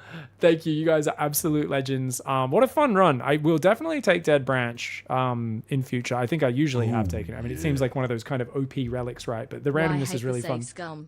They could have had it save at your same turn if they did not want that feature. Also, that's true. Got me addicted to this game. I don't like the habit of being lazy when I play Lion Cat. So I don't like the idea of playing unintentionally, where I just go through, click buttons, then I go, oh fuck, I screwed up, and having to go back. Because it's a slippery slope, I feel like, from loading to go, oh, I played the card in the wrong order to, I played a strategy that I believed in. It didn't work out. Now let's go back and play it a completely different way now that I know the way the dices were rolled. So I'm just very wary that I don't cross into that boundary. There's nothing wrong with doing a save scum. And I actually save scum a lot, especially on very difficult runs and when I'm figuring out like different strategic lines for a boss. But the moment I even save scum once, it already for me takes away like part of the achievement of it. Because like I've watched like very good Slay the Spire players misplay and go, oh, whoops, like, and then they still go on to win the run. And I think there's a lot of room for misplays. And I don't want to get in the mindset as well of like, oh, I need to do everything perfectly to win the run. Because there's quite a lot of room for error. There's so much room for optimization in this game. So I kind of don't want to get stuck in the mode, oh, just save load. It breaks up the flow of the game and it takes away the weight of it. So much like when I play XCOM, I play Legendary Iron Man, because it makes me really go, oh, and really think about, like, it just adds consequences and weight to all the decisions. So I use it as a learning tool a lot. I use it to see what I can possibly, do differently, but I just don't want to get too hooked on it. And a lot of runs, I will purposely go, I know I misplayed that, but I will keep playing and try to find a way out of this, because sometimes that's like the best emergent storytelling in terms of like, oh, and then I got in trouble here and I had to do this thing to get out of it. And like, I've actually had a few runs like that failed even on stream, which were like really interesting, where rather than saving and loading, I was like, okay, but now I'm going to try to do this. And like, I really have to try and min-max and stare at my deck and what's in my draw pile and think about what I can do to get out of it. And it creates like a nice ebb and flow to a take, which is like really fun. Unpopular take. Chimera Squad is good. I like Chimera Squad, Cohen. I didn't finish it though. So did I really like it that much? I really should have gone and finished it. I got quite far in it, but there was just a lot going on in my life at the time, and I got like 3/4 of the way through it or something, and then it was quite fun. I prefer XCOM 2, but I think it was like really good as a smaller scale XCOM, and it had some fun mechanics. I like the I'd like the snake policeman and stuff, and a few others. It was pretty awesome. Zephyr, thank you so much for the love. Lion Cat for the love. You guys are so friendly. I'm glad you got addicted as well, Lion Cat. It's a good game, mate. I really only do it if I'm about to die, and I think there was another way I could have played. Yeah. The other day I took 4 shots at the collector. I got to lethal, and I was like, okay, let's see. I especially with Crippling Cloud. I've been experimenting with Crippling Cloud, and I've very often I'm like replaying and going, should I use it at the start of the fight? Should I use it here? And there's just different cards and trying to figure out exactly what works. But yeah. Pig, I think you unlocked the Science Beta out. Do you want to check it out? It's really funny. Oh, really? Oh, like all of them get unlocked when you do Ascension 20. This is what the game came out with in early access, is it? Okay, we're going to finish the stream, guys. I've already streamed way longer than I was supposed to, but I'm so glad we did this on stream. I really wanted to do this on stream because as much as I shouldn't be streaming too much Slay the Spire, you know, it's not the best for the audience and the concurrent viewerships and stuff. It is really cool to have built a small community of hardcore people who are just here backseating with me, Enderme on Handyman, Lion Cat, etc., Cohen, tons of other people who hang out and backseat with me every day because it's frigging fun. Is it in settings? Playtester art mode? Do we turn that on? Or we just go compendium?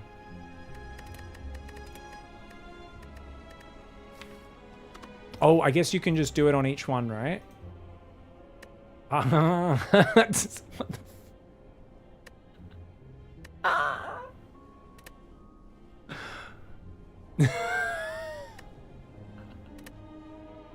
Okay. These are amazing. These are amazing. Strike, dude. This is fucking hilarious. Oh my god, they are adorable. Acrobatics? Wait, is this a friggin' a sentry?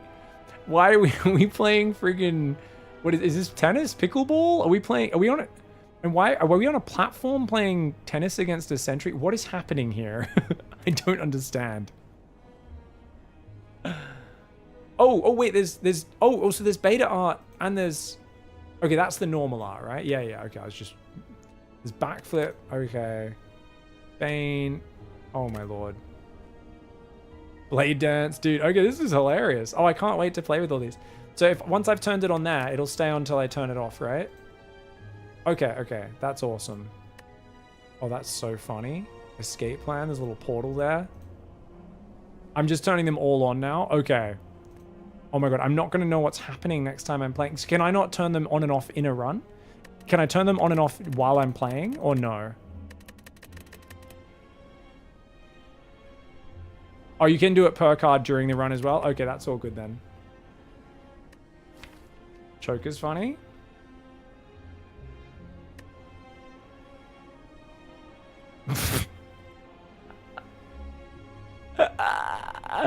Okay, that's pretty amazing. Anytime I right click them, I can do it. Okay, that's actually awesome.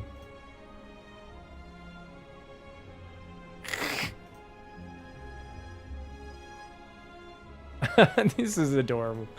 There's soul in this game, guys. There is soul in this game. All right, thanks for the love, guys. Thanks for joining me and being a big part of me hitting Ascension 20. Let's rate up a Slay the Spire streamer. Maybe even a Slay the Spire 2 streamer, since that's where they all are, right?